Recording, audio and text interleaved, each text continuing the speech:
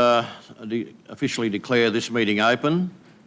It is a meeting that will be live streamed, and I thank those who are in the room with us today and also acknowledge everybody else watching on Council's social media channels.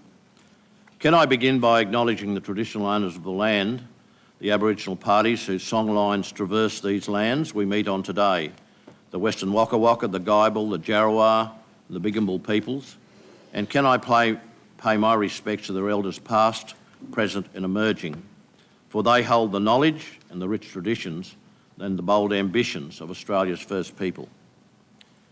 It's probably appropriate today that we remember those people who are suffering so badly in the Ukraine. It's a very worrying situation. In recent times, I've had a number of phone calls from people who are, in fact, associated with families there. Whilst there is no formal Ukrainian group in Toowoomba, and we've certainly been trying through my contacts to see if there are any, there's no formal group, but we're certainly prepared to do what I can by way of our federal members to help some of those people who have relatives over there. So these people, there's two families who are very quietly and behind the scenes seeking support. It's probably also a day when we should realise just how fortunate we are to live in this great land and this great community and pay our due respects to those who have given so much to fight for our freedoms that we very often don't think of, but I think that we share. So I do hope that you understand that and we do value just where we are at the moment. There are no apologies. We'll move to item 2. There's no leave of absence. Sorry, Mr Mayor. Apologies. Can I please request a leave of absence? Yep. Your leave of absence is from? I'd like to request leave of absence from council business on the 23rd of March, so Wednesday week. 23rd of March? Yeah, please. Okay, would someone like to move that leave of absence be granted? Councillor McMahon, Councillor Carol Taylor, those in favour? That's carried. I seek leave of absence from the 1st of April till about the 7th of April. Councillor McDonald has moved that. Councillor Von Hoff has seconded that. Those in favour? It's carried. Any other leave of absence? Councillor Summerfield? Thank you, Chair. I'd seek leave of absence for the special meeting on the 30th of March and the 6th of April, if they occur. Yep. Thank you. Someone like to move accordingly? Councillor Von Hoff, a seconder please. Councillor Taylor, those in favour?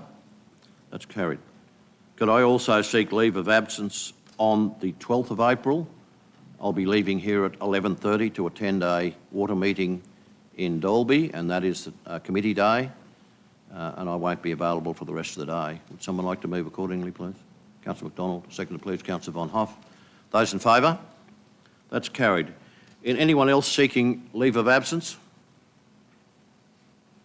Right, we move then to declarable and Councillor McMahon, item 8.4 and item number 3, proposed new dog off-leash area, Carly Hibbert Park. Our understanding with previous discussions is that you can stay and vote, but your vote will be recorded. Thanks, Chair. Yeah, I declared this conflict, and Council's decision was to allow me to participate in the decision, including by voting, as the relevant circumstances have not changed. I will continue to participate in this decision, including by voting on the matter. Thank you. Thanks very much. That's a declaration. Any other declarations? If not, can we move to item 3, which is the confirmation of the minutes. The first one before you is the ordinary meeting of the Council on the 15th of February 2022, at which all were present. Could I have a mover that that's a true and proper record, please? Councillor Shine and Councillor McDonald. Those in favour? That is carried. The special meeting of Council on the 16th of February, Councillor Melissa Taylor was absent from that meeting. Do I have a mover for those minutes, please? Special meeting of Council, Councillor Carol Taylor. A seconder, please. Councillor McDonald. Those in favour? That is carried. Anybody wishing to bring any business forward from those minutes we've just discussed? No business coming forward. Move to item 5. To be tabled by Councillor Carol Taylor, a request to upgrade sections of Saddletop Road, Headington Hill, from the existing gravel and western end to the eastern boundary of Lot 9 to an all-weather gravel road. Councillor Taylor, you have a petition? Thank you, Mr Mayor, I do. I present this petition by the users of Saddletop Road, Headington Hill, who wish to draw to the attention of Council a section of Saddletop Road from the existing gravel at the western end to the eastern boundary of Lot 9. Saddletop Road has been crucial to economic growth since early settlement. The subdivision is a dry weather road section, has recently been sold, with each property currently being developed for high intensity rural use. Increased productivity is dependent upon upgrading the road for property access. The current road infrastructure is inadequate for new opportunities afforded by recent land sales. In addition to the historical use by other landholders as a thoroughfare to access their properties, local towns and services, it is regularly unable to be safely accessed by all vehicles, including heavy transport, rural machinery and emergency services. We therefore ask Council to upgrade this section to an all-weather gravel road as a matter of urgency, allowing for increased productivity, safe access and potentially enabling new landholders to build a residence on their land. This meets demands of current and future growth within TRC vision to plan service and facilities as our region grows, and Clifton's CAGP priorities to improve infrastructure and make Clifton a place where people want to live. I move that this petition be tabled. Thank you. Councillor Taylor has moved the petition to be tabled. Councillor Von Hoff has seconded that. Those in favour? It's carried. If you could bring that forward, please, Karen.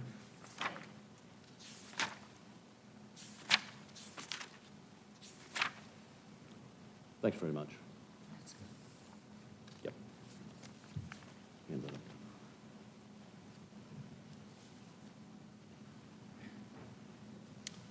Councillors, we move then to item 6, which is business for which the Mayor wishes to have considered at the meeting without notice, a mayoral minute. I bring forward today further a motion to do further work on the Emu Creek Dam. In doing so, I understand what the Engeni report has said about the Emu Creek Dam and the fact that it is probably not one of the most popular dams from an economic perspective. But the fact is that that dam is in reality a far more viable dam now than when that study was done, particularly considering the impact that it would have on flooding in Brisbane. It wouldn't be a major impact, but it would provide a little more support for the Brisbane area. It would also give us the independence. What I'm proposing is a full and a complete study, and I'll be bringing forward, I have brought that forward already with the staff of the Water Minister. They are probably comfortable that it's within the study that we're currently doing. But my view is that there is a time now, following the floods in Brisbane, following the things that have happened around the place, where we can in fact bring this forward. I've spoken to the Mayor of Somerset, and he has a particular interest in that because it could well provide irrigation water for some people in his area. So he's certainly a strong supporter of it. I think as we move forward and talk about dams, it's probably a 10-year minimum and possibly more likely to be a 15-year journey that we have to do. And I think if we do this in the way that we're proposing here, that it be urban as well as agricultural water, we will get both sides of, both levels of government supporting it. This is about a study. This is about putting the facts on the table in the current circumstances. So the motion is that it's before you, confirmation that the Emu Creek Dam is actively under consideration as a potential future water source in the regional water assessment, including an assessment of its potential for boosting urban water supplies and irrigation water for the Toowoomba and Somerset regions, and its flood mitigation benefit through withholding water from Ivanhoe Dam in extreme rainfall events to benefit of downstream communities. Clarification of progress in the item 2, it's clarification of progress in the regional water assessment and assurance that all efforts are being made to achieve early completion and publication of the outcomes. And 3, the convening of the next meeting of the Stakeholders Advisory Group as soon as possible. Well, interestingly, yesterday I received a notification that that will come forward on the 12th of April, and that's the very reason I've applied for leave at that point in time to attend that meeting in Dalby. So, councillors, it's in your hands. It's certainly, I'm happy to move that naturally as a mayoral motion. Councillor Summerfield. Thank you, Mayor, for bringing this resolution forward. I'm more than happy to second it. My only concern is in number 1, confirmation that the emu cream is actively under consideration. So, have we allowed in that number 1 for if it's not currently actively under consideration? I'd imagine if we can't get confirmation, there'll be another action will take place there. So you don't think we should just add in there, No. and if not, that it should be considered? Well, it is being considered. And I've been talking to the senior staff in the Minister's office, Yeah. and it is on the All right. agenda. Okay, well, look, that's fantastic. Yep. This is basically what I was asking for in October 2020, and I appreciate that it's at least being brought back. I had intended to bring it back in the next couple of months, so I'm really delighted that you've brought it back, Mr Mayor. According to the water strategy that we have on hand, it's something like 7 gigalitres per annum opportunity for us. As you say, it has capacity to do flood mitigation for Brisbane, which is quite pertinent at this stage, given what they've just experienced down there. Journalist Miles Noller from the High Country Herald has taken a real keen interest in this, and he tells me that the landholders that face this dam site are very comfortable with it and in fact would love to have the dam built. So that's a real hurdle that can be overcome really quickly, because most often with dam sites you have a real pushback from landholders not wanting to give up country or whatever. And I always remember the Wolfdean Dam site, which sadly was never built, and it's to the regret of southeast Queensland that it wasn't built.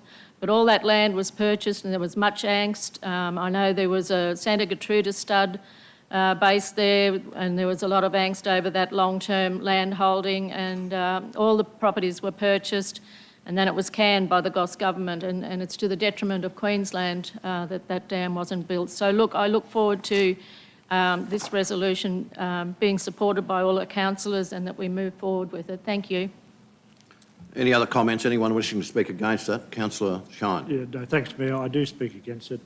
I oppose paragraphs 1 and 2 of the Mayor's motion, but have no objection to asking that the stakeholder group meet as set out in paragraph 3. Clearly, if you ask almost anyone I speak to and around Toowoomba, do you support the construction of another dam for Toowoomba, the answer will invariably be yes. It's like motherhood. Everyone agrees it's a good idea, especially for a city, and including towns and villages nearby in the region, built on a mountain with no river. However, if you add to that question, are you also prepared to pay a very substantial increase in your rates to pay for it? I suspect the answer would be different. I believe not being open about the second question is tantamount to being irresponsible, if not worse. My title in this place is Leader of the Finance Portfolio, and as such I see it as part of my duty to attempt to influence my colleagues away from the course contained in the Mayor's minute motion.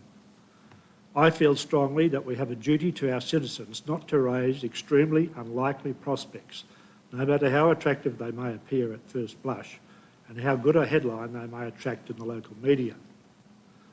Emu Creek has been the subject of a number of studies in the past and has never passed the test. The one of which I'm most familiar is the Toowoomba Water Supply Task Force in December 2006. This was set up by the Beattie government and was charged with making recommendations to address Toowoomba's then and future water needs, following on the defeat of the water recycling referendum. As it happened, I was named as its chair, but had to withdraw shortly after, as I was appointed Minister for Natural Resources and Water. That task force comprised eminent and appropriate persons, including former Mayor Clive Berghofer, Dr John McVeigh, and our former portfolio General Manager, Kev Flanagan. I refer councillors and citizens in Toowoomba to that report, and especially to Table 4, page 30, which sets out the pros and cons of the various water source alternatives investigated. In short, its findings can be summarised as Emu Creek being too expensive and unreliable. Whilst its yield might be 10,000 megs per year in theory, when you take into account factors like the need of irrigators downstream of Emu Creek, environmental flow requirements, depletion of Wivenhoe Dam inflow, seepage and evaporation, the distance, 46 kilometres, and cost of construction of the necessary pipeline to the Peachy reservoirs, the electricity costs in pumping and taking into account the 420-metre lift, the cost of construction, say conservatively 700 million in today's dollars, plus pumping stations, etc., it just doesn't cut the mustard.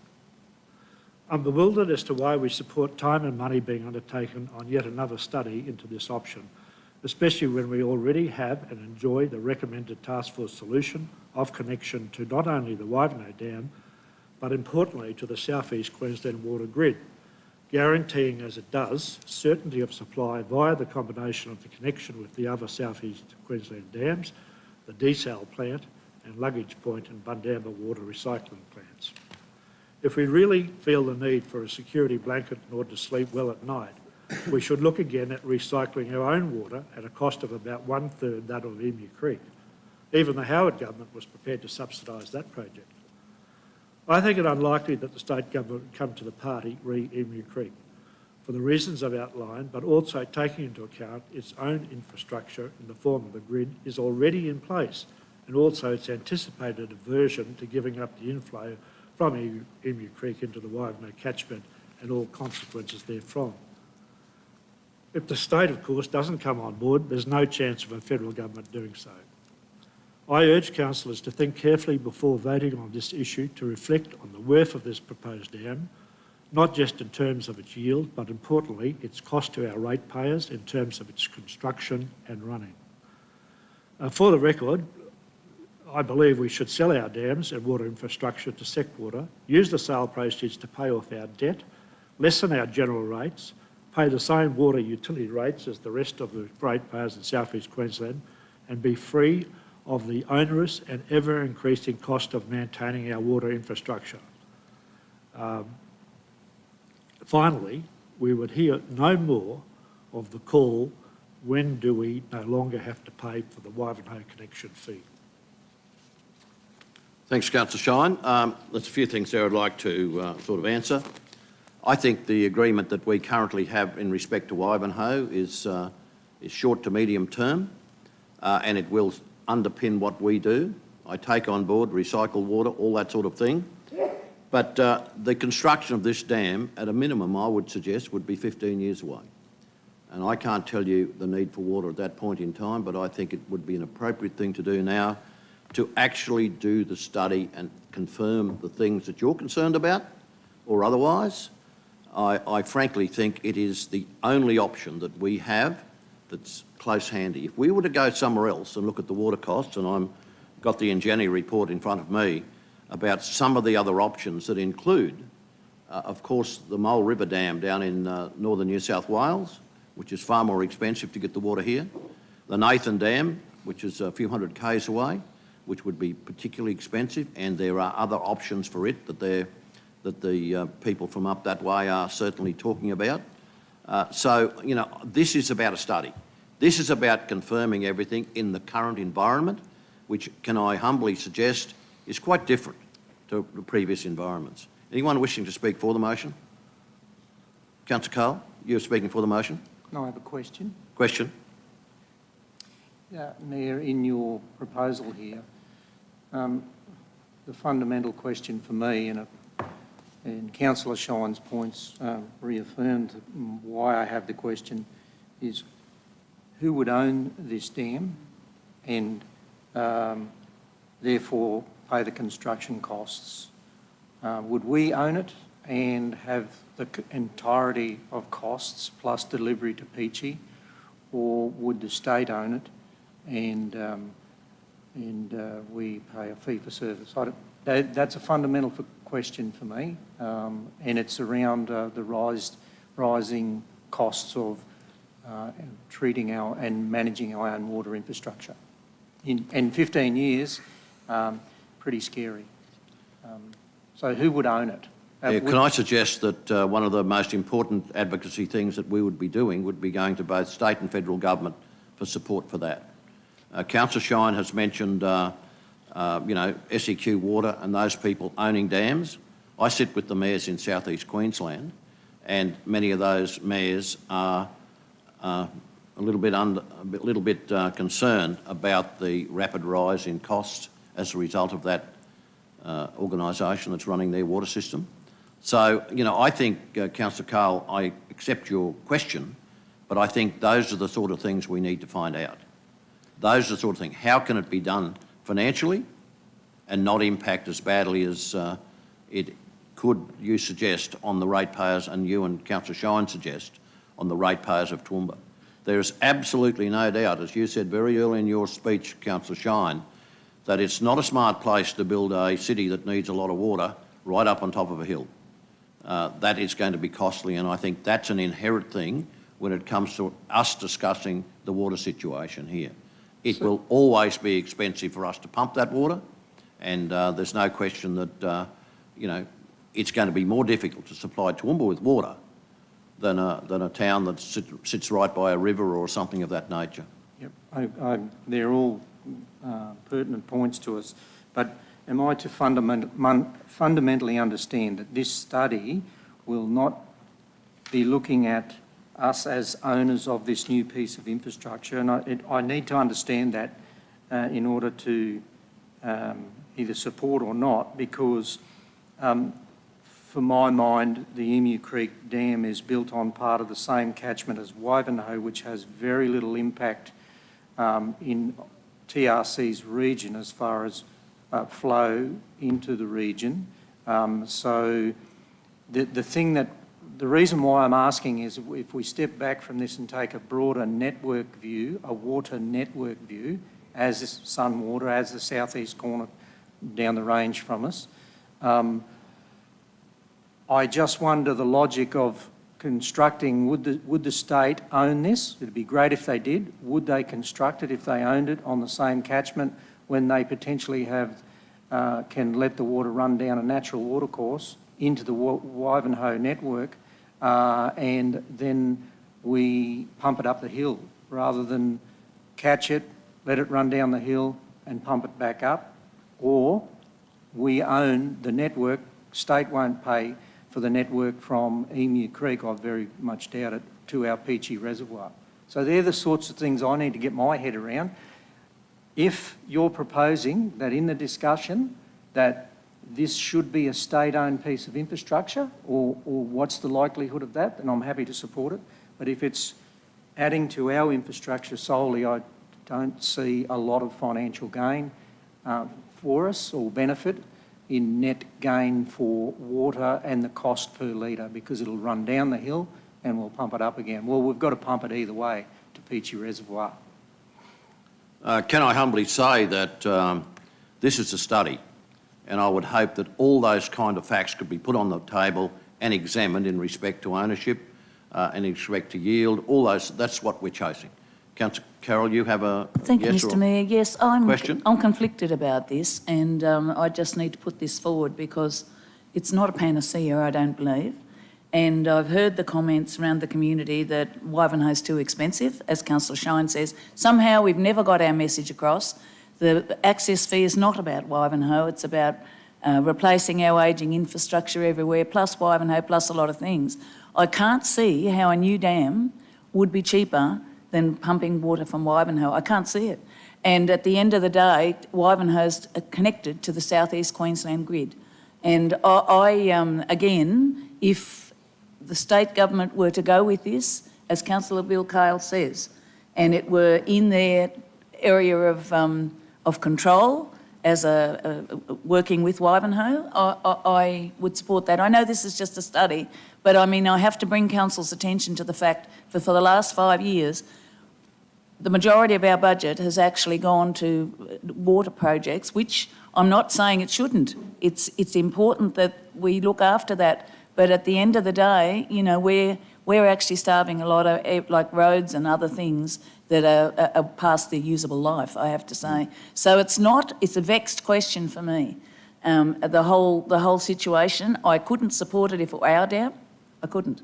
If it becomes a state government facility working with Wivenhoe, then I will. But I have to ask the question why, when other studies have been done, would another study throw up something different? Have we got better better people, better, I suppose, information or whatever that comes from this? But it has been discounted, and I think, you know, I know we're looking for a better, and I understand you've put a tremendous amount of work into this over the years since the amalgamation of this council, but it does worry me that our community is looking at this and thinking it's the silver bullet when, even if it goes ahead, it's going to cost a tremendous amount of money and ongoing for not Councillor a lot Carroll, of aid. can I humbly say that this is about making sure we got all the facts on the table and we will then know which way to proceed. You know, if you look at the whole thing about future water for Toowoomba, there's no doubt the most practical thing would be the Maryland River Dam, which is part of the Clarence, and the pipeline that they're talking about running from Toowoomba to Warwick. And of course, that's politically impossible. Politically impossible. Nobody will touch that. It is probably the closest and the best dam, but I think this is worthy of a full and a complete study that will come back to council for consideration, taking into many of the facts and many of the doubts that there have been here today. I just follow that up with, if you have any sort of a figure on what this inquiry will cost council and how we're going to fund it. This is the inquiry that's being done by the state government.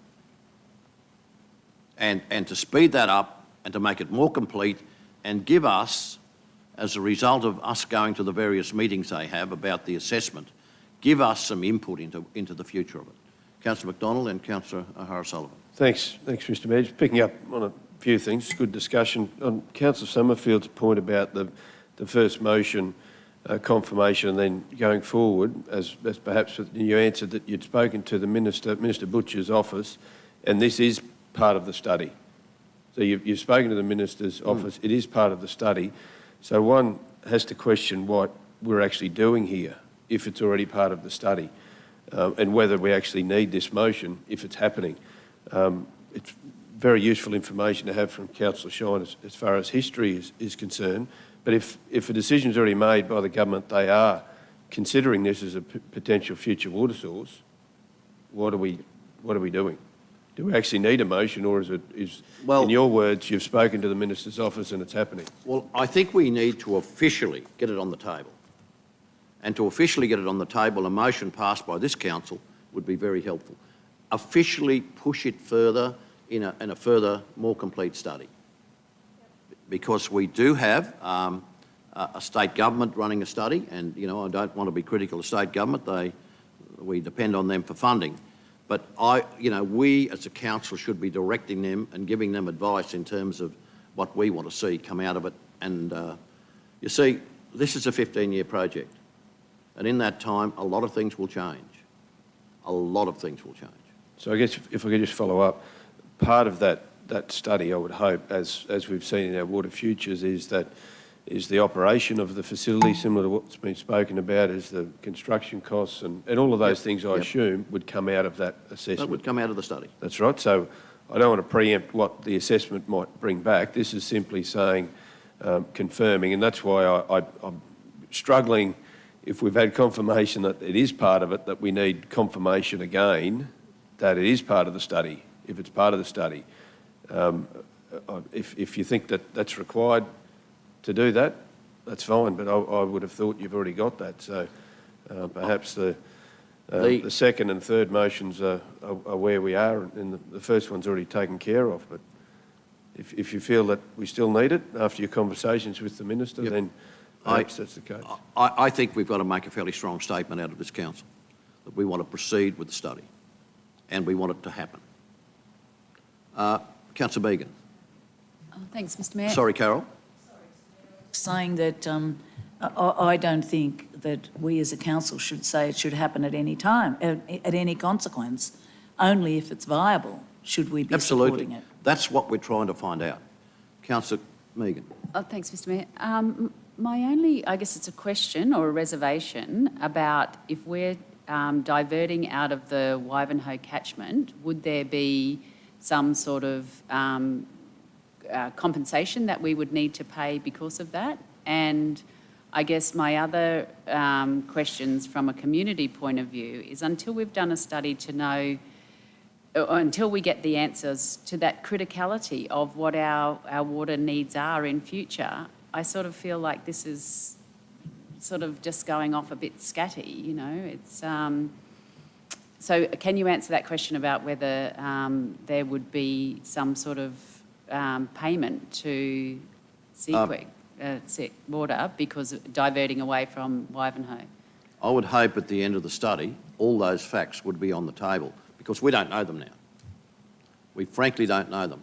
And probably at this point in time, given the issues there have been in flooding, and I know that this won't take a lot of water out of the Brisbane River catchment, but I do know that the Mayor of Somerset and also the Lord Mayor haven't said it's a silly idea.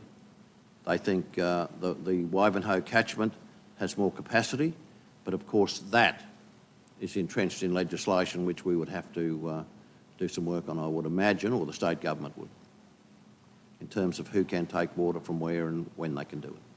Any other comments around the room? Councillor Carl, you have a question? And Councillor Tim. It's probably along the lines of what I've asked, but just listening further to conversation, discussion. Mayor, I want to be really, really clear that there is no assumptions that this is, if I'm supporting this, there's no assumptions that this is part of Toowoomba Region's infrastructure in the future. It makes no sense if it's a net gain for the Wivenhoe catchment. I say again, from a water futures point of view, we need to probably take a step back, a broader helicopter view of what the water network looks like in the future beyond this region. We're talking about population growth in the southeast corner, and we're on the edge of that, and we will get population growth, and we pump every litre of water we use to the top of the hill right now, and nothing will change. So ownership is a very, very pertinent point. I would hate to think that there's any assumptions from that Minister's office now that it's a study based on anything other than state ownership. It has to be. Okay. Well, as I've said a couple of times previously, Councillor Carl, this is a study. This is getting all the information on the table, and I would think in normal circumstances both the state government and this local council would have the choice of saying yes or no to any particular study that came our way that was negative to us. The state government will have the option of assessing it from their perspective, but I think it's well worthwhile having this study done at this point in time, and there are no assumptions made. It's simply a matter of putting the facts on the table. That is potentially the closest dam, the closest future water supply to the Toowoomba region in 15 years hence. Any other comments around the room? Councillor Tim. Thanks, Chair. Look, can I speak for your motion?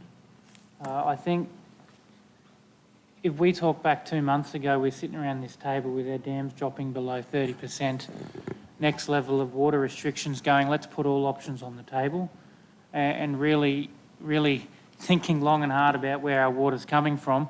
I wasn't around the table in 2009-10 where we dropped well below that, and then we didn't know how much of it was sludge on the bottom, and I feel like that's the kind of region we live in, where we have our good times and our bad times. Now that our dams are back to 100%, you know, it's kind of like this feeling that we don't need to worry about it again. But I can tell you in the next 15 years, if we look at history, we're probably going to drop to a fairly low point sometime in that again. I think that moving forward, water security for Toowoomba region is multifaceted. We have dams, we have new infrastructure, new dam projects. Of course, we look at our pipeline from Wivenhoe and increasing that capacity. Of course, we look at things like recycled water and respectfully bringing that debate back to the table in a new idea. But all of those are fraught with millions of dollars of cost as well. And I think that even when the dams are 100%, we need to look at new options. You can't make more rainwater. You can treat it different, you can reuse it, but you can't make more. You can catch more. And so I think this is an important part of our multifaceted approach to water security. How many times have we heard more businesses would probably look to set up in the broader Toowoomba region if we could guarantee water security? Well, this is the next part of a multifaceted approach to making that happen. And look, I remember the Mayor's comments, we're open for business, and water, I think, is a huge part of that. Lack of water is a huge hindrance to that. So this is a study where, of course, we're not turning soil. We're looking at the facts, get them on the table. I haven't seen a detailed study for any new dam yet, and this is the first one. I think the most logical to get a study. When this was brought originally, I had very limited knowledge of what Emu Creek Dam was. You know, you live and learn, and I'm happy to see this study brought in detail to if it can work. So I speak in favour. Thank you. Okay, well, we might shut the debate down there. The point that you made in respect to attracting business, very often when new business comes to town and talks to me in the initial phase, the first question is asked about water. Okay, we'll close the debate. Those in favour? Were we actually in debate, were we? Well, I spoke, Councillor Summerfield spoke, Councillor Shine spoke against it. Do you wish to speak again in a debate, Councillor Carl? Or? Oh, I was, yeah, no, that's fine. I think we've had a fairly broad discussion and a lot of people have made the points that they wish to make. I just think there's some misconceptions around the unified understanding of the need for water and water supply into our water cycle. I'm merely raising a broader subject that will ultimately be bigger than us in the future in 15 years' time, and I think we need to think carefully about a potential burden we put on our ratepayers here, and like any essential infrastructure, it should be cross-subsidised by the state, by Queenslanders in their entirety, and water is critical and essential infrastructure.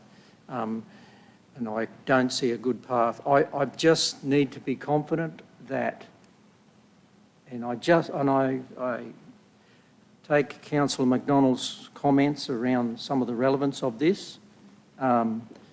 I just need to be confident that the state are looking at ownership here and not lumbering a local government with further infrastructure and, dare I say, questions around its sustainability into the future. That's why we're spending so much now to upgrade a network. Councillor Carroll, you have a comment? Thank you, Mr Mayor. I am still puzzling and pondering over why, and I did ask the question, what do we expect? Have we got better processes now? What is the state hoping to get out of this that they didn't get out of the last examination of this site? I think the world's changed a fair bit, and I guess the flooding in Brisbane might be part of it, and I recognise that this isn't a big factor in that. But this is about a 15-year project. It's not about us expending a lot of money. It's not about us making a decision. It's about us putting the facts on the table so that we can slowly work through that process of working with state and federal government to make a decision around that dam. And all the things that have been mentioned about who's going to pay for it, all that sort of thing, they're unknown. We have to work through those as a council in the future and make sure we get it right for the benefit of our people. Thank you. And as a follow-up, I guess I'd say that this council or the future council will, armed with the facts, make a decision on what comes out of this and what it actually says. So, and I could understand that there would have to be tremendous lobbying of both state and federal politics in an effort to actually get this to be built. Because there's a simple journey. A lot of misunderstanding around this out in the community. I think it's a silver bullet, and I've gone to dinner twice, and I've been kind of browbeaten by some people who think that this is it, and we're silly not to go with it, having no idea of what it costs to build a dam, equip a dam and build pipelines, and we've already got that in place at Wivenhoe. So that's what I'm struggling with. Can I repeat that this is about getting the facts on the table? And at this point in time, I think the connection we have to Wivenhoe is vital for this community, and it has to be enhanced, and of course we've talked about that. We've talked about more pumping capacity at Wivenhoe to bring that pipeline to capacity. Anyone else? Councillor Summerfield, you wish to just say a few words and we'll... Mr Mayor, I wonder if I could seek your indulgence and read a poem that was sent to me by a resident in relation to the dam. Would that be Yes. all right? Damned if we do and damned if we don't. In 1908... It's not a 15-minute poem, is it? No. No, In we've got a very busy day 1908, today. Dorothy McKellar wrote of droughts and flooding rains. In 2022, they are still inflicting pain. What can be done, and done we must, to help relieve the pain of lives and livelihood and property lost, and then to have it occur again? Why, I ask, is there reluctance to build more dams? Surely their construction would maintain our water supply. Remember, in Australia, we are very dry.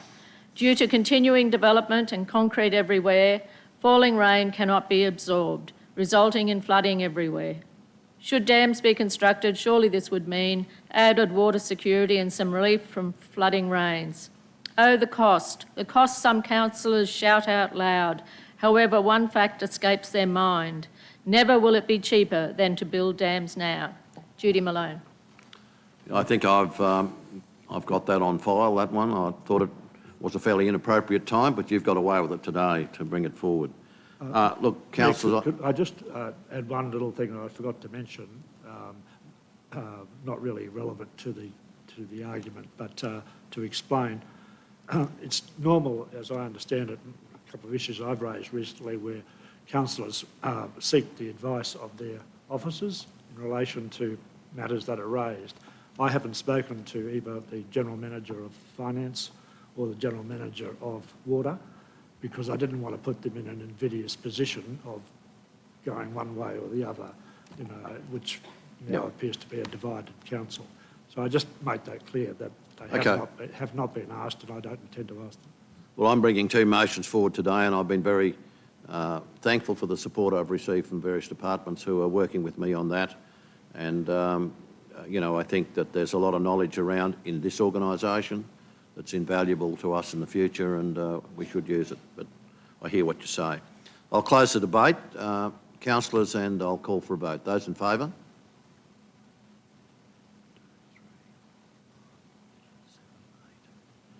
That's carried. Does anyone wish to have their vote recorded against Councillor Shine?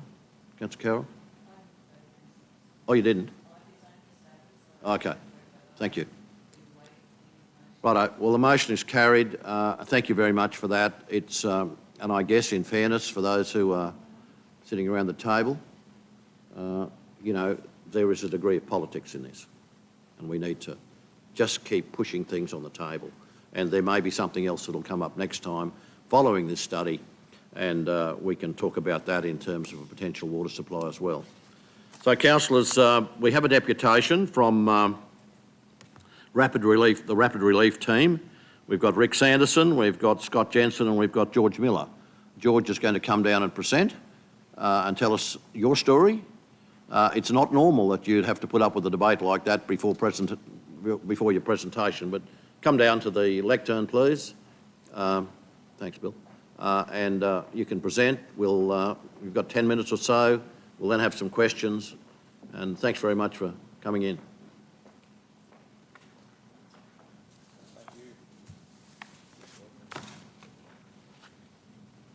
Is it on? Should be right, just in the microphone. Down here. Is that working? Yep. Firstly, I'd like to thank you, Mr Mayor and Mr McDonald, for the opportunity for us to come and present today. And we enjoyed the debate, so thanks for that. So I'm grateful today to be able to present the Rapid Relief team on behalf of the Rapid Relief team. So we are the charitable arm of the Plymouth Brethren Christian Church. We've got about 40 local volunteers in Toowoomba. And we just wanted to come, I suppose, today and tell the council what we do and the services we offer. And we'd definitely be keen to talk to anyone that has a need for our support. So basically there's the 4 key focus areas that we focus on. There's youth, health and disability, homelessness and emergency and disaster relief. And then if we just jump to the next slide, there's a quick video we'll play.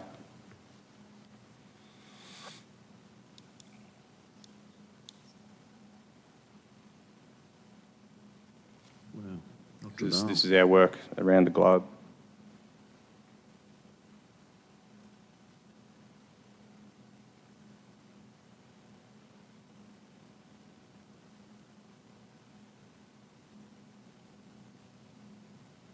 Should have sound there, but...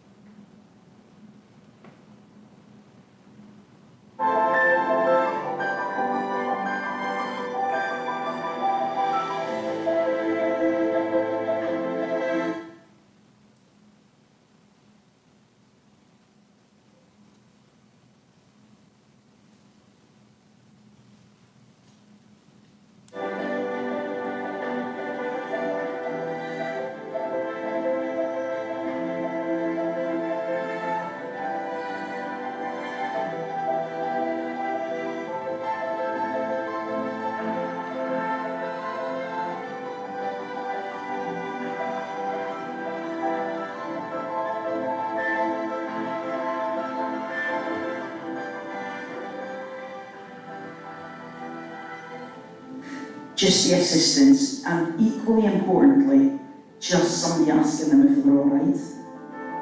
That, I cannot tell you how invaluable that is.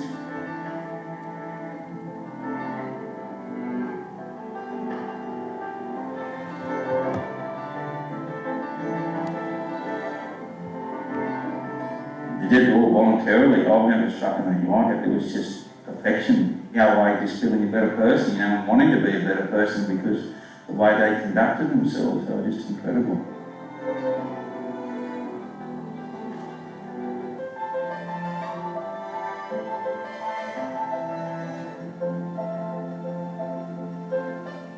Today is just amazing. From the bottom of my heart, I thank the Rapid Relief Team.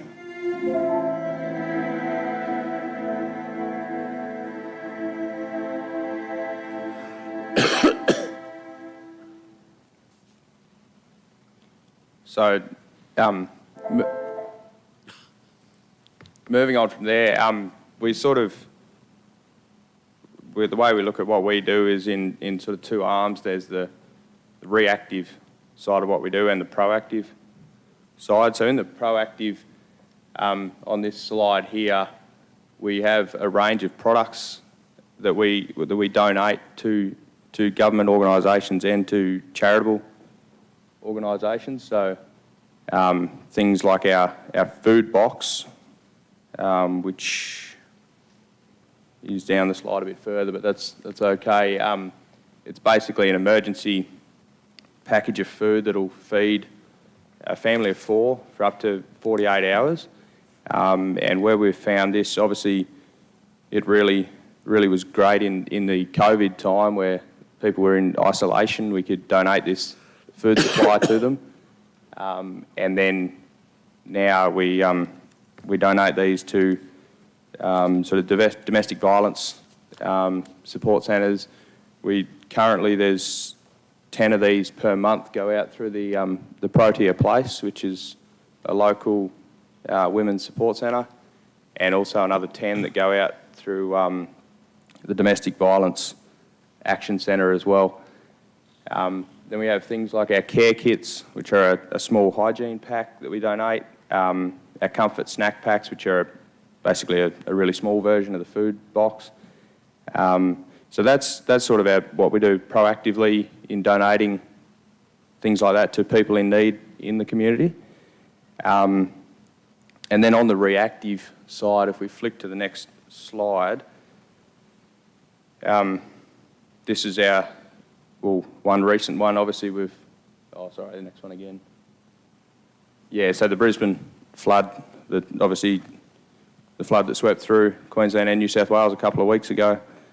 And we were grateful to be able to assist there. So that top image there on the left is the Rockley fruit markets. So we were able to get a crew of volunteers in there and clean up the fruit market. I think it was about 3 days, was it, Scott? And get that back online. So that's obviously a critical one for Queensland. With, I think they said 75% of the produce going through there. There was 110,000 sandbags filled and donated over that period. And then the quality catering, so there was 5,200 meals served. And you can see, obviously, some of the assets that we have as well. There's a sandbagger at the top right.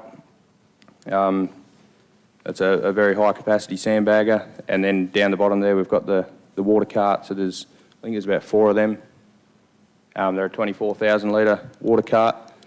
And these were assets that we were able to acquire on our extensive relationship with the RFS and needs that they had in fighting the fires. I think down in the Blue Mountains was where they sort of came on board. And there's also another big 70,000 litre frac tank, which is basically a mobile water source for filling the fire trucks on the front line. So there's sort of a broad range of options there we have to assist with. If we flick to the next slide as well. So this was the bit more focus on the Lismore event. So the team from Toowoomba, our volunteers, were privileged to be able to go and assist there. That was two weeks ago. I think we got the call at about 3:30 on Friday afternoon, and we were down there for Saturday lunch. We managed to get hold of enough food for 1,000 meals. So yeah, we served that 885 meals, and there was the 10 local volunteers from Toowoomba. And then yeah, if we flick another 2 slides along. So there's a couple of numbers there for Toowoomba that we've already touched on. So there's 40 volunteers here. And then within sort of a 2-hour radius, we'd have access to at least another 150 volunteers as well. So in a disaster, we're not just restricted to what we have here.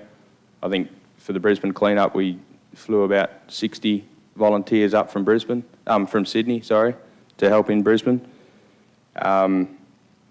And so there's the 40 snack packs going out, the 20 food boxes, and then there's the 5 smart cookie schools onboarded. So that's a little muesli bar that we've developed. It's a nutritionally balanced bar, and the idea behind that was to assist, obviously, to break down the hunger barrier to children's education. So obviously it's quite a need out there for children coming to school without having breakfast. So it's a little nutritional bar to help them get through the day. So that's sort of a snapshot of what we do. Obviously, yeah, very thankful for the opportunity to come here and present today. And if anyone has got any questions or would like our details, or yeah, definitely come forward. We'd be keen to assist. Thanks very much, George. And I think that, once again, there's demonstration there of what a wonderfully compassionate community we live in. And the Rapid Relief team, of course, is contributing to all of that, and mentioning Pradia Place, which is an absolutely iconic thing that was born out of Toowoomba and is doing such a wonderful job and gathers a lot of that compassion. Are there any questions of Councillor Carroll? Thank you, Mr Mayor. I'd also like to add my thanks and gratitude to you for what you've done. I'm just wondering if we, like you've got connections with our QFES, SES, as well as the rural Ferraris and whatever, so that should there be an emergency, they can quickly contact you, so... Yeah, well, we definitely, right now we don't here in Toowoomba. Okay, so that's something we can probably work on. Yep. Yeah. that would be So much I'd just like to, appreciated. you know, it's great, I've just Googled to see what it was, but thank you, you got involved and it's wonderful to see another area of leading in this space where it's needed, another that makes our community such a special community. Thank you. I know this is worldwide, so, but we're very grateful for what you do here. Thank you. Thank you. Any other questions? Councillor Tim. Yeah, thanks, Chair. Thanks for everything you guys are doing and everything you've helped out with. My question was similar. Talk Toowoomba specific. We have a disaster management committee and those kind of people who call the shots when we go straight into disaster management, should we need to. It'd be really good if your details were with them and vice versa, so that if a disaster comes, we can have you guys called and straight on the ground to help as soon as possible, rather than, you know, after the fact. So I suppose whether it's through us or through the operational staff, I'd love to see those details swapped and be on hand, ready to go should it arise. But thanks for your work and your time. I appreciate it. No, thank you. And that's a good point, actually, that I didn't touch on. That's where we really try to focus, is obviously, and it's an area where there is a need, is in that initial strike where there's obviously the emergency services are they're trying to deal with the immediate crisis, whereas we can come in and take the load off them and feed them while they get their boots on the ground. So, yeah, no, definitely, I think Jenny has our details and, sorry. Councillor Megan, you and Councillor Jeff, and Councillor Carroll. Thanks, Mr Mayor. George, you probably said, but where does your funding come from? Or do you fundraise, or...? We mostly funded by donation. Scott could probably touch on it more, but it is privately funded, funded by donation. I don't know, Scott, can you touch on that probably more than I can?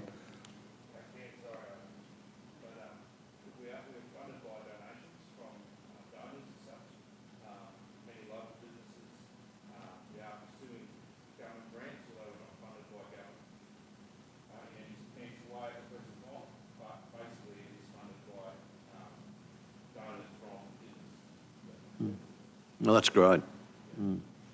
Councillor Jeff and then Councillor Carroll. Thanks, Mayor Through. Thanks, George. Thanks for coming along today. Just in regard to Brisbane and Lismore, how did that connection happen for them to contact RRT? Yeah, so with Brisbane, Scott, obviously you definitely touch on that if you want to come down here. With Lismore, we got that call through the Rural Fire Service, I think it was through the head office, and then we obviously mobilised the Toowoomba team to get down there. So I'll pass you on to Scott. No, look, basically, great question. We are often involved, once we establish those connections with the disaster management teams, we normally are involved in the initial discussions with disaster management. Once they learn what we do and who we are and how we operate, they'll often involve us to provide that relief factor, as George has mentioned before, at the strike force. We refer to ourselves as a strike force. We like to move in quickly and assist emergency services rapidly with that initial phase of a disaster or crisis where, you know, they're busy dealing with the actual disaster in its own entirety. Normally it is through the disaster management team of council that we are involved. So I'm not sure exactly how you work in this LGA, but the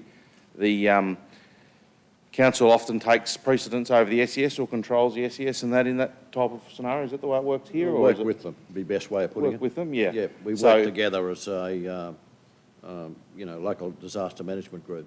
Yeah, so that's kind of where we get involved with the critical, those, normally the logistics teams that are providing or looking for the welfare of the emergency services or whatever they may be.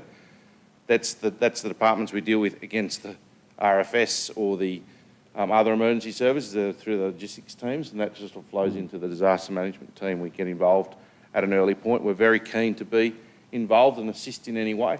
And it also has led to a lot of these assets that we have now have been needs that are identified in sort of briefings that are following up after events, debriefs, where they've identified critical gaps or needs that they haven't had within their own infrastructure that we've been able to provide, like the rapid water system and those sort of services.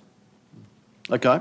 Councillor Carroll, you've got a Thank you, brief Mr question? Mayor, and I think it's all covered with SES and Rural Fry, but I could add that our LDMG has as representatives around the table Red Cross and Department of Communities, and that's possibly where you should exchange details with both of those, I think. But I think you've got it covered, but once again, thank you. Okay. We'd really appreciate an introduction if we could to some of those people, if we're happy I think to we share can manage details that. and work with them offline. I think if we talk to Kevin, who heads up the disaster response, and Jenna and those people, they really know what they're doing. I had the privilege of sitting with them for 3 days, and I felt very comfortable. But look, thank you very much for presenting, the three of you. I think it's just another little heart flutter on all of our parts that this is a beautiful community we live in when you have people like you guys and many others who are supporting us. So on behalf of the community, thank you very much for what you're doing. Thank you. Thank you. Add a little thing, I think it's something that's probably really needed, and that who looks after the people that are looking after the people. So, and that's for SES. Food is something you don't think about, and Mr Mayor, with the fires and stuff, they work for hours and hours, and very good to have someone thinking of their health and well-being as well. So thank you. Well, thanks very much for your presentation, and keep in touch. Through my office, we can give you all the contacts you need to have, or through some of the GMs here. They're the people who do the hard work, so good on you. Appreciate it very much. Thank you.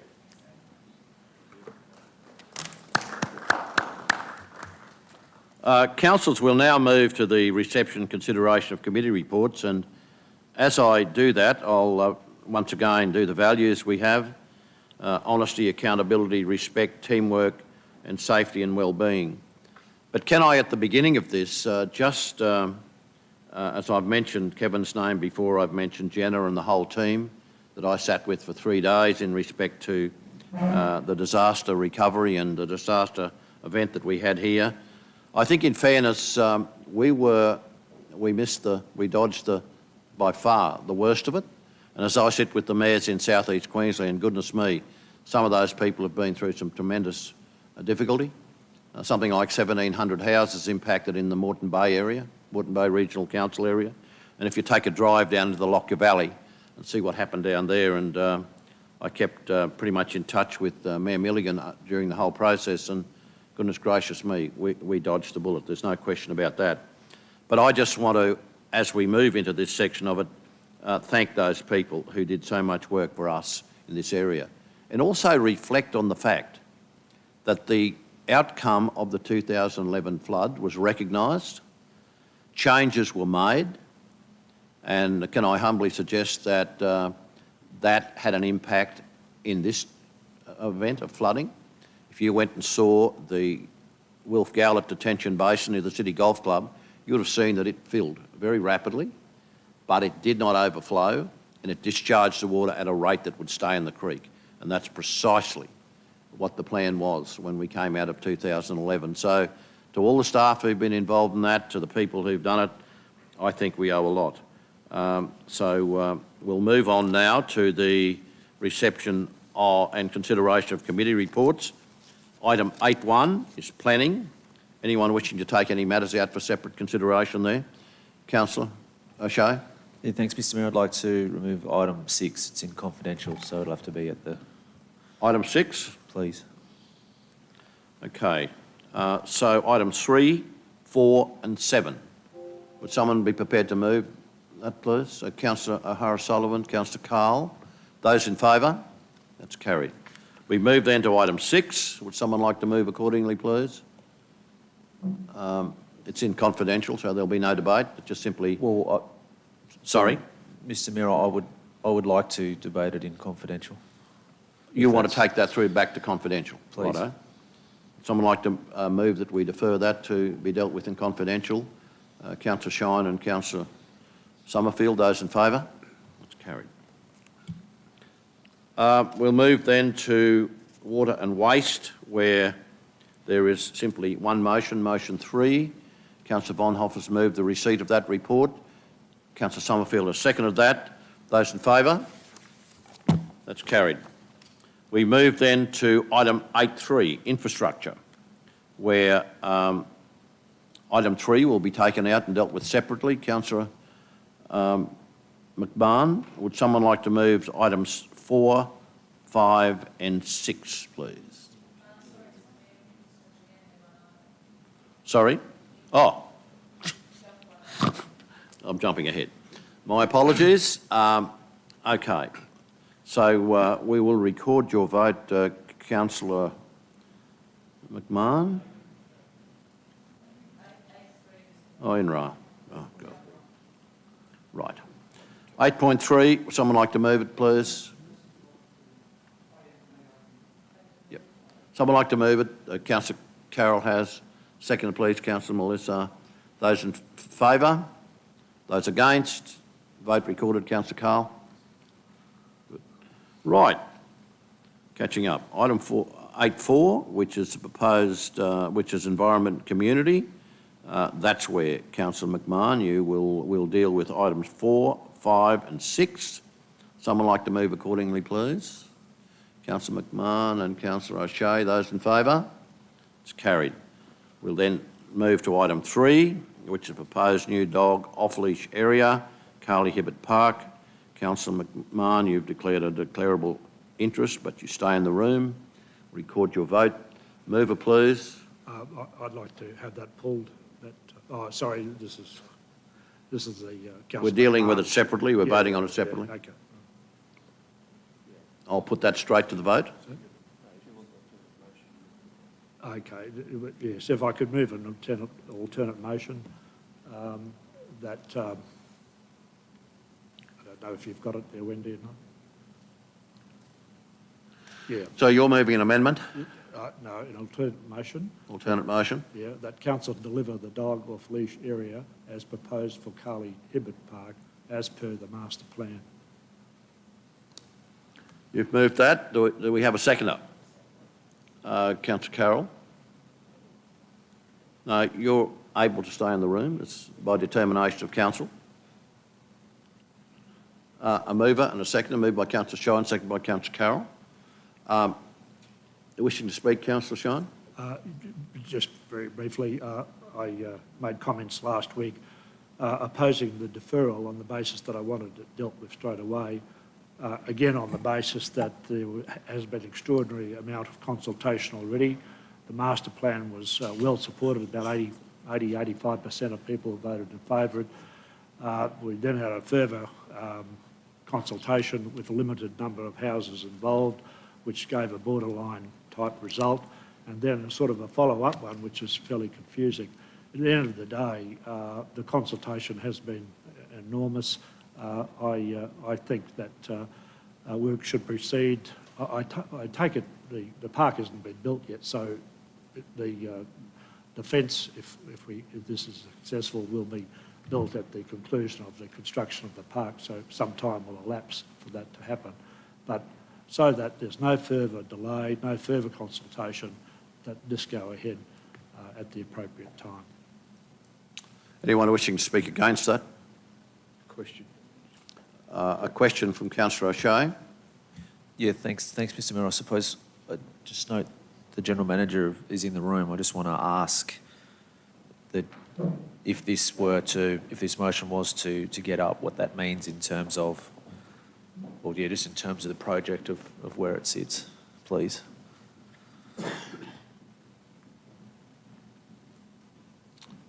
General Manager.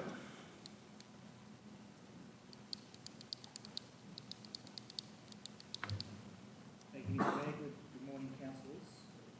Thank you for the question, Councillor O'Shea. Is it not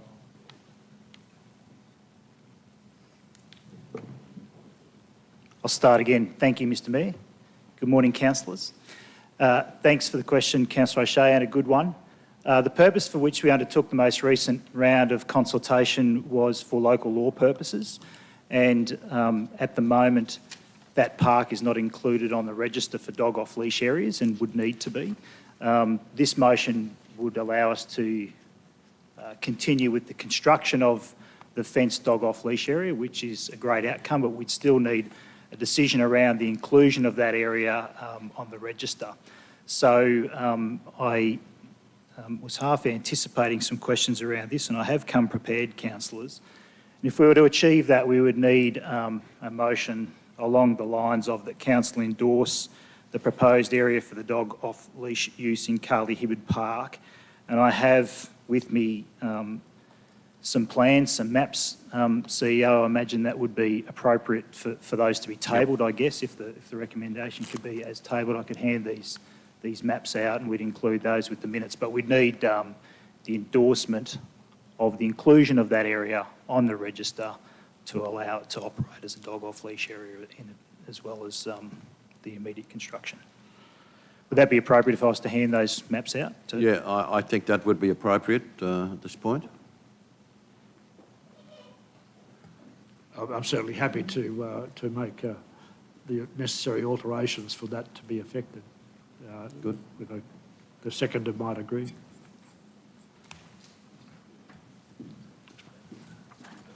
Writing another one.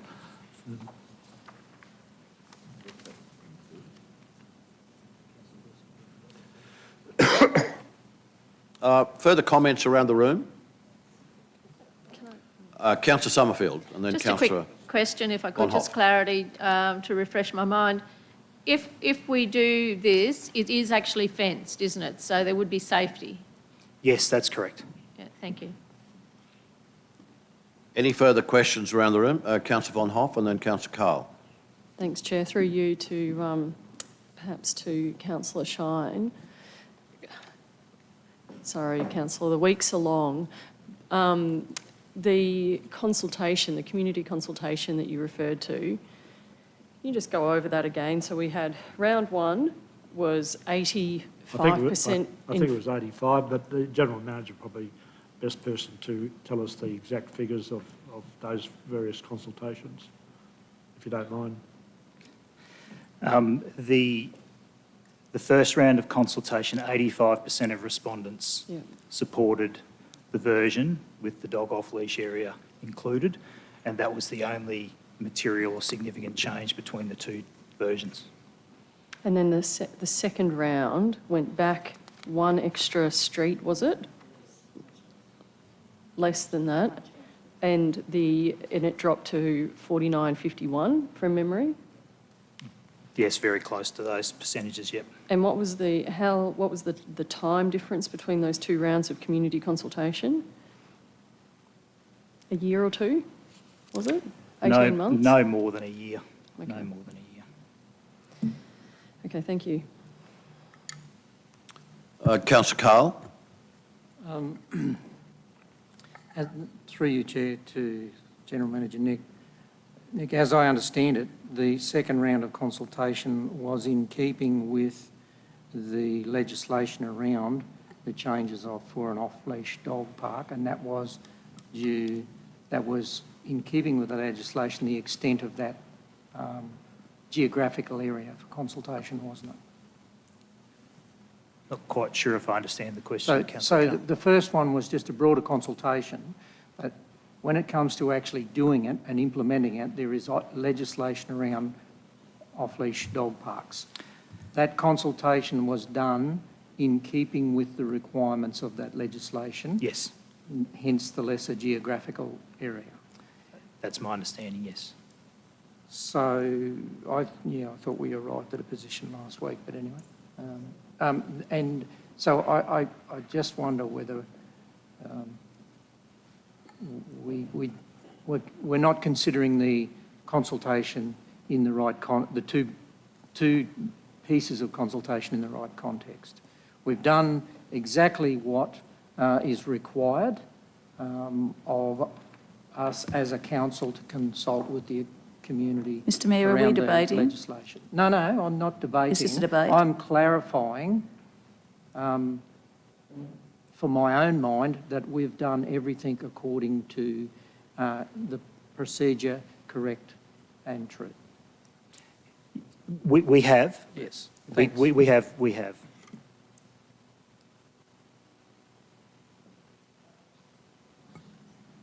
Question? Councillor, you want to speak for the motion? Have we had someone speak against the motion? Just a question. Could I just have a question? Question? Yeah, thanks. Thanks very much through you, Mayor, to the General Manager. Will, by doing this, also see a need for us to adjust the local law that actually identifies this? I know it says that endorsed proposed area for what have you, but does that satisfy the local law requirements? Yes, it does. Okay. Yes. Any other questions? Anyone wishing to speak against the alternate resolution? Councillor Tim. Councillor McMahon. Thank you, Chair. I acknowledge Councillor Shine bringing this forward. Welcome it, but I must speak against it. I think last week we drilled down into a fair bit of detail that, to me, highlighted the fact that this is not the right area for a dog off-leash park. We had the original consultation with about a kilometre radius. 85% said that master plan sounds like a good idea.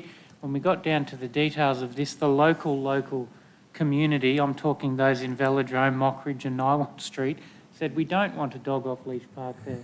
When we look at our spheres of influence for a dog off-leash park, right here on the edge of town, 75% of that pink circle in your last week's report is bushland, and in my opinion, a dog off-leash park would be moved where all residents have access to it. But we also heard last week that the space we have here does not lend itself to a properly operating dog off-leash park. And I'm talking that old debate that if we're going to do this properly on a master plan, we need to have areas for the larger dogs and the smaller dogs.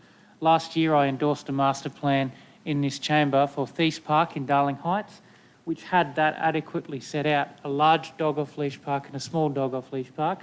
And any small dog owners would know that you're not going to put them in with the big dogs because it's, World War III. So I don't think that this is the correct place for a dog off-leash park. The community has, even by a minimal majority, said they don't want it. I moved an alternate recommendation that we look at an alternate site last week, but I'm not prepared. I don't think it's right to say we move ahead with it here. I think we do this properly, and the motion last week that this chamber arrived on, I think, is sufficient. So I must speak against this particular proposed alternate motion. Thank you. Thank you, Mr Mayor. I have great pleasure in speaking for it, and I am quite perplexed about the lack of knowledge around off-leash dog parks. I heard here last week about barking, fighting dogs and nuisances and things. That can happen in people's backyards, doesn't have to happen in off-leash dog parks. And in fact, if you go and sit around a well-functioning off-leash dog park, you will find that there's very little noise and dogs play and run around there and their owners supervise them. In reply to Councillor Tim, Council only has one off-leash dog park in all its off-leash dog parks. It only has one with a fenced area for small dogs and larger dogs. As well as being an off-leash dog park for the animals to be able to go and enjoy each other's company. I don't use them much because I have two dogs, so they have each other. But it's also a social meeting place and a place for well-being, sometimes where people are lonely and only have their dogs as company, and sometimes for young mums and whatever that are in that area that may well otherwise be housebound. And I have to say that we're talking about consultation. In the first consultation, we did 1 kilometre. In the second consultation, we did what's set out in our local laws. But is that in the spirit of community consultation, to go back 2 streets? I have to take you to we used to have blocks in our city and our townships of around 1,000 square metres, 800, 600, and now we're down around 4 and less. So we have tighter-knit communities with higher density. The initial consultation supported this park, overwhelmingly supported this park, and it's a well-known fact that when you consult with people over and over, people become consultation tired, and it's only the people who actually have a mostly against things that come up and consult with you every time. So I think even 49% under that second area of consultation, very limited area of consultation. We were told last week by our comms team it was to do with timing and actual cost, that they took it back to a smaller area. So I actually think for this small community, this is not built yet. This community is a denser community than many other areas, and we've got a lot of first homeowners in this area, and we've got a lot of people with dogs who would appreciate an off-leash dog park in this area. It's only marginally under the recommended area for an off-leash dog park, marginally. And I think that this being in the centre of this more densely populated new community here, I think this is the absolute right spot for an off-leash dog park, and I support Councillor Shine's motion. Anyone wishing to speak against? I've got a question. Question, then I'll go to you, Councillor Cole. Thank you, Chair. So while the speaker was speaking earlier, I was thinking about Queen's Park, which has an off-leash section, which all dogs, shapes and sizes do go there, and it's unfenced and whatever, and I think it works particularly well. Every time I walk through there, everyone seems to be playing nice in the sandpit. But my question is, would the other park be considered if council today agrees with this? And let's face it, I'm a bit over reviewing the review of the review, so action is always a good thing for me. I'm just wondering if council does agree to this resolution put forward by Councillor Kerry today, would we still then consider the other park, and I've forgotten the name of it, Councillor Tim, you'll remind me? The Murray-Cluett wetland, would that be considered in the future if we go ahead with this one today as another potential dog off-leash park? This is eligible, isn't it? This is eligible. Comment, please, GM.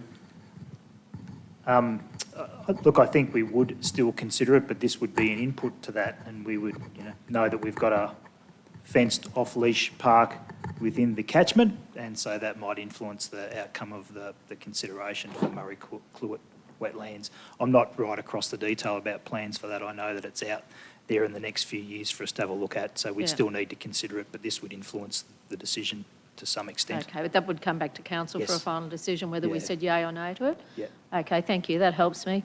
So then the other thing probably, and it may, because it's more broadly, maybe it needs to go to the CEO, in relation to community consultation on issues, one of the reasons we've been a bit stuck on this one is because we felt the community consultation wasn't broad enough. Could we ensure that when we do community consultation, there is enough budget there provided so that it is more broadly and so that we do get a proper feel of the community? Because I'd hate for us to make a decision today and then turn around and get a big backlash from the community that may not have been consulted. I think, we say we want to do community engagement. Can we please encourage that there's enough resources so that it is done well, please?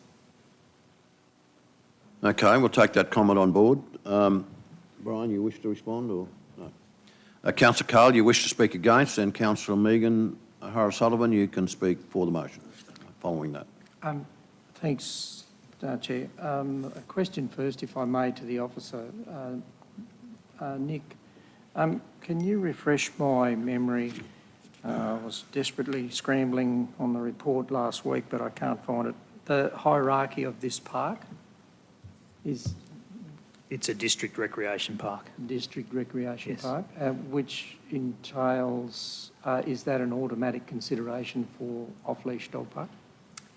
It's appropriate if we're to provide dog off-leash parks for them to be in district recreation parks, not local recreation parks. So the bottom of the hierarchy is a local recreation park, up then to a district recreation park, which has additional embellishments and opportunities. But you wouldn't necessarily put an off-leash dog park in every district recreation park, but if you were to put one, a district recreation park would be the appropriate place. Yep, okay. So look, Based on that, definitely if it was a local, I'd be stating the case even firmer, but I still have some misgivings around the change in climate, and I still say that consultation was done by the officers as per legislation appropriately. This is an LGIP spend which is designated for this park, and the recommendation I'd flag as per last week's committee meeting that we follow the original officer's recommendation that this be postponed, and then it can be further discussed with the community. And the reason why I'm a bit hesitant at this stage, albeit for some slightly different reasons, is that those most affected are the local community. It's all right to say that other residents can drive or walk some distances to those parks, because I observe off-leash dog parks where there are numbers of vehicles parked that don't live in those neighbourhoods, and I'm considerate, or trying to be considerate, of those most impacted in that immediate vicinity. So I would like to see us unpack it a little bit further, as the officers have suggested, and that spending be, for now, redirected into other embellishments in the park, of which I think the broader community in that region would have been keen, as Councillor Tim has said, to see a master plan park for their community, of which an off-leash dog park is only one small component. Thanks, Councillor Cole. Councillor Megan. Oh, thanks, Mr Mayor. What I worry about with delaying something, and I think the General Manager sort of alluded to it too, is that if we're looking at some alternative, we take this away, the 90,000, and redirect it somewhere else, it'll never happen. So those people, we did their consultation, they didn't come back presumably for further consultation because they said they've already given their input and they're expecting a dog off-leash park. I think we talk all the time about social and physical well-being, and this is a way of getting people outside with their dogs. And, I think it's part of our, what we need to be focusing on in our community is that social well-being of getting people outside. And I think,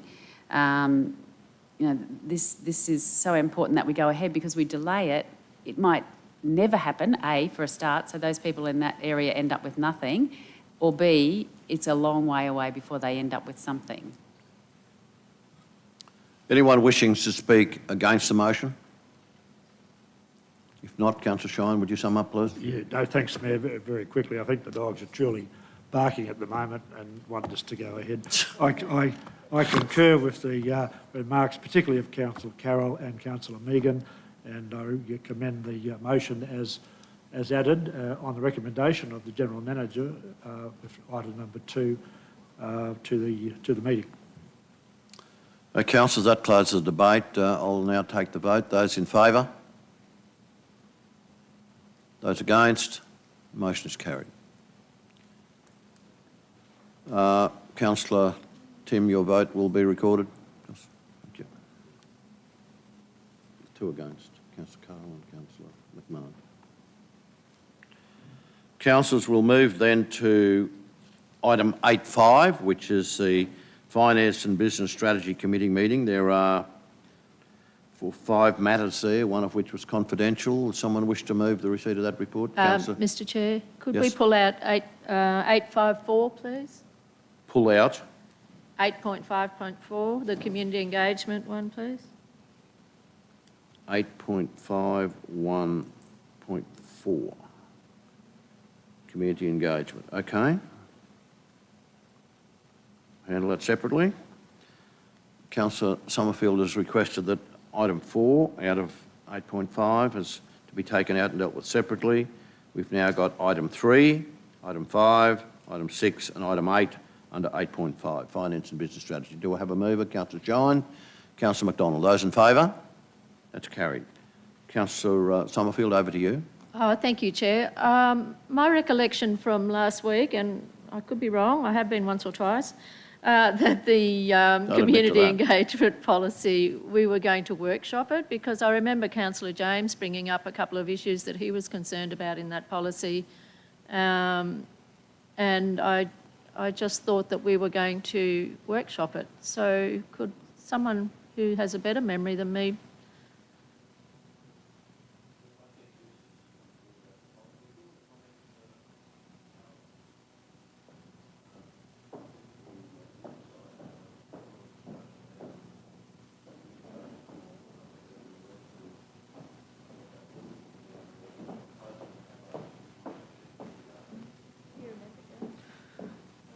Good morning, councillors. If I can address that one for you, Councillor Summerfield. I think looking at the papers in board books, the committee recommendation is that this matter be deferred for consideration at a future Finance and Business Strategy Committee meeting, which I believe indicates that there'll be a workshop prior to that time. Thank you, Kylie. I remember what I've done was I've read the recommendation, not the committee recommendation. So That's thank okay. you. Apologies for that.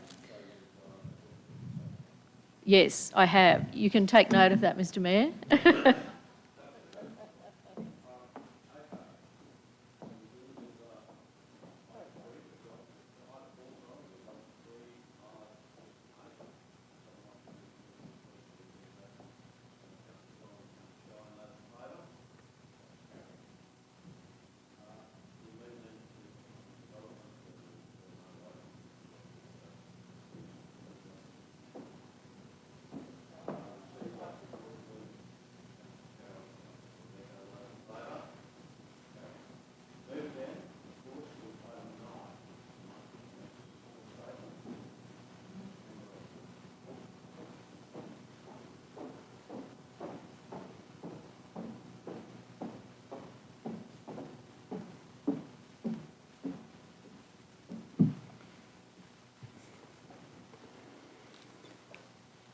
Good morning, Mr. Mayor, morning councillors. So I'm presenting the monthly performance statement. So the purpose of the report is to present councillors with the report as required by Section 204 of the Local Government Act. So page 18 of 110 of diligent boards, or page 2 of 6 of the report, refers to the February implications. So I can advise that rate payments are continuing to track very well. At this point in time, we have arrears on 19 million or 7.5% compared with 22 million or 8.3% at the same time last year. So the region continuing to track very well in this area. Land valuations were scheduled to be issued last Wednesday, the 9th of March. I can advise at this stage the valuations have not been issued by the department. We don't know why. We're unaware of the reason why they haven't been issued, but the Land Valuation Act requires them to be provided to landowners by the 31st of March this year. So we'll keep councillors up to date with that one. Moving on to page 21 of 210 of diligent boards, or page 5 of 6 of the report. I just wanted to point out an error that was brought to my attention by Councillor MacDonald. So the capital revenue figure is actually above budget by 2.5 million, not below. So I apologise for that one. If we move on to the consolidated financial performance statement for the month. So overall, operating income and operating expenditure continue to track very well with variances of less than 1%. So it's a good position to be in at this time of the year. Fees and charges are tracking slightly above budget, and we have seen an increase in sales of recyclable materials, which will be brought to account at BR2. We've also got grants, subsidies, contributions, donations tracking above budget, and this is as a result of a state government grant to support our trainees and apprentices. So good news stories there. If we move on to operational expenditure, labour continues to track below budget as a result of vacancies and also of the 3.9 million that has been modelled into the budget for the EB increase, which has not been finalised at this stage. Materials, services and other expenditure remains above budget, and that's as a result primarily of contract labour. So where we've had no choice but to outsource to ensure that our programmes and projects are being delivered. So at Budget Review 2, there will be an offset of labour budget to materials to address this. Capital income tracking above budget, again, as I've just mentioned, 2.5 million or 11%. This is primarily as a result of higher than expected income from the sale of assets. And this again will be brought to account at BR2. Capital expenditure tracking at 13 million or 15% below budget. And we have approximately 40% of the annual programme delivered to the end of February.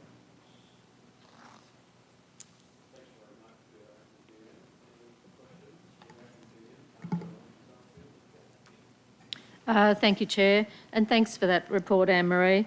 I'm going to ask a question I often ask, so just bear with me. In relation to CapEx, we're at the end of February and only 4 months left with only 64 million of the 164 million spent. And I'm aware Water and Waste have spent 40%. That's just in our area, so I don't know what other portfolios have done.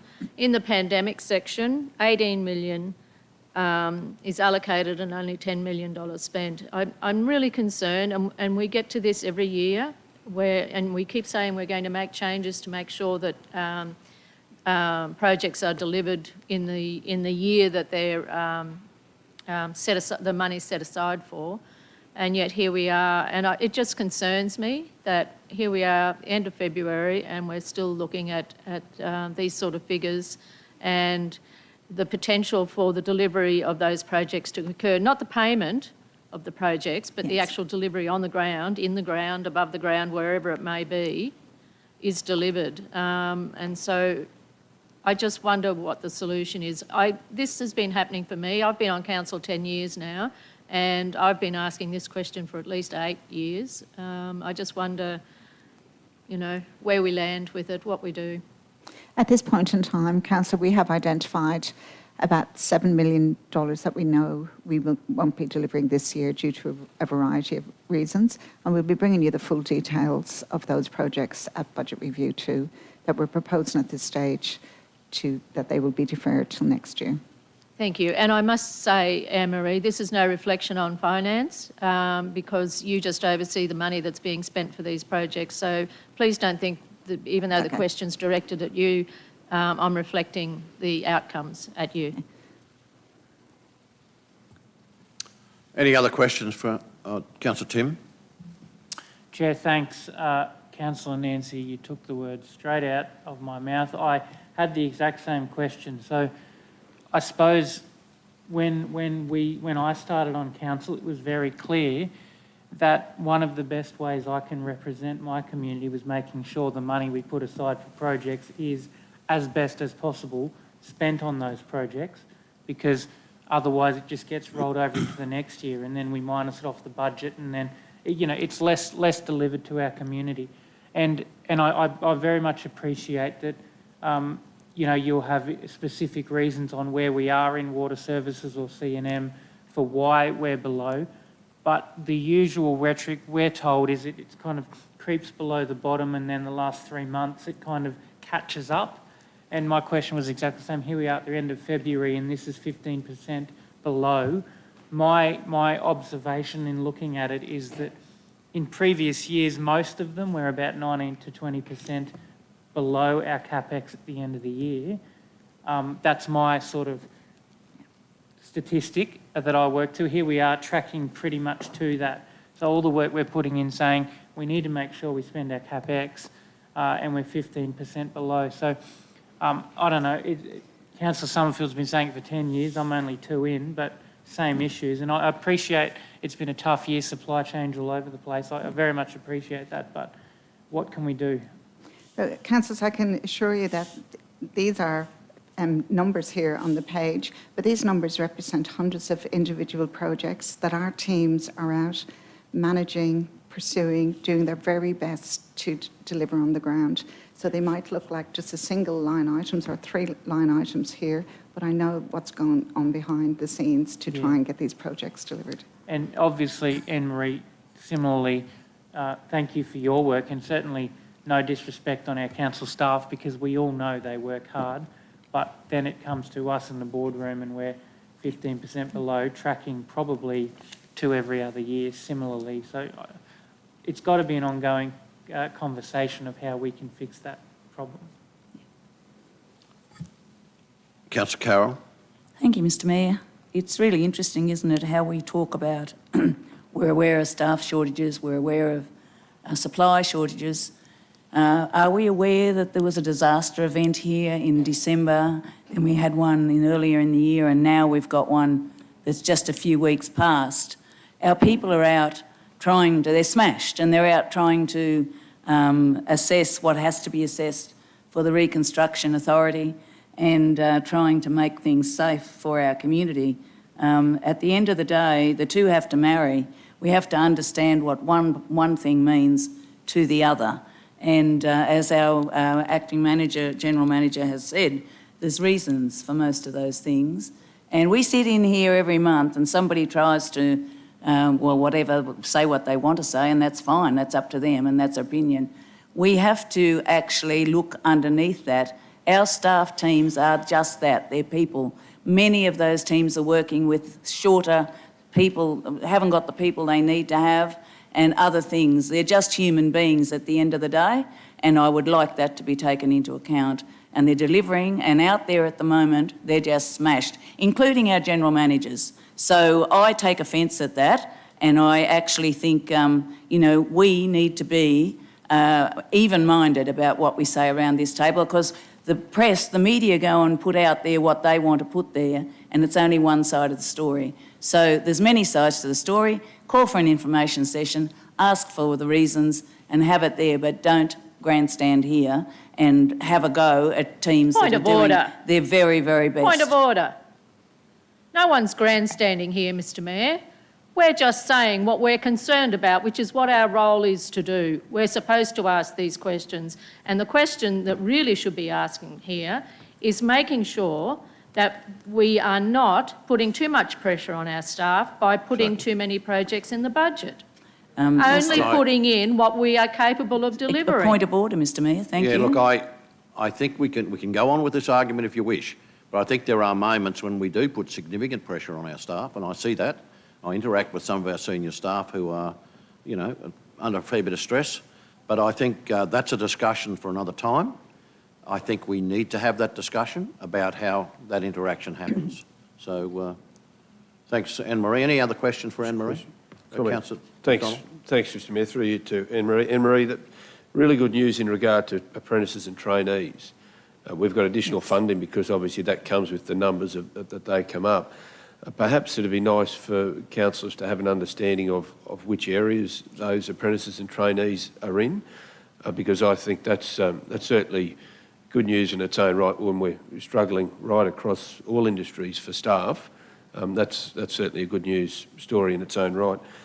In regard to budget review, that's scheduled for next week, a special meeting, and no doubt we will have all of the information that we've spoken about today, but just flagging, if we could, the impacts on diesel, on fuel, given the increases that we're seeing, particularly till the end of this financial year being a BR2, and also then, of course, the impact going into next year. Coupled with that, of course, is the financial assistance grant reduction, which will start to come to fruition in this next budget review and flow into next year.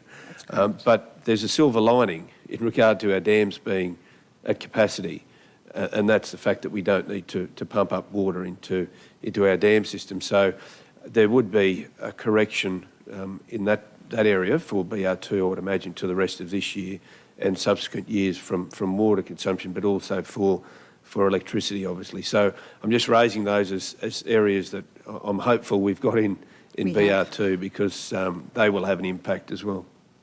Thanks. Thanks, Mr Chair. Through you, it's just a question. It's just a comment, sorry, Anne-Marie, and that is we've spoken at length over the last year plus about the difficulties in recruiting and retaining engineers in particular, and the flow-on effect that has on the delivery of capital and operations. And I just wonder if, as a council, we have, and if we haven't, can we consider? Toowoomba region has taken in a number of Syrian refugees. And a lot of those people, people forget that Syria in 2022 is very different to what Syria in 2012 was. And some of these people who've come here, they were pharmacists and they were engineers and they were, highly qualified, highly skilled contributors to society in Syria before the civil war. And now they're here, there are accreditation hurdles to be cleared for engineering. I just wonder if we have really had a good look at, can that group be tapped into in a way that would be beneficial for them and for council? And if we haven't, maybe we could. Very happy to take that one on board. Thank you. Actually, it's an interesting one because I spent a bit of time in 2019 being driven around by Uber. And I met a gentleman who was a Syrian lecturer in structural engineering at a university who was driving an Uber.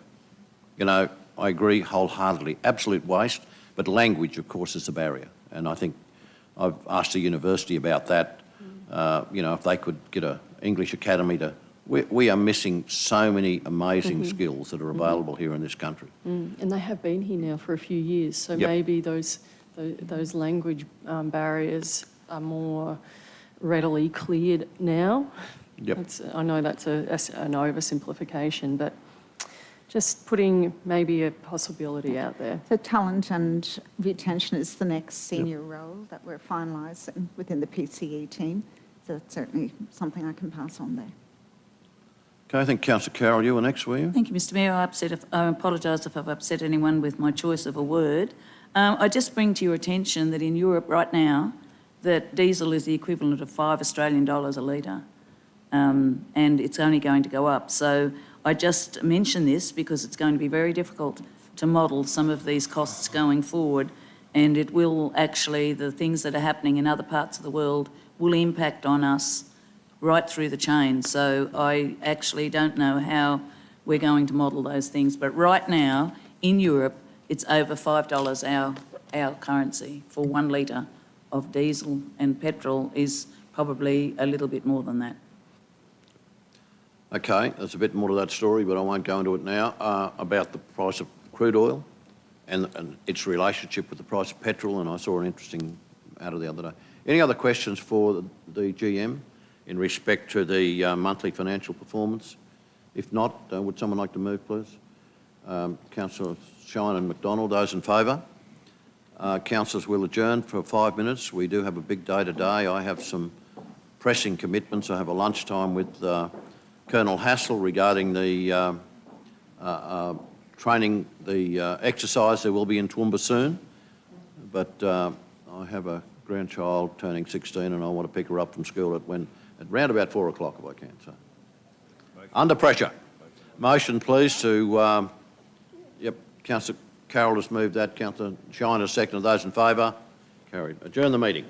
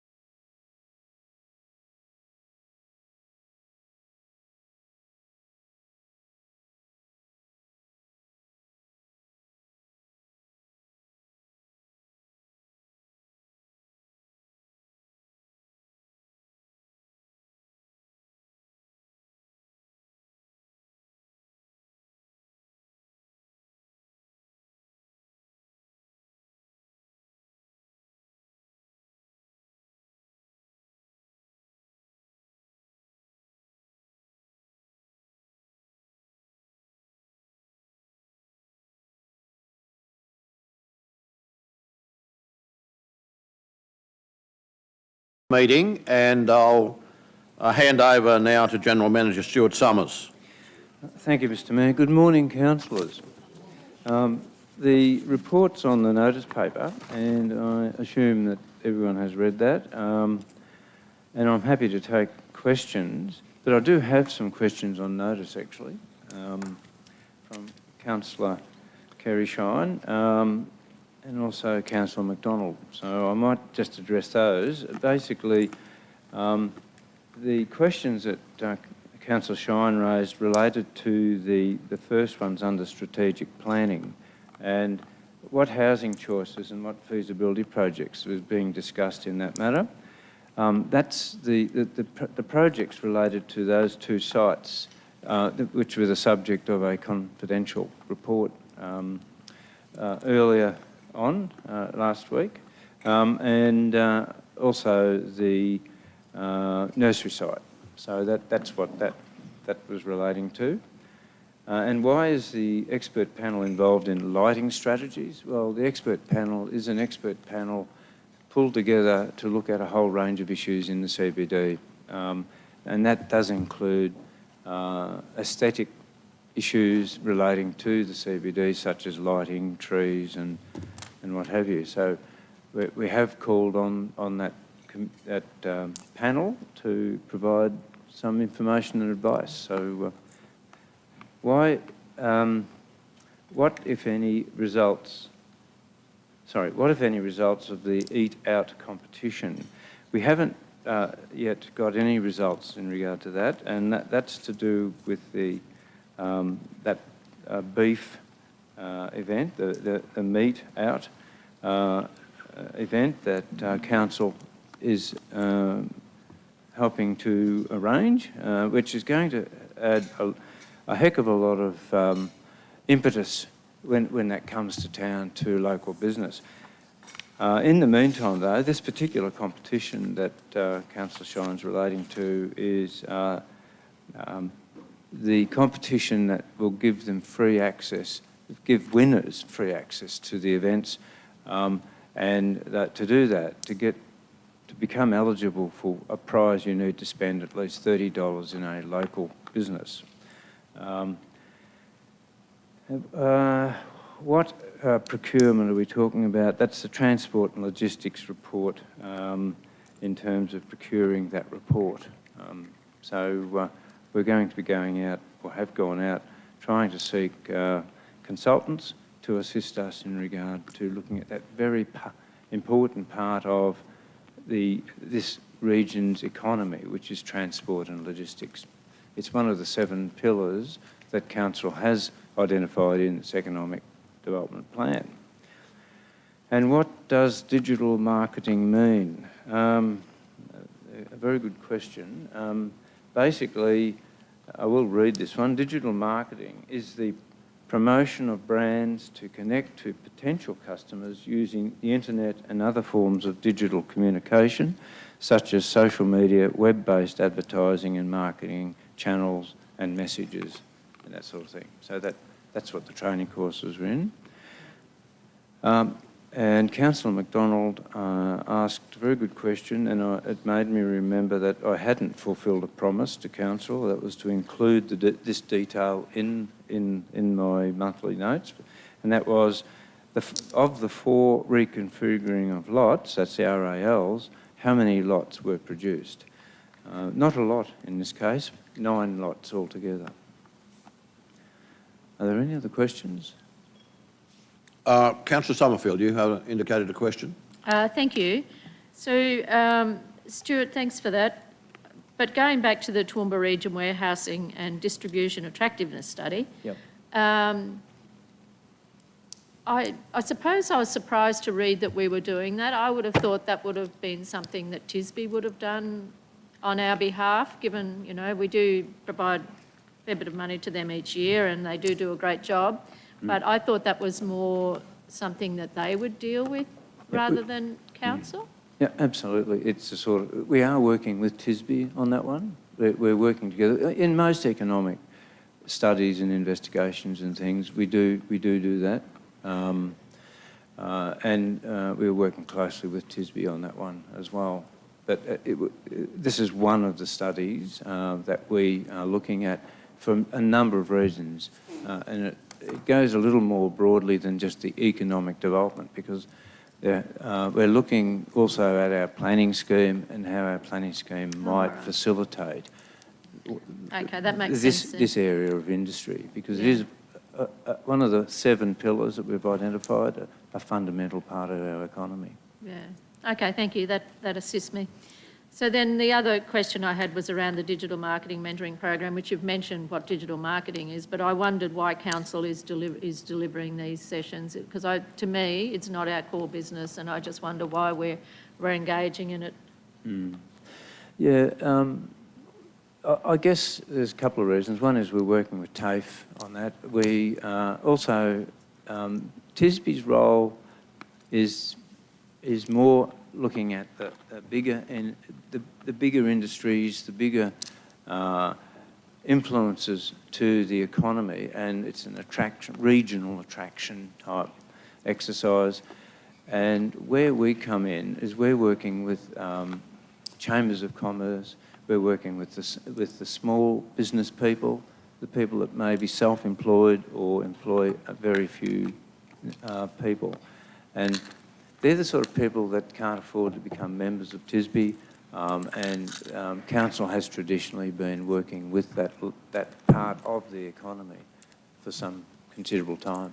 Yeah, thank you. I remember going back prior to being on council, and Chamber of Commerce, which I was quite actively involved with, got federal funding, and they delivered this type of thing all across the region. And I can remember travelling nights with Greg Johnson, the CEO at the time, and we'd travel all over the region in relation to this funding that they got, which was delivering stuff on the ground for residents, not just members of Chamber, but also, you know, just normal residents. And to me, I think that's where this sort of program sits, that it should be something the Chamber of Commerce should be doing. They should be accessing federal funding, not using our rate money to... I'd like to see the rate money going to footpath, is my thinking.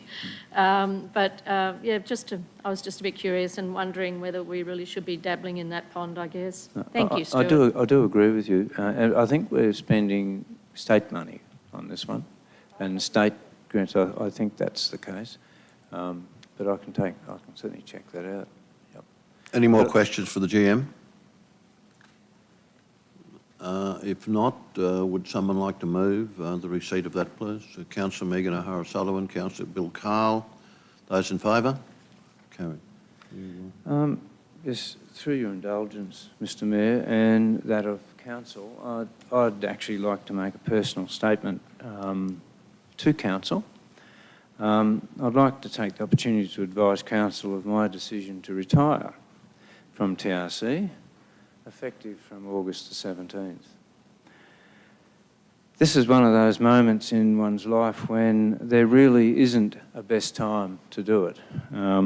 I've been thinking about this step for some time, and during my period of service to the organisation and the people of Toowoomba, I have met and worked with some amazing people, really amazing people, both inside this organisation but also in the community, the development industry, other government agencies, and most of all, the numerous councillors I have worked with as well.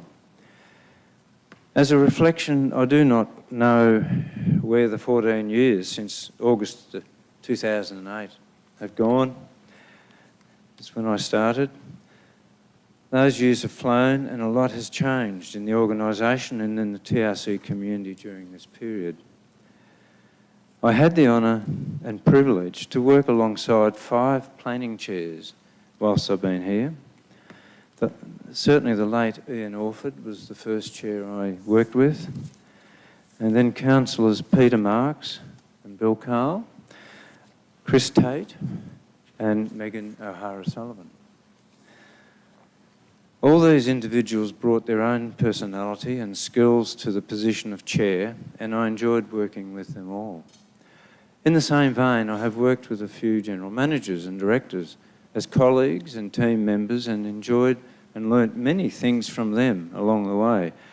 I especially found working with both Ken Goldthorpe and Brian as chief executives inspirational and supportive.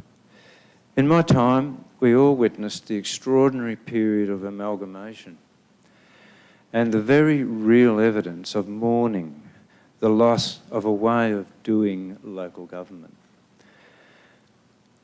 But times and tide catch up with us all, and this period of disruption is now firmly behind us. From a land use viewpoint, bringing together and unifying the various legacies that came with the amalgamation were indeed challenging and rewarding when attitudinal, technical and political obstacles were eventually overcome. Toowoomba as a city has grown remarkably since 2008. It now has many of the trappings of a major regional capital. I've been very lucky with the managers and wonderful professional staff in my team who all have or had unique skills, personal attributes that have and will continue to bide well in the region.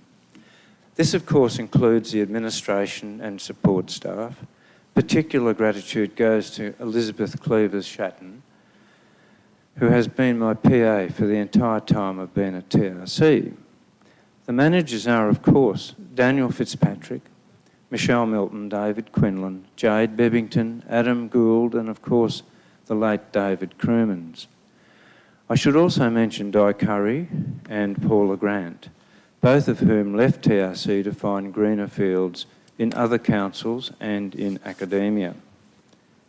It does cause me some disquiet that I will not be here to experience completion of yet another planning scheme. However, I will be a keen observer of the process and procedures from my vantage point in Getty Street.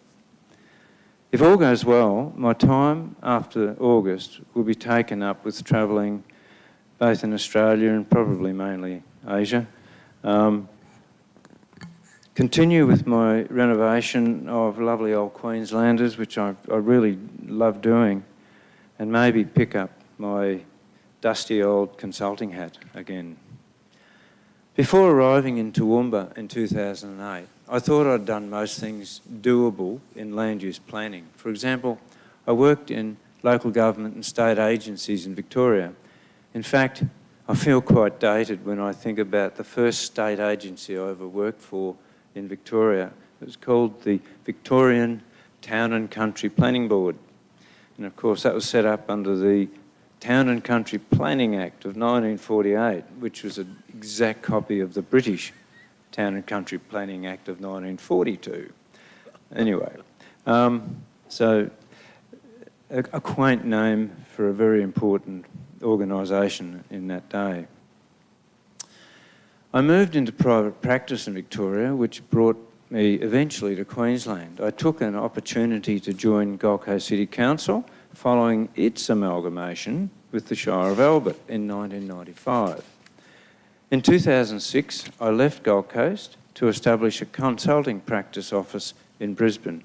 During this phase of my career, I spent time in 2006 working in Yanqi, China, located in the Xinjiang province in northwest China, which opened my eyes to a few things. In 2008, there was a recession, especially in the development industry, so I soon found myself back in local government, TRC. But I soon discovered after arriving here that Toowoomba has its very own brand of development industry and quite a lively community, which has tested my mettle on quite a few occasions.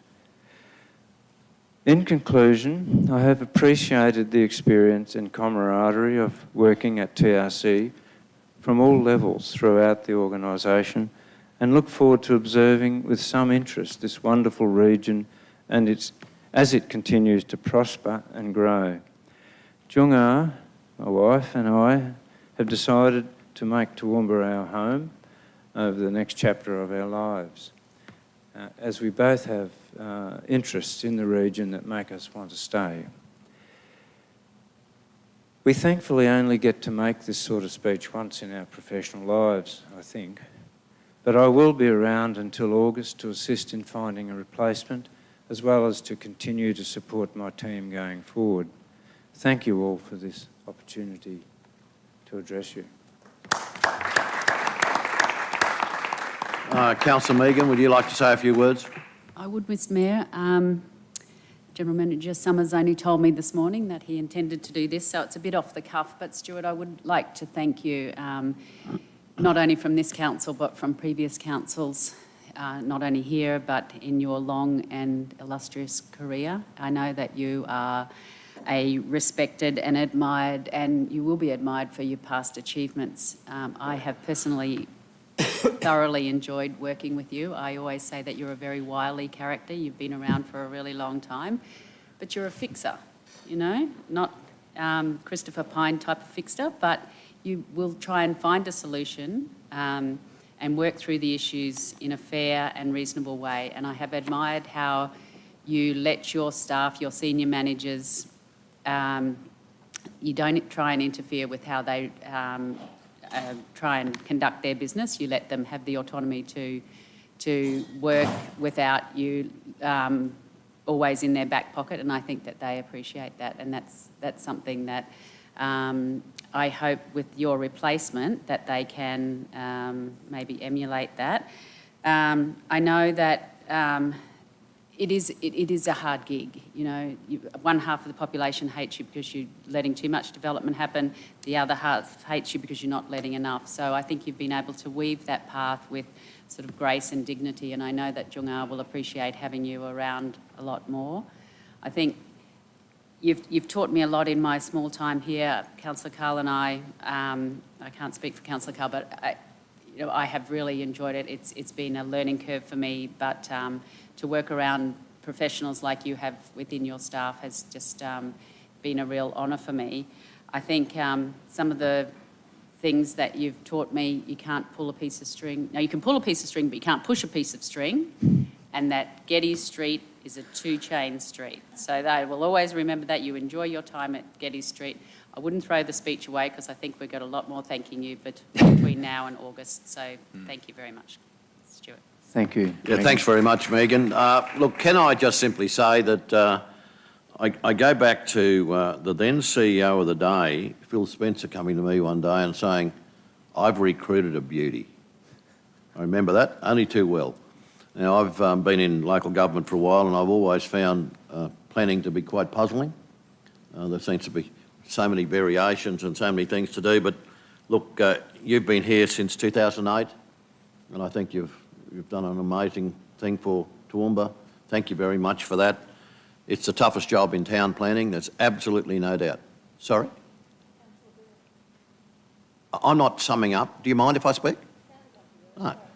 I'm certainly going to let Bill. Bill didn't have his hand up when I looked around. But in saying all of that, also enjoy the company that we had on some of those overseas trips with your lovely wife and going to Korea and doing all that sort of stuff. So I really appreciate what you've done. And no doubt there'll be plenty of times when we'll be able to bid you farewell between now and August. And many very special occasions and maybe a bit of wine. Councillor Bill. Thanks, Mayor. Stuart, thanks for the journey on the ride. It is definitely one, and one of the things that you said very early in the piece has always stuck with me, and I think I knew it when I first took the role on some years ago, and that is that there are, quote, "there are no grey areas in planning." And Councillor Megan alluded to it. You're either hated or loved. Takes a particular type of person to steer a ship, and which you've done, and it's not for the faint-hearted. And you've danced around politics on numbers of occasions, and I don't think I could have done it the same way. And that's part of the role, I think. And if it was straightforward, there'd be lots of others doing it. So I thank you for the working relationship we've had, and I think it's been respectful along the way over many years. And no doubt, I suspect, we will see you again, since you mentioned that dusty consultant's hat. Right? So, and I hope so. yeah, between now and August, we'll obviously have times to catch up. So good on you, mate. Thanks, Bill. Anyone else? Councillor Carroll?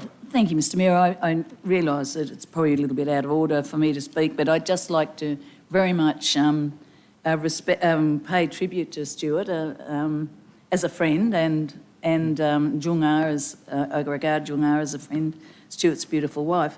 But Stuart did come to TRC after the difficulties, the difficulties of uniting 8 separate councils, seven shires and a city into one, and it was very difficult. The first planning scheme, for ably assisted by Di Curry and your teams, your many teams that have been there. But I mean, it's not to be discounted, the job that there was. We think this next one is difficult, and it is.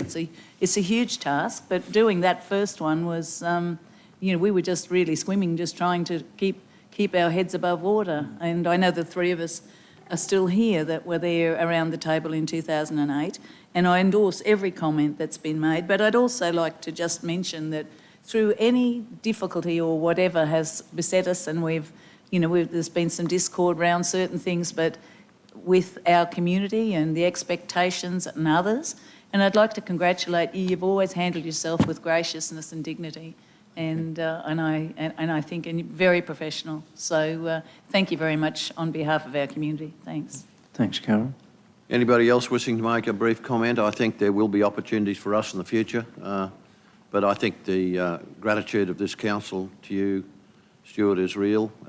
We thank you very much for your leadership over all those years in a very changing time, as you so rightly said. Very changing time in local government.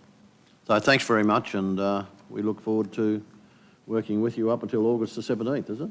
Yes, August 17th. Good-o. Who's counting? Thank you. Thank you very much, councillors. We've got a motion on that one yet? Did we get a motion? We said that report. Right, we'll move then to Water and Waste Services. Damien?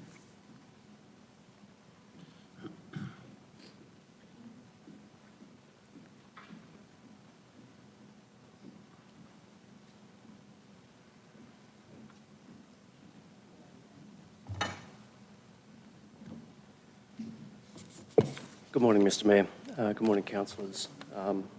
Before I take the report as read, I might just give you a quick update on how we responded to the flood, Mr Mayor, if that's okay. Yep.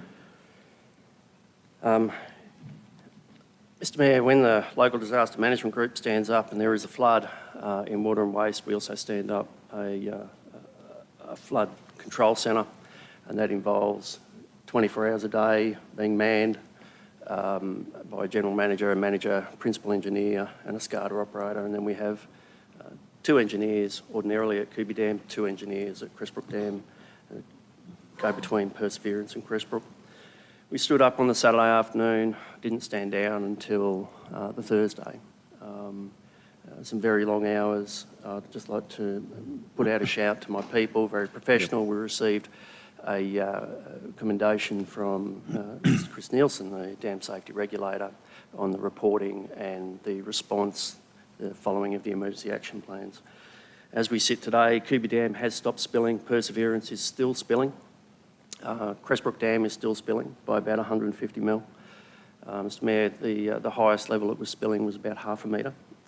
We have done a preliminary assessment of our dam structures. The first assessment, we need to wait till it all stops spilling, wait till the ground all dries up, but it is a very promising asset report in relation to the dams. On Friday afternoon, Mr Mayor, I got down to Wivenhoe on that Saturday night of the flood. We depowered through the electricity network provider, the substation going into Wivenhoe. Wivenhoe, the jetty went underwater by about 1.5 metres of water, so that we've sustained some damage to the electrical infrastructure that is there. Now that the dams are full, we don't need Wivenhoe for quite a while.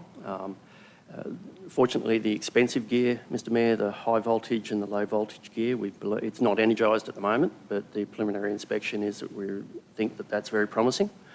Mine are a couple of inches in the low voltage room and maybe 1 centimetre or 2 in the high voltage room. It was nice to see that asset in as good a condition as it was, and I also had a chance to look at the property that council recently acquired, and it is a very nice undulating piece of ground, not too steep there, Councillor Carroll. I know you had some concerns about that, so I think that will be a very nice asset for us going forward.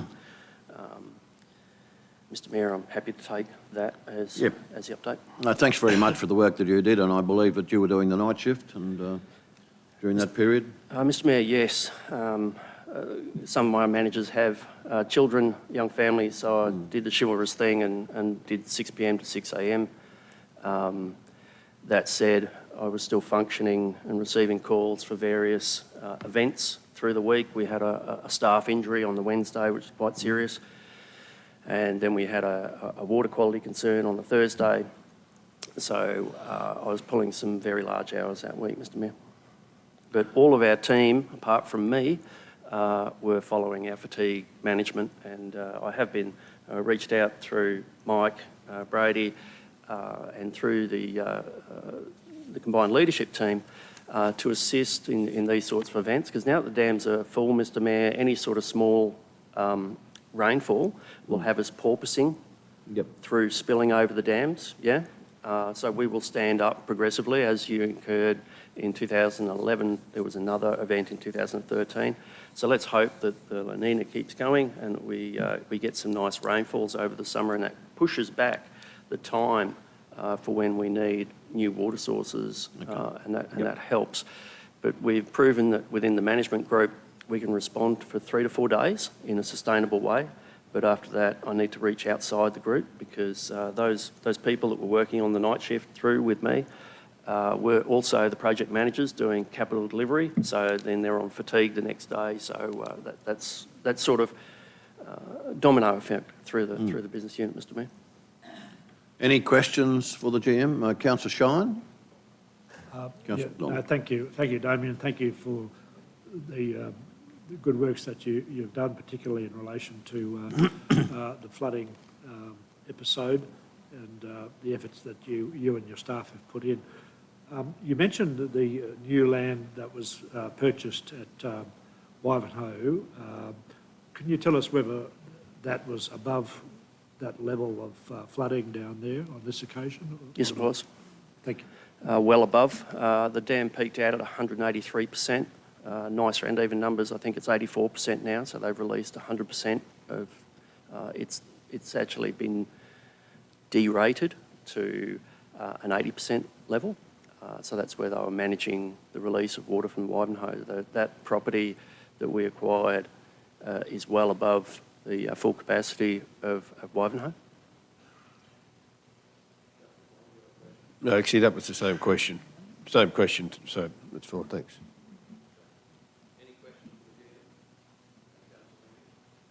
Thanks, Damien.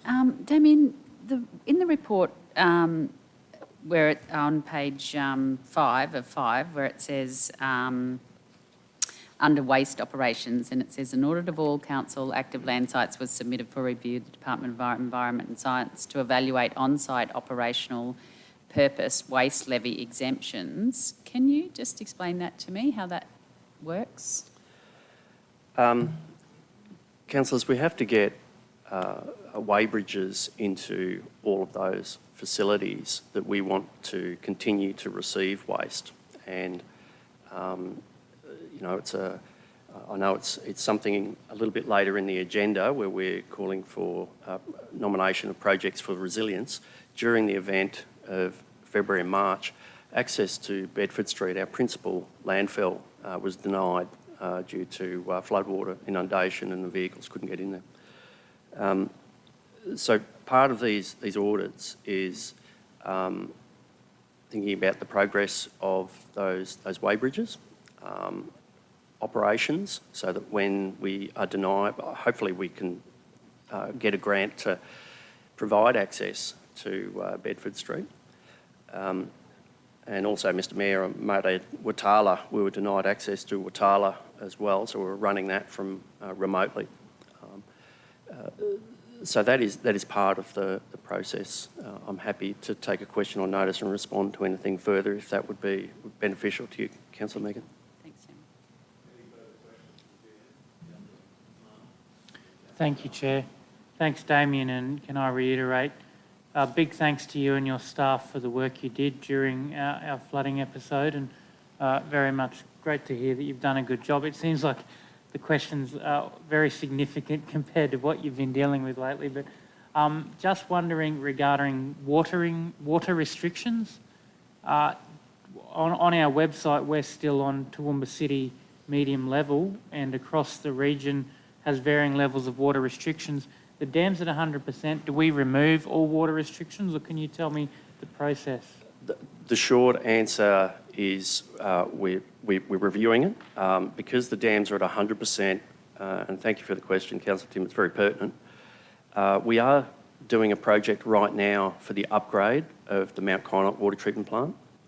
That will require that asset to be either operated in what's called contact mode or bypass from some of the processing.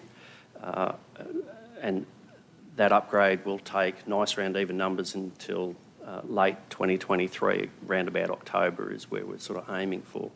It could be a little bit later as delays come through. So essentially the choke point right now is not the availability of water in the dams, it's the upgrade to Mount Kynoch. My engineers have been working on this since I knew this question would be coming up on the Tuesday following the stand-up of the event. We asked them to prepare some material. I've had the first draft of that report yesterday morning, and I've been going through it. I've got some questions for the team to give me the assurances that we require prior to changing the water restriction level, so that we've thought it all through, particularly the Mount Kynoch water treatment plant upgrade. That's principally my concern. Sure. The team's given me very positive information in relation to that. I just want to be sure to be sure. Thanks for that. It's harder to change a behaviour back than it is to release a behaviour. Once you start water restrictions, the human animal takes some period of months to modify their behaviour. And I just asked for the patience for us just to do that analysis so that we are absolutely sure about the Toowoomba bulk system. And at the same time, as you've noted, Councillor Tim, we did ease restrictions in some of the other areas earlier in the year, and we will look, the report looks at, the analysis that my engineers have done looks at every system. Yeah, thanks for that answer, I appreciate it. Most people, myself included, have a full tank ready to go about now, so that may ease the immediate pressure, but I welcome the updates. Thanks very much. Thank you. Councillor Shine. Yeah, thanks, Mayor. Damien, could I refer you to page 2 of your report, and two matters there that I would like some clarification as to what the effect of it is. One is under drinking water consumption for Pittsworth, where it says that the L/EPD, whatever that is 206.8 over the target of 175. Are there any concerns with that, or should we know something about that? There's always concern when we go over a target and whether or not we modify our messaging specifically into that community, or whether or not we know about a particular reason why that was up. I don't have that detail of information today for you, Councillor Shine. If I may take that as a question on notice, and I'll get you a response and CC the rest of the councillors. Certainly. My other one, and I apologise for not giving you notice, but is under effluent quality for Pittsworth. Could you just, if you are able to without notice, just explain what that box there refers to? What's the significance of it? It gets complicated quite quickly. Councillor Shine, if I may, I'll get some words from the operators and circulate that, if that's okay with you. Thank you. Councillor O'Hara-Sullivan. Oh, thank you, Mr Mayor. I just wanted to, Damien, if I could just go back to that discussion about the water restrictions. Yes. So the philosophy around that, and I guess that will come back when you bring that back to us, but I just wondered whether the philosophy has changed as we recognise sort of climate change and the severity of these events being more severe and possibly more frequent, drought and flood, and the idea of sustainability. Like once upon a time, you know, we might have all thought that we wanted to have all green gardens, but now we sort of recognise it as a precious source. So does the philosophy around the limitations or restrictions, has that changed with evolving science and technology? It's a very good question, Councillor Meakin, and one of the earlier questions today was what new data or new thing has changed. And I'll give you one very specific example. The acceptable flood capacities that had been based on some assumptions for, and best modelling at the time, for Kubi Dam, Perseverance Dam and Crestbrook Dam, the dam safety improvement programs. Modern day now, we can take out a drone, fly a drone over a catchment and get much better LiDAR. So the exact point with which the catchment starts and stops, the exact size of it, the slopes. So that sort of technology wasn't here before, and Councillor Carroll was talking to the Mayor's minute, and LiDAR may well be a new piece of information which may assist with that review. The philosophy, and I'm not sure if that's necessarily the right term I would use, I would probably say the operating model. We do set our water restrictions in accordance with the dam levels. When we brought the Water Vision, and it's a public document available to all, and I encourage people to read that, in December 2020, we said that we had quite a few known unknowns and that we would be revisiting that as soon as those known unknowns are known. Things like Toowoomba Warwick Pipeline, things like the planning scheme, things like the growth plan, and whether some of our infrastructure does operate as we intended it. Councillors, your Wivenhoe pump station has done absolutely splendidly in Millennium Drought 2.0. She has suffered a little bit of damage now. Touch wood, let's hope it's only a little bit. But we have proven that the operating model of the business, the water sources, is that Wivenhoe is your fourth dam. It is there, it is available. The upgrade of it would be a welcome thing. But on the same, last week, actually, I scoped out for Ray Stevenson, the Manager of Strategic Network Planning and Capital Delivery, a operating model review. So you test these things. When I came here in December 2017, I very rapidly responded to the circumstances that I found on foot on the day one, and have tried to manage through Millennium Drought 2.0 to the best of our abilities, and we have done that. Now it's Millennium Drought 3.0. It's just started.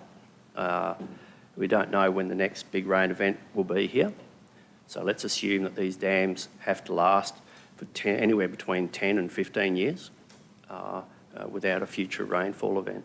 So we're going through the operating model to test all of those things. Test extraction from our bores, test when we need a new water source, what might happen with an upgrade to the Wivenhoe pump set and its relocation above a susceptible flood position. And what I am quite happy with is the residential water restrictions. I would still like to prosecute the commercial and business water restrictions. And now that the dams are full, there may well be an opportunity to consider that over the course of the next three years or so. So the Water Vision will be back to Council as soon as that list of 22 resolve itself. We've probably resolved about half. And whether that's December this year or whether it's June the following year or August or whatever it is, it will come back to be, instead of a 2.5-year plan, it will be a 5-year plan. And then you revisit it every 5 years. But with some degree of certainty, it will be a longer duration plan, and thinking about the precise operating model of and our philosophy to water security restrictions, adequate treatment, and I look forward to bringing that conversation to you, councillors. Any further questions for the GM? Councillor Summerfield. Thanks, Chair. Thanks for the report, Damien. Just in relation to the water strategy, when you're doing the review, can you hear me okay? I can. The device has failed, but yes. Okay. When you're doing the review of the water strategy, will you, when you're dealing with the different potential water sources in the future, you'll remember that the current one states that if it requires federal funding or external funding, it's been ruled out. Will that be amended to reflect that some of these opportunities may stack up if federal or state funding is provided or external funding is provided? That is part of the gateway reviews. We'll be looking at a range of things. As the Mayor says, the political tempo and environment has modified since this event. So if there is, and I know there was some articles in the paper between the Prime Minister and the Premier in relation to, I think, a $5 billion Commonwealth fund, and that I believe none of that has come to Queensland. If there's an opportunity to bring some of that money to Queensland and essentially subsidise a dam or a water source, then those opportunities absolutely would be looked at. Thank you. So I wasn't thinking about whether the external funding is there, but rather the gateway wouldn't rule out that project simply because it would require external funding. Councillors, we will work through the next version and we'll have plenty of information sessions ahead of the next water vision. I certainly won't just drop it into a committee. We will work through those and we'll have an opportunity to discuss that robustly with our consultant engineers, firms like Engineering. All right. I look forward to that discussion when we have it with you then. Thanks. Sure. Any other questions? If not, would someone like to move the receipt of that report, please? Councillor Von Hoff. Seconder, please. Councillor Summerfield. Those in favour? That's carried. We move then to infrastructure. Thanks very much, Damien. Move over to infrastructure services. Mike Brady.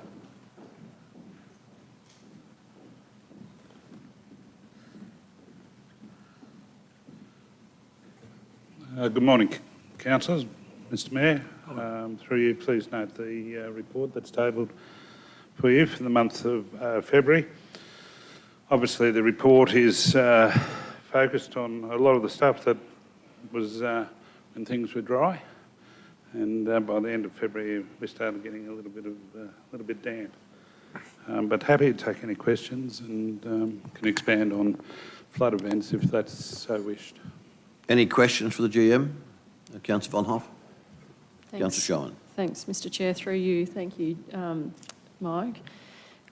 Page 3 of 6 of your report, you talk about the Kingsthorpe Hayden Road and that was the one that was delayed because of the archaeological discoveries, and now the Department of Environment and Science has said, yes, you can restart works. Do we have information about how that delay has impacted the final delivery date for that project, or estimations of it? Yeah, I can probably provide that separately, councillors. It's probably in the order of 3 to 6 months delay. So, but I can come back and I'll take that as a question without notice, come back to you, Councillor Von Hoff, if that's okay. Okay, thank you. Councillor Shine, you had a question, then Councillor McDonald. Thanks, Mayor. Just on page 4, referring to flood recovery works 2020 event, I think you sort of referred to it just before briefly, but it must be difficult to separate the effect of what effect there is in each of these reoccurring flood events. And just from an engineering point of view, I presume the good work's done in 1 and 2 could be undone by 3. Is that the case? Do you have to start all over again often, or is it not that bad, generally speaking? I could nearly say a bit of both. Yeah, the overlap of the events and how they impact the roads obviously depends where the rain falls and where the flood element occurs. It is interesting in regards to the 2020 event, which we're doing a lot of culvert works there. There's about 40 culvert projects in that. A lot of those waterways, in particular, those particular ones haven't been overly damaged this time. There's a number where this event and the December event have impacted, but they're under contract as we speak, and the feedback that I'm getting presently is those projects are still moving forward quite well overall. That said, when we come to the November-December 21 event, basically the agreement with the Queensland Reconstruction Authority is that we now basically stop and finish in respect to the 21 event, November-December event, and we reconcile that and acquit that where it sits today, because many of those roads and that obviously have been impacted again by this subsequent event. So this February event will take precedent going forward as far as what we, how we go about putting submissions in and that sort of thing. So yeah, there is a fair bit of overlap. We've gone through with a lot of emergent works under the 21 event, which we're back out there redoing. Later today, there is a notice of motion about betterment, and trying to get to a point where we can, in some cases, or where it's affordable, replace infrastructure back in a more resilient state. So we're not having to repair it time after time. That's probably a lot easier said than done, and the arrangements that are there. And maybe going forward, there may be some support to that at various levels of government. Thank you. Councillor McDonald. Thanks, Mr Mayor. Through you to Mike. Mike, I just wondered whether your team have had a chance to have a look at the Russell Victoria Street Reed area and see if anything has come forward that you've seen. I mean, certainly the Mayor mentioned earlier around Wilf Gowlett and the detention base and how well that worked, and one would hate to think what it would have been like if we didn't have all that work done, because it would have been a hell of a lot worse. But has there been any, I guess, just review of the last flood at this point to see what may have happened in that area? Yeah, thank you, Councillor McDonald. Yeah, look, there's a piece of work that we've kicked off. There's a couple of things that we've done. We've reviewed the 16th of January event and what happened that night in respect to the rainfall that came down, and obviously the city experienced an extreme storm event, about 85 millimetres in that hour, which is well over the Q100 level of rainfall from that perspective. Not only that, obviously down came a lot of hail with that, which also then brought a lot of debris into the system and caused various blockages and other things in the mix. Our understreet drainage is only ever designed to, it's not quite correct, in that area is probably around about a nominal Q10 event. So obviously that means that you are going to get overland flow through water to go through the streets, and that's going to happen in those major events.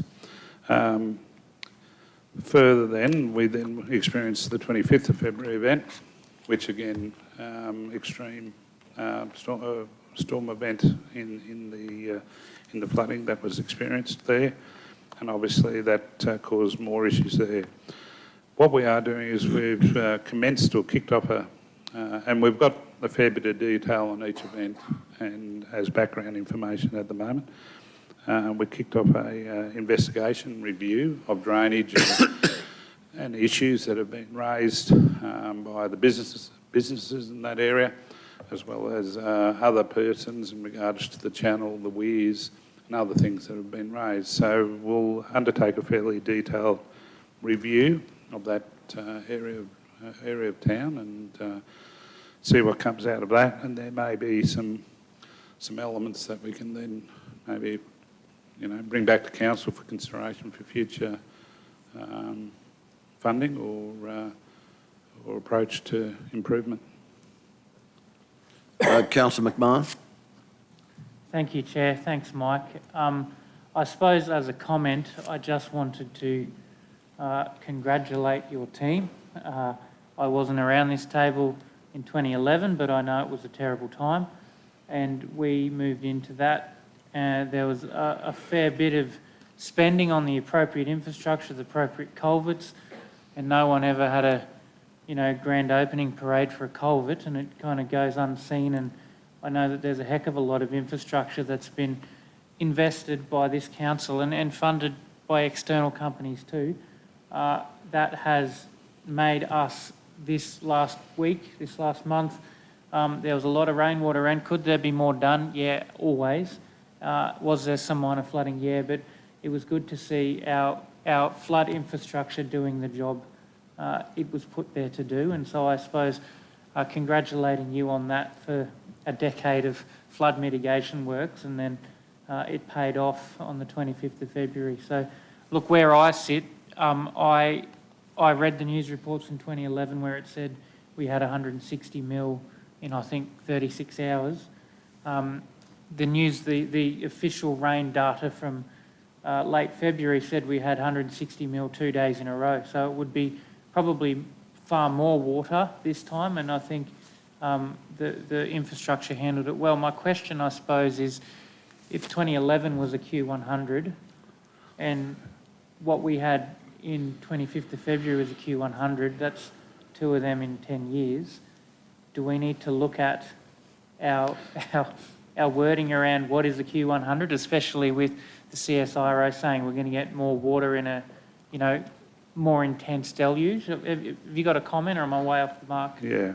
The actual 2011 event was probably, for this city, a lot larger than a nominal Q100. Is probably estimates were probably around that Q300 plus event, so bigger than, in essence, what we had. And you've got to be very careful on rainfall figures, and I can assure you the night, so of the 16th of January, just as an example, the official recording for Toowoomba was something like 42 or 43 millimetres, which is our gauge for Toowoomba is read out at the airport.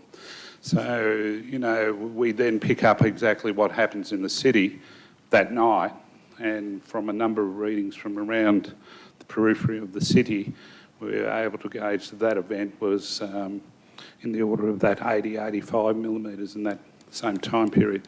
So you've got to be very cautious that way, and that's what happens with a lot of storms. And from a regional point of view, we've found that with Kingsthorpe seems to get some very significant downpours as well in short times.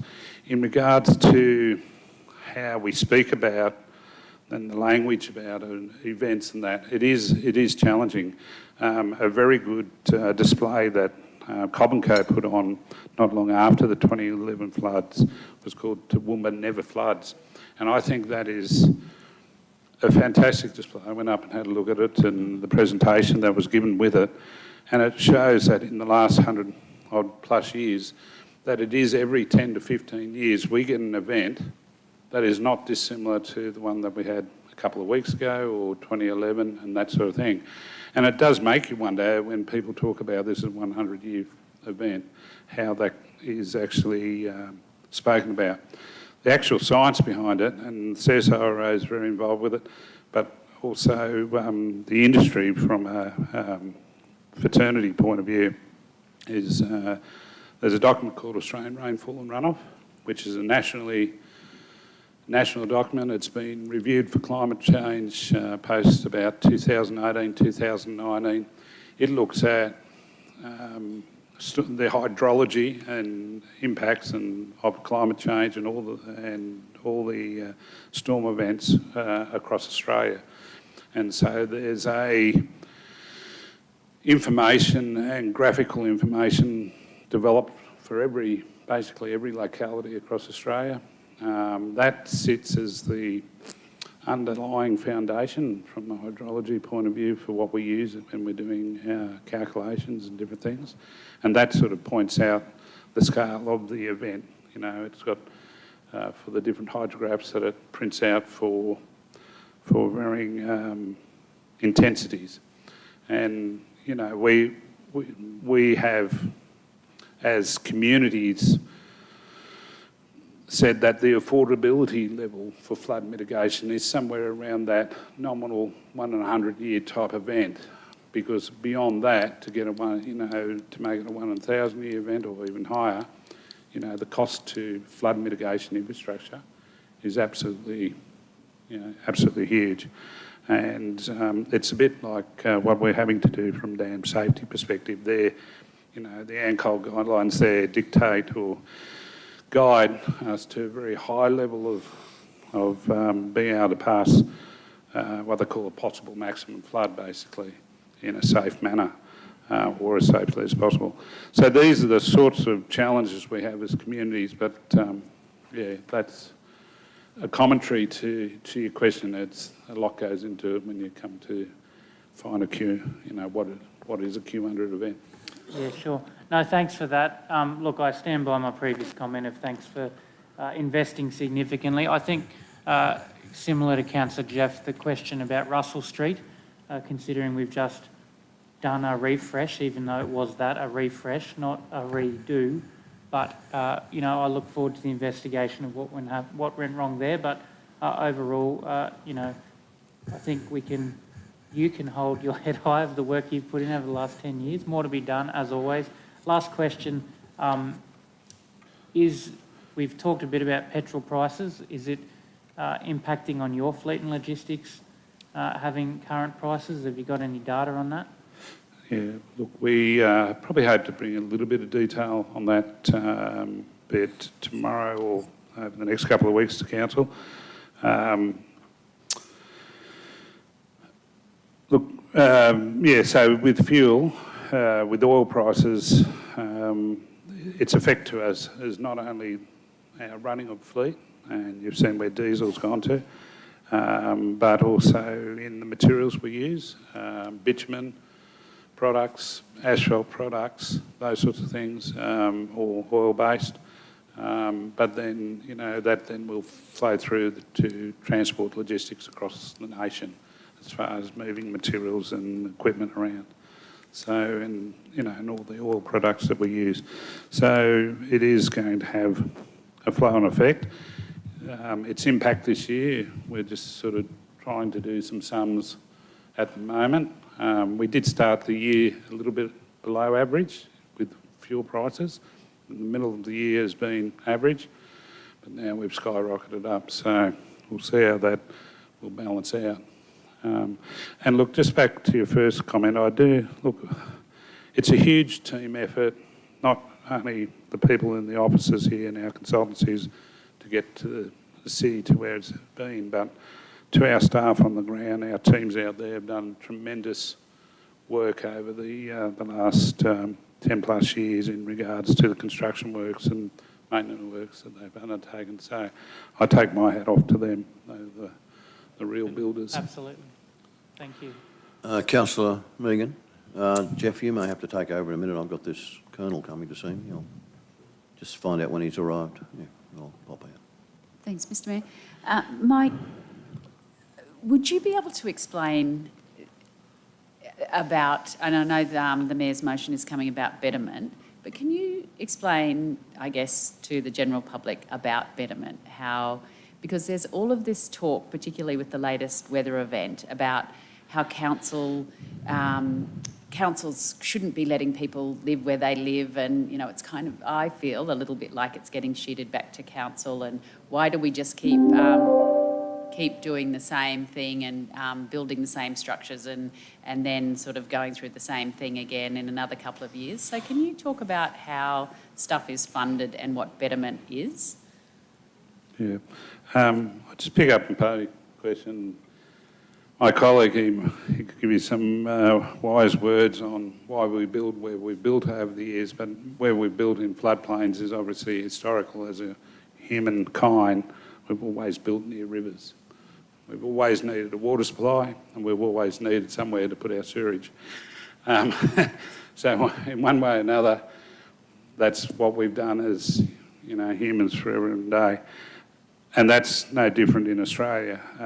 As you've seen the development of our towns and cities across the nation, they've started on the rivers and then spread up the hills. And obviously over the years, the homes along rivers and creeks and that end up getting inundated from time to time. That said, there is a lot of opportunity, I think, with planning, with the Planning Act and the state planning, that the state government could take a real lead on, which would go a long way to future, not maybe future-proofing, but definitely supporting improvements in that space. And that's probably subject to my colleague here would be able to better speak on what could be changed in the planning acts to improve that and make local government's lot in life that much easier. Because as you say, a lot of this gets sheeted back onto local government, and we get, in inverted commas, blamed for the planning issues that occur. In regards to betterment, betterment's probably a term that now is used and came to the being with the development of the Queensland Reconstruction Authority back 10 years ago, that both the state and federal governments have come on board with supporting a level of improvement in some circumstances to infrastructure that we replace.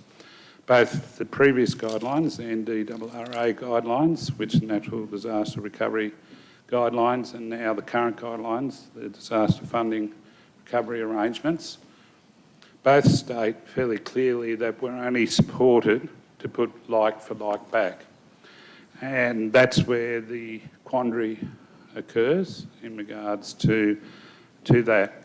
What we have done both from 2011 forward and my time here and also going forward, obviously we've had opportunities from time to time to go to government, both the state and federal government, through the various categories of disaster funding to get a level of funding, and to their credit, they have come on board on a few occasions, and such as our two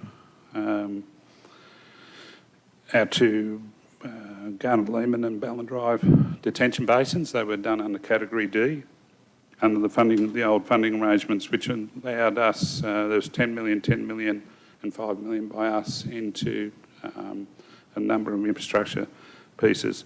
What we're doing now and going forward in the notice of motion this afternoon is about making sure that we're in front of government, saying that there is a real opportunity as we go back to rebuild this infrastructure again, yet again in some cases, that to do it better and wiser than what has been able to been achieved previously.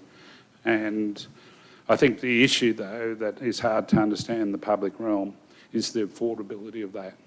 And it is sometimes that can be a huge extra cost to fixing a culvert or a piece of infrastructure on a road which might only have 20 vehicles a day.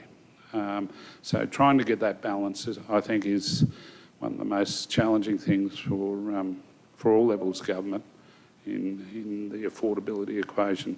We do aim to achieve, and with the current restoration works that we are doing, we are, where we possibly can, improving the batters and erosion control measures around the various structures that we're building to minimise the impact of events or to mitigate them. But in some cases, and I'll circulate some photos over coming weeks to councillors, you'll see the type of damage that has happened across our region is quite significant, particularly on certain roads. And, you know, no matter what you put in there, at times it'll get washed away. So would a summary, if I've got this right, we're trying to get the state and the federal government to help fund the betterment as well? Correct. Great. Thank you. Okay, thank you. Councillor Carroll. Thank you, Mr Chair. Thanks, Mike, and thank you, everyone. I'd also like to thank everyone for Mike and the teams that we've had over the years for where we are today. I'd just like to reiterate that we will never say that we will protect against flooding. We always have said we'd mitigate against flooding and build resilience because as that Toowoomba never floods, and if you have a look, and I don't know where that chronology stick has gone, but it shows it floods every 10 to 15 years.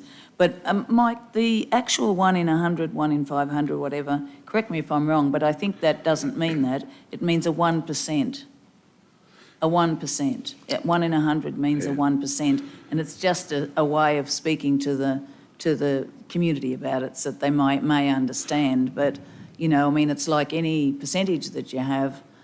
We might have 3 in 3 years and then may not have any for 10 or something. But that's what it means, doesn't it?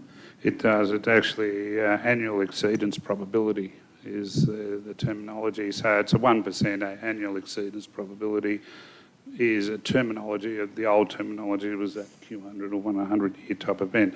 But you're very, very right there, Councillor Taylor, from a point of view that does mean that every year you do still have that 1% chance of that type of event, that quantum of rainfall in a storm event occurring or that flood event occurring. So, you know, and like a 10-year event is a 10% annual exceedance probability. So every year you do have a 10% chance of that happening. And from a probability perspective, and, you know, there's a lot of mathematics and science that goes into probability. You know, that 10% could happen 5 times in 1 year and not for 20 years. So that's the roll of the dice. A follow-up, Councillor Carroll? Might have a follow-up, just and probably, as Mike says, it's not in infrastructure, but it's very disappointing to see the Deputy Premier talking about councils not building, because as we know, we could not refuse anything until we had our flood mapping in place, which has been only recent. And if you look at the like of Ostrich Road, that permission for that was denied by the John Darien Shire Council because it was a creek. And it was allowed under the P&E court. So at the end of the day, state legislation sits over the top of and various state governments. I'm not choosing one, but it is just very disappointing to see a Deputy Premier get up there and start sticking the boot into local government, because at the end of the day, you know, you make a decision in here, and I can think of one at the moment that I'm unhappy with. But you can make a decision in here and then they go to the P&E court and then people say, how silly a local government to allow that to happen. That's actually not the case. Sometimes our hands are tied and state legislation sits over the top of us. So the public need to understand that. Yeah, no, I think Mike certainly explained that a little earlier as well. Councillor, is there any more questions for Mike?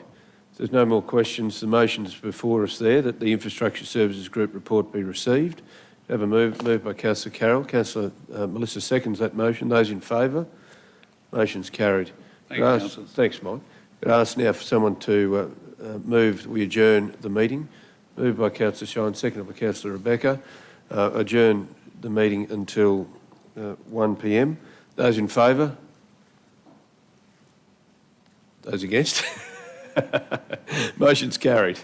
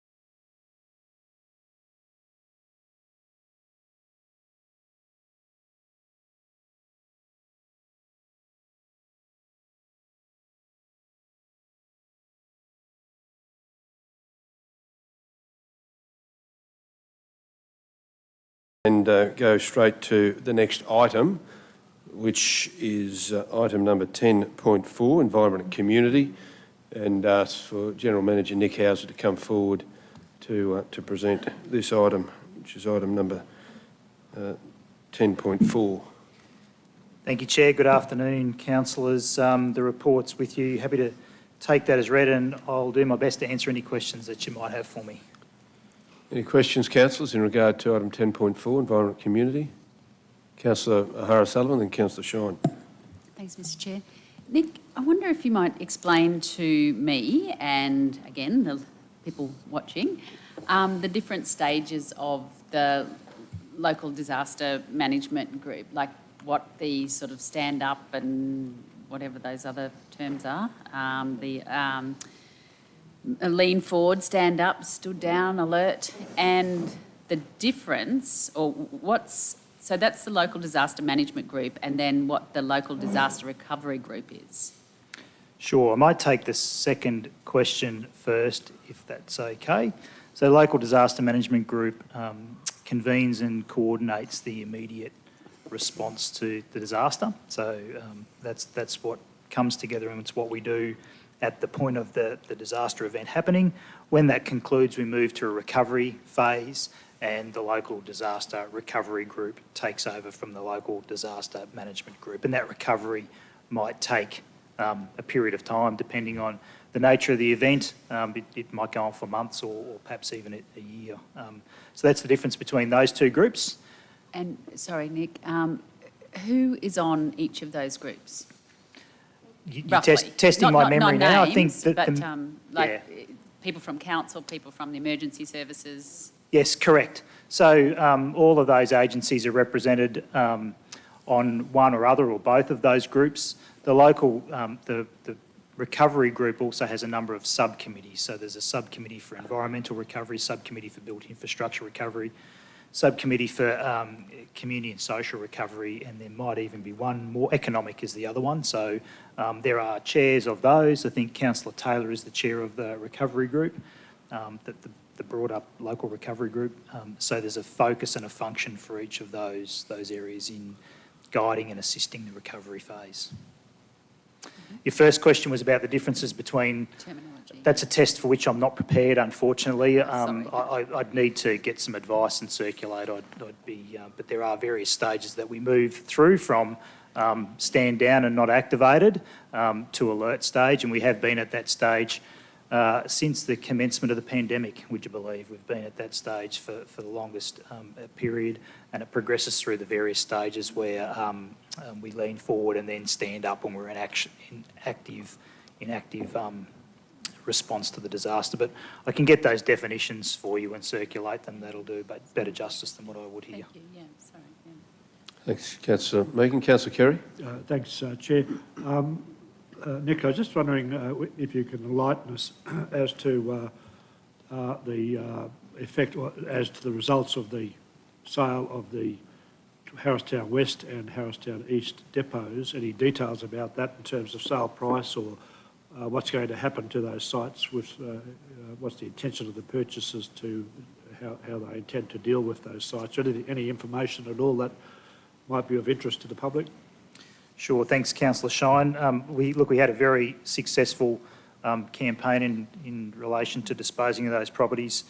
They exceeded our valuations by more than 50%, I have to say. Having said that, the valuation was dated September 2020, so it had a good 12 months and a bit more on it by the time those properties were marketed late last year. But the overall sale price for the two properties was $7.1 million.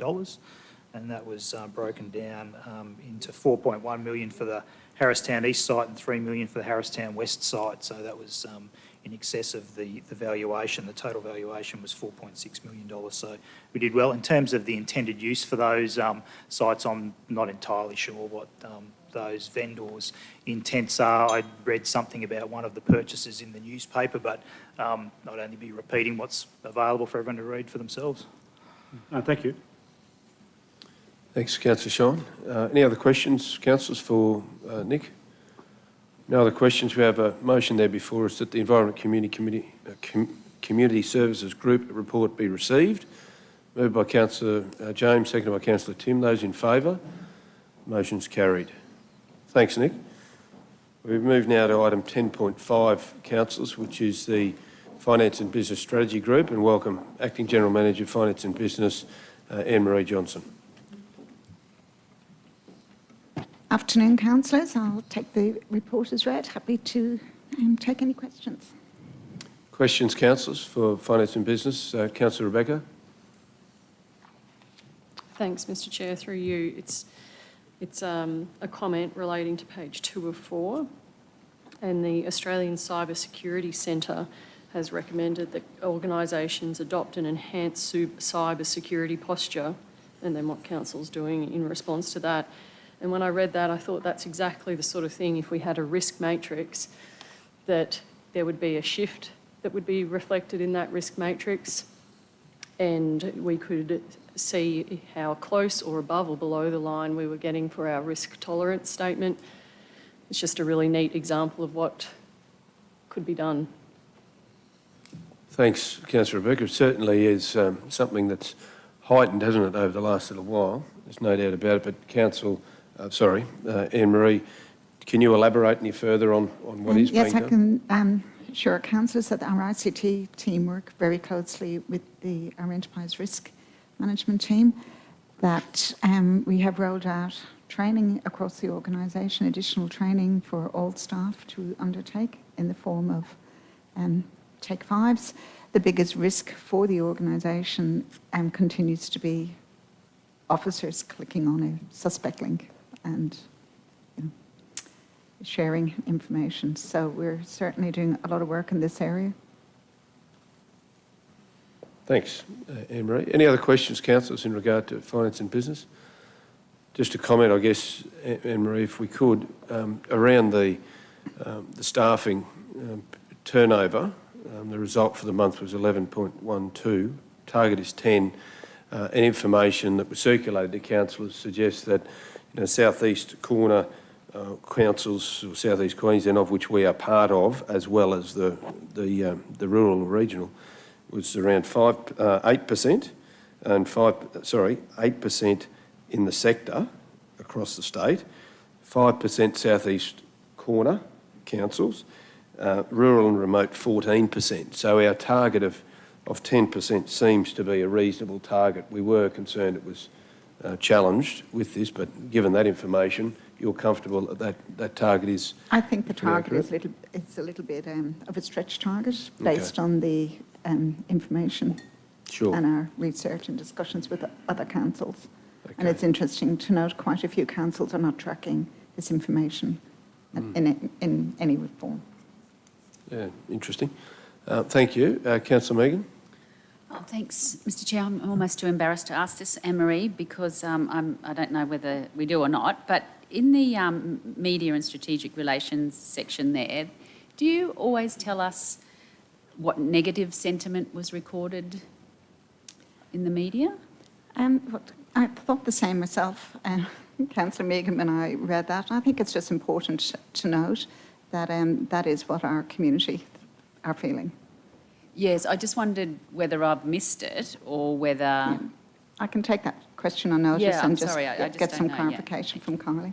It's definitely been in previous ones. There may not have been highlighted, but it's definitely been in previous reports. I guess, Anne-Marie, just focus, if we could, on our local buy on page 3 of 4, another example of how council is contributing to our local businesses, 66%, 13.4 million in February. From a procurement perspective, and council as well as the audit committee, in fact, had a motion to bring procurement into that consolidated area. Just how is that tracking? You were tracking well. I'm happy to send councillors an updated email on the last branches. So we're in the process of finalising Parks and Recreation. There's quite significant procurement in that space because of the material purchases. And after that, library services and property, and that will complete all areas of council with the exception of ISG. Brilliant, thank you. That's great. And the numbers are reflecting that 65 million year to date, 65%, 125.6 million. Any other questions or comments, councillors? No other questions or comments. The recommendation then is before us that the Finance and Business Strategy Group report be received. Moved by Councillor Shine, seconded by Councillor McMahon. Those in favour? Motion is carried. Thanks, Anne-Marie. We move our attention now, councillors, to item number 11, which is the Chief Executive Officer's monthly report. And hand over to you, Brian. Thank you, Deputy Mayor. The report's before you. If there's any questions, happy to answer any of those. Councillors, questions in regard to the CEO's monthly report? Covering off on... Yes, Councillor Shine. Yeah, no, thanks, Chair. I was just wondering, CEO, if you could just expand on the disaster recovery funding arrangements. Just tell us what those arrangements are and the purpose of them and so on, if you could. Okay. The DRFA, Disaster Recovery Funding arrangements, are they're a joint funding initiative of the Australian Government and the State Government to provide basically disaster relief and recovery payments for infrastructure restorations to help the community recover from effects of natural disasters or terrorism acts. In Queensland, the program is managed totally by the Queensland Reconstruction Authority, so they look after that. So they have different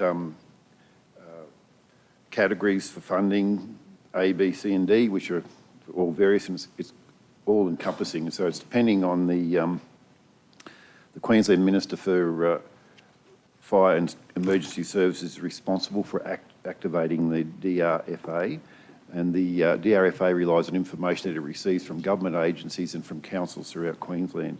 So they've seen fit to declare that state with our particular recent storm events that we've got here. So that allows us for reconstruction of essential public assets, also including recovery from the cost for some of those emergency works and immediate reconstruction works that we have to do at this point in time. Now, the state, our trigger is the first $900,000 of such events. We have to pay for that, and then from that point on, the state will give us will distribute the funds which are provided through the state and the federal governments, and there's a different percentage split depending on what categories they have in relation to that funding. They've already given us an advance payment of $1 million, so we won't be out of pocket within our budget process for this financial year. So now we're actually putting together the data behind all of that work that needs to be done, and we're obviously quite skilled in that area because of the recent events that we've had, and as you spoke of before, the overlapping events basically that have happened over in the past. So we've got people on ground at the moment. We've also got some consultancies that we've been using previously that we can extend some of those arrangements so that we can actually respond as quickly as we can. So we're well positioned in relation to reconstructing those assets that have been damaged in the last event. Does that help? Yeah, no, thank you. Just wondering, taking a guess at this stage, it could only be a guess, but based on your experience, what might be the range of probable cost all up as a result of this last episode? I really couldn't give you an estimate on that at this point in time. It's very difficult. Like when we go out and we do some of those initial assessments, and then you find out when they come back that there's a lot more damage than you actually think once they start to get in there and do those assessments. So I'd hesitate to give you an estimate on that point. Mike Brady may be in a better position to do that. He's been top of pulling that information together.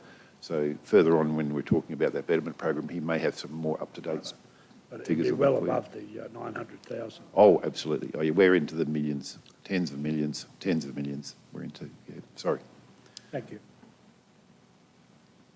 Are there any further questions for the CEO? Councillor Von Hoff? Councillor Summerfield? Thanks, Mr Chair, through you. Brian, it's not about your report, it's just a general question. Is the way that we structure our ordinary meetings, is that spelt out in legislation? Because it seems to me we get to these really big, difficult, highly debated topics of an afternoon, and if we had those done in the earlier part of the day, it's probably when we're more on point to give our full attention to it, refreshed. But I don't know if it's actually spelt out legislatively that we have to do it like this. There is in the standing orders, there is what can be contained within the agendas.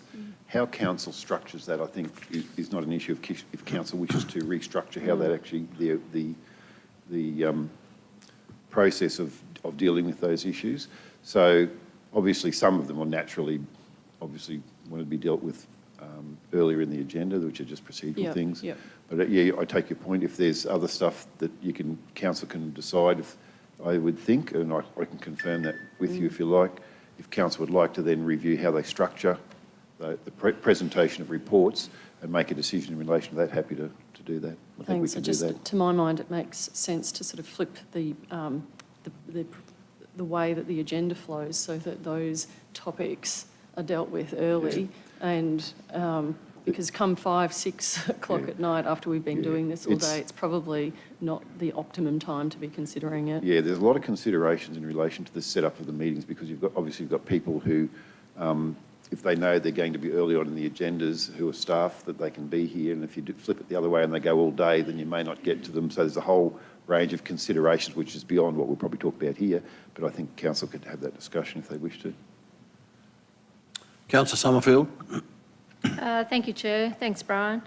I couldn't find the EBA negotiations anywhere in this report or the confidential report, and I just wondered. I was going to give you an update in the confidential, but I can Well, do it would that. I can do that now if you wish, because it's quite short. Well, if it's not confidential, but it's just that it's not mentioned anywhere, and I just wondered.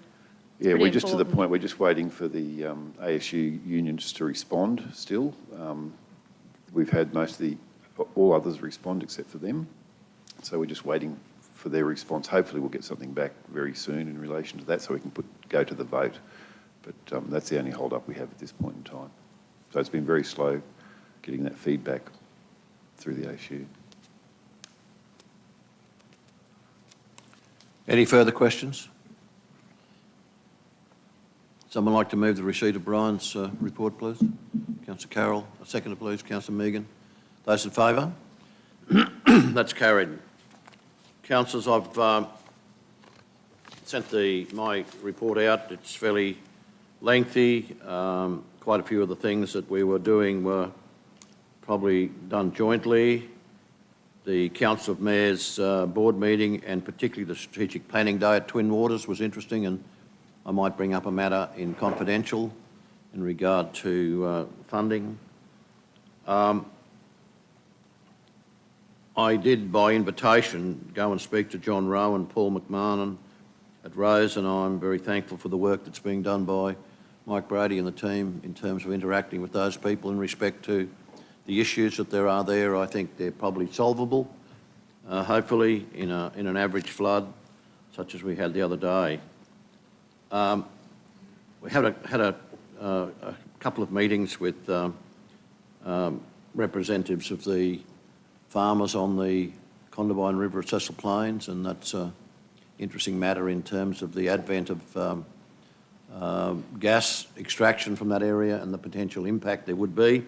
But I think we'll probably leave that a little while till we get the facts on the table and bring them to a council meeting.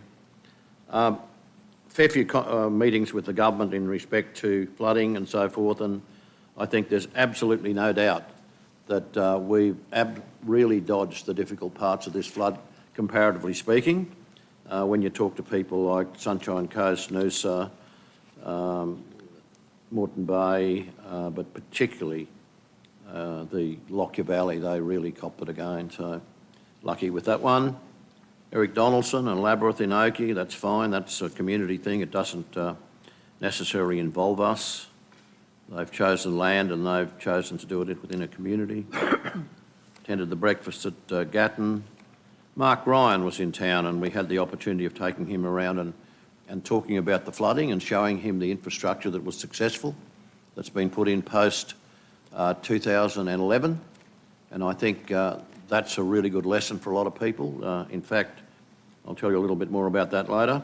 Honourable Sterling Hinchcliffe talking about damage to sporting fields, which we didn't get any. Sod turning at the Wilsonton Shopping Centre. John Dornbush and Blair Batts regarding Interlink SQ and their plans. The Gardner Group as well. Attended the International Women's Day breakfast at St Saviour's. And following that, I attended the South East Queensland Regional Planning Committee meeting, which ended up being a discussion rather than about planning, getting out of the floods.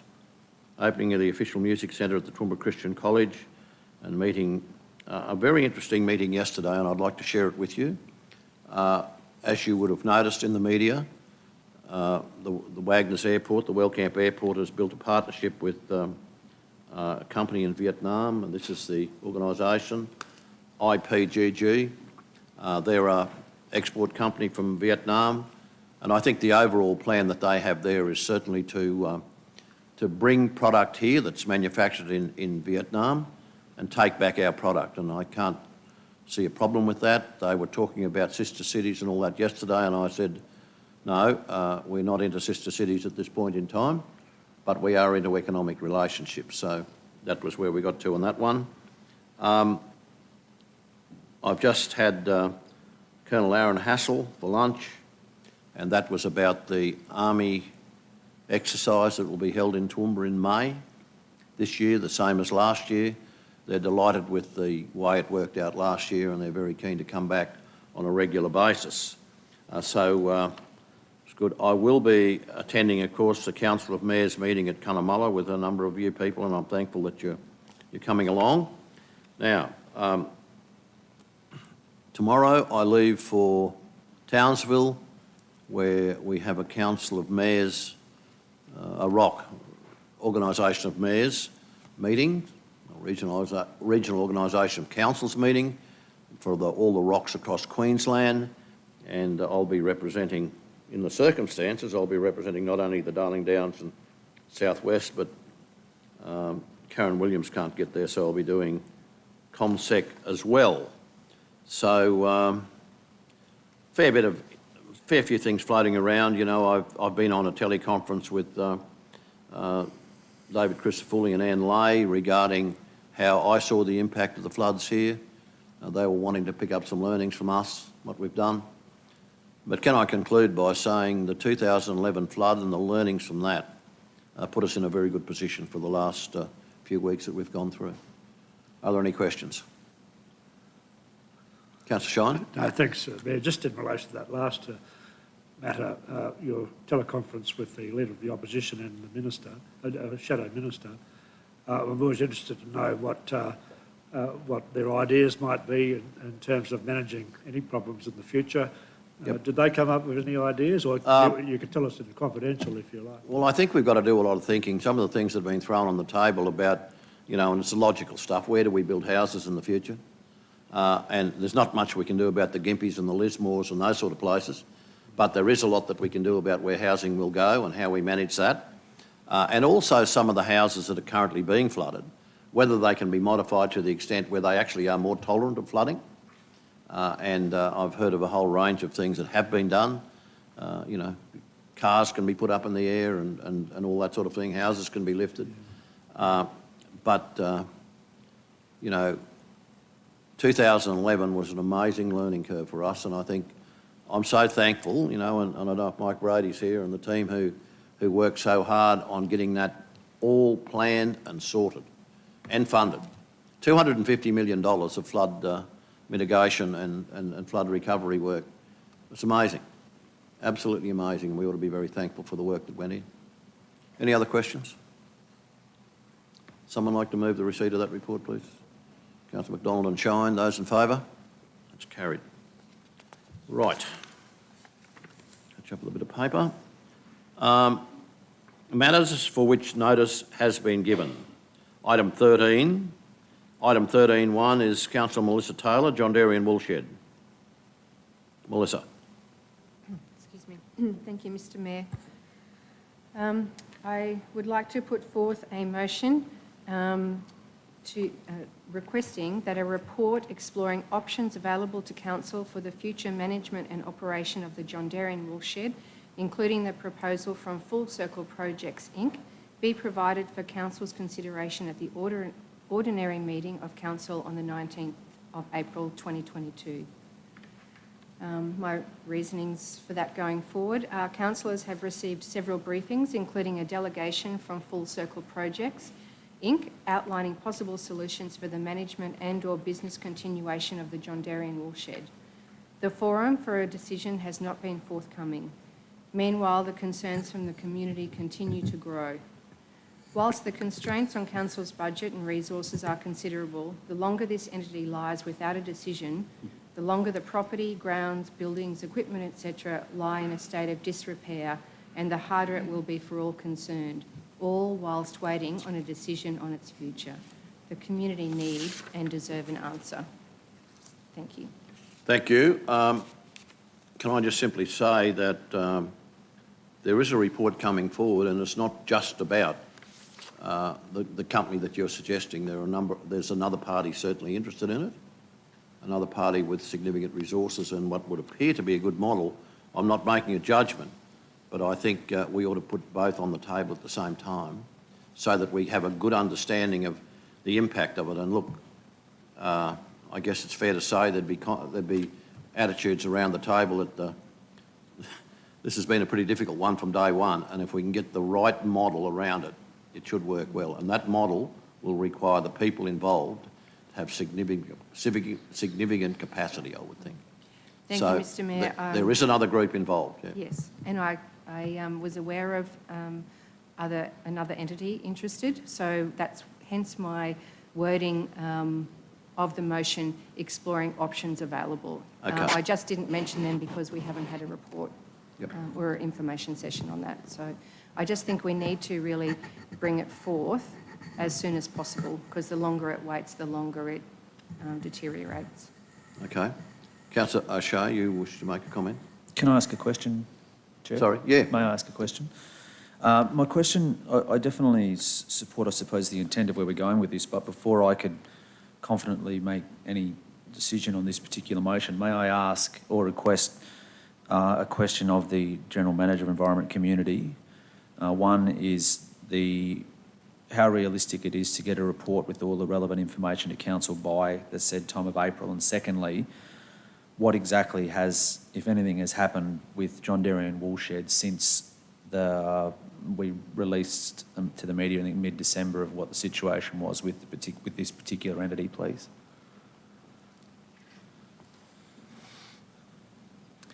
Through you, Mr. Chair. Good afternoon again, councillors. Since late last year, I think Council had the deputation from Full Circle and another information session. We've completed, as you know, the building and safety assessment for all the assets at the Woolshed. We're working through the scope of that works, and we've been commencing and undertaking any urgent works that are required.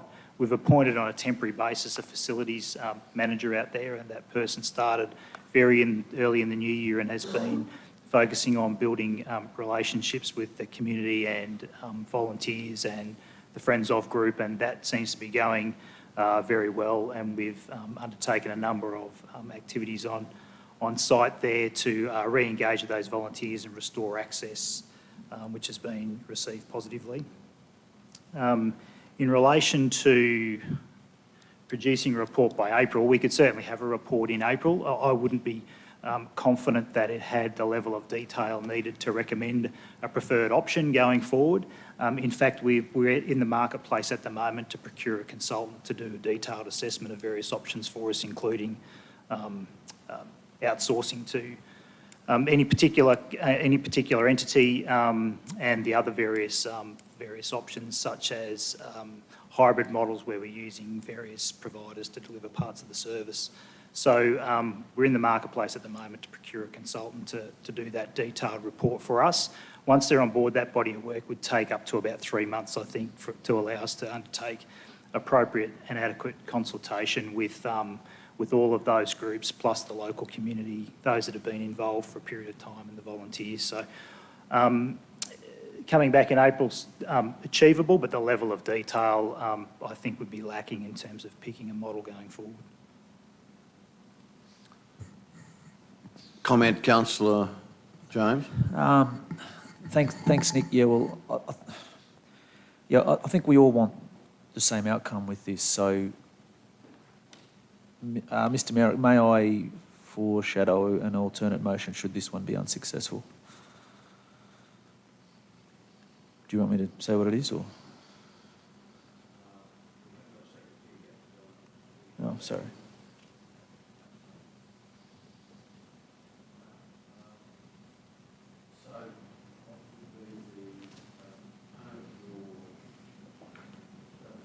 I foreshadow, should this motion be unsuccessful, essentially it's the same motion, but taking out the specifics around the date of April, because after listening to the General Manager, I don't feel we can receive sufficient information to make an informed decision if we had a report in April. So essentially it's the same motion, but would probably just end at a further, consideration at a further meeting of the Environment Community Committee or ordinary meeting of Council, whichever. Probably be, I'm assuming it'd be the Environment Community Committee. That you are just about, you've gone out to find a consultant. That consultant couldn't contribute anything by the 19th of April, could they? Oh, no, we wouldn't have the consultation undertaken by that stage, Mr Mayor. So how long would it take? Because I think there's a feeling of getting on and doing this and getting some outcomes, but what would be your timeframes? We would, 3 months is the body of work that we need to do. That consultant's not on board yet, so that's something for us to happen to undertake over the next couple of weeks. We'll get through the closing of that request for quote and the assessment of the quotes that we receive and the appointment, and 3 months thereafter. So I'm assuming the work's going to take us beginning sometime in April, all of May and June, and possibly with a report coming to us at the end of June or middle of July, something like that. So you've got an amendment here in front of us now that's proposed by Councillor O'Shea, including proposal. I would aim to have something to Council definitely by August, but with a preference to have it in July. I'm sorry, I can't hear what you said. Sorry, Mayor, I was trying to catch James' attention to suggest that he puts a timeline on his motion, that it be July. Oh, yeah, thanks, Councillor Summerfield. I mean, I'm willing to do that, but I mean, I don't want to put us in a position where we put through a motion where it's unable to be delivered because we have a few things that are out of our control in terms of consultants and things like that. That's my only concern with that. It's difficult for me to stand here and commit to July. I'd be very comfortable with August, but it's difficult for July because we don't have that consultant on board. We don't know what the program and the methodology looks like. And we could certainly design it around July, but my fear and concern around that is that we would be shortcutting some of the consultation and some of the other things that we might do. So August I'm extremely comfortable with. July we can do, but I'm not sure. It might have some impact on the extent of investigations we can undertake and the consultation and the like. It may not, and I'd certainly endeavour to have it to Council sooner rather than later. If it's available to us, we would do that. Okay, well... So I clearly understand the frustration, and I mean this frustration's been around this room since probably 2008 in respect to John Dairy and Woolshed and how we manage it. I just wonder if the consultant's report wouldn't be pretty vital to the way forward. You've got a different opinion, Councillor Taylor? I actually do. I just feel we have been sitting around this table. Well, I've only been here for 2 years, and I'm not here for 12 or 10 or like everybody else, but we've been talking about this for 2 years, and every year is $800,000, $1 million, and there has been no improvement. It's been sitting in no man's land for 2 years. The community, every time I go to Oakey or John Darien, I am bombarded, and I mean bombarded by questions from the community with sheer frustration and sheer anger about what's happening with John Darien. And I just feel we just seem to drag it on, and I'm actually quite loath to spend more money on a consultant when we've got two entities that are so prepared to do something now-ish, rather than wait another, month for a consultant to get them on board, and then 3 months for them to do a report, and then another month for it to come to council. So that's my feeling, and I obviously will go with the majority of the members around this table today, but just the sheer community frustration and anger out there, it's just prolonging it. That's why I wanted to put a date on it sooner than August. Okay. Councillor Von Hoff. Thanks, Mr Chair. Through you to the General Manager, if I might. I'm obviously aware of the Full Circle project, and Council hasn't been briefed on the other group that you're referring to, Mr Mayor. But to Councillor Taylor's point just now about the logic behind and the rationale behind getting a consultant to do work on this decision. So if we've got two groups, seemingly, that have an interest in this, what would the consultants be doing? Would they be looking for more potential proponents? Would they be evaluating the two that are around council currently? Could you just explain a little bit more about that, please? Yeah, the scope of work would be defining, identifying what those options are. So that the option on the table at the moment is a complete outsource of the operation and disposal of the asset is what was requested. So that's one option, and council can choose to do that.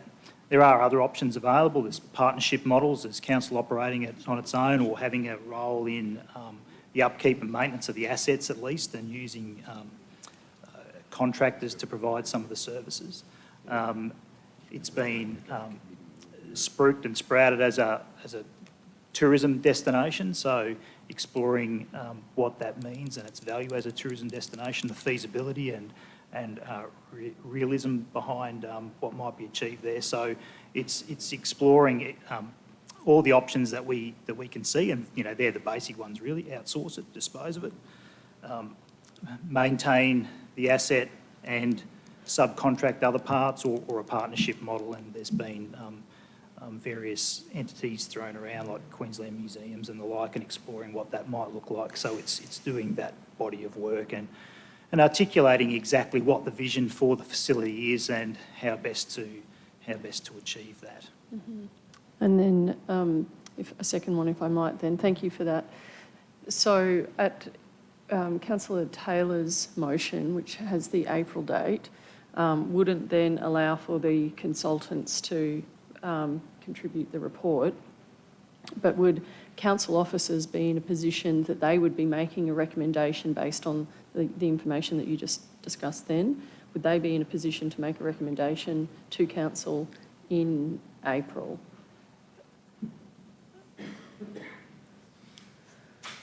That's a difficult question to answer. I would find it difficult to make a recommendation to council about a preferred operating model with the information that's currently available. Okay, thank you. Okay, we have Councillor Carl. Yeah, thank you, Mayor. Nick, my question to you is, well, it's probably not, could be a question.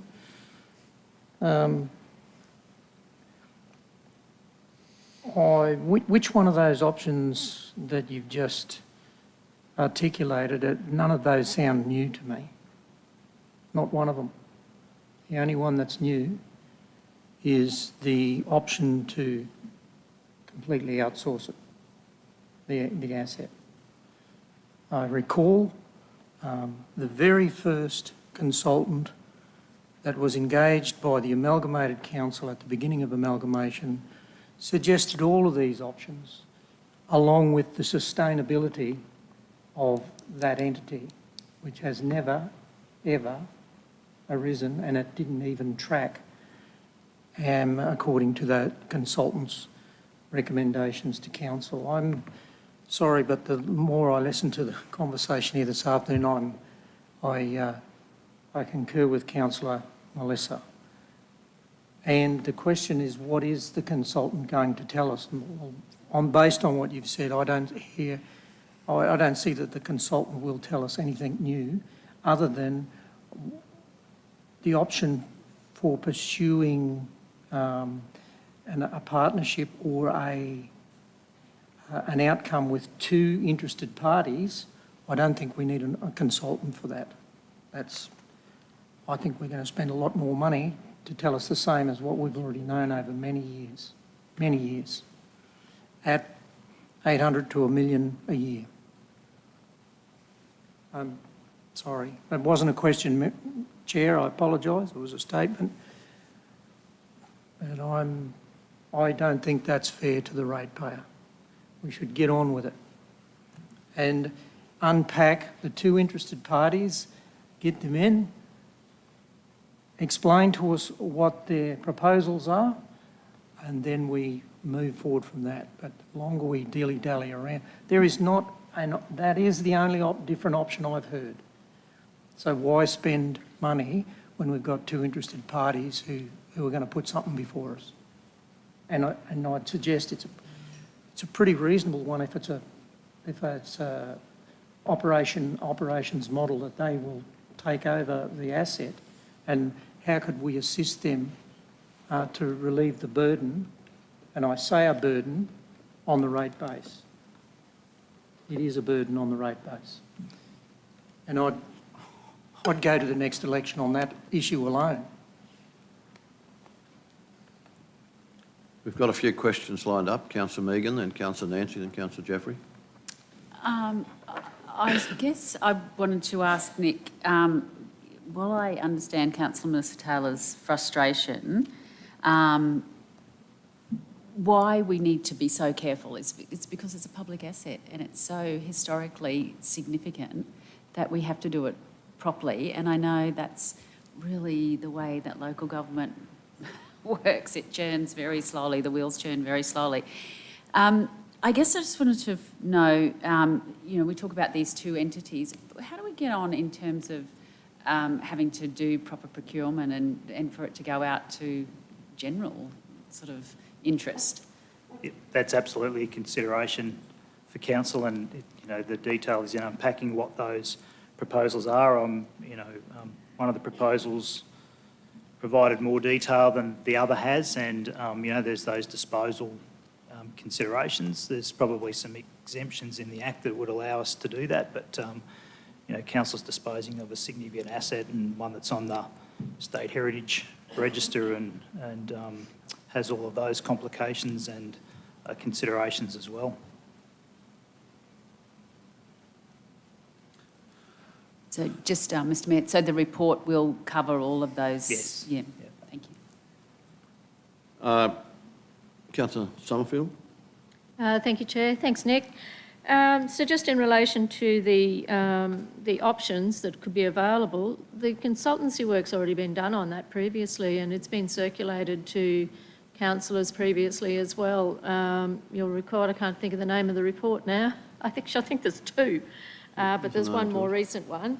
And I believe all the options really, apart from this one and that the Mayor speaks about that we haven't been briefed on yet. If those two options were included with the consultancy work that was done previously, it'd be quite a complex report.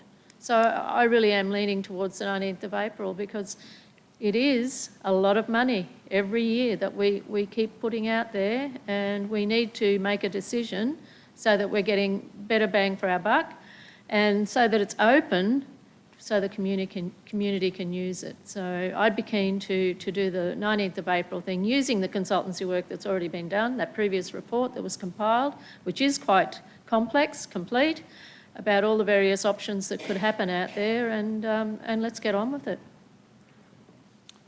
Councillor McDonald. Thanks, Chair.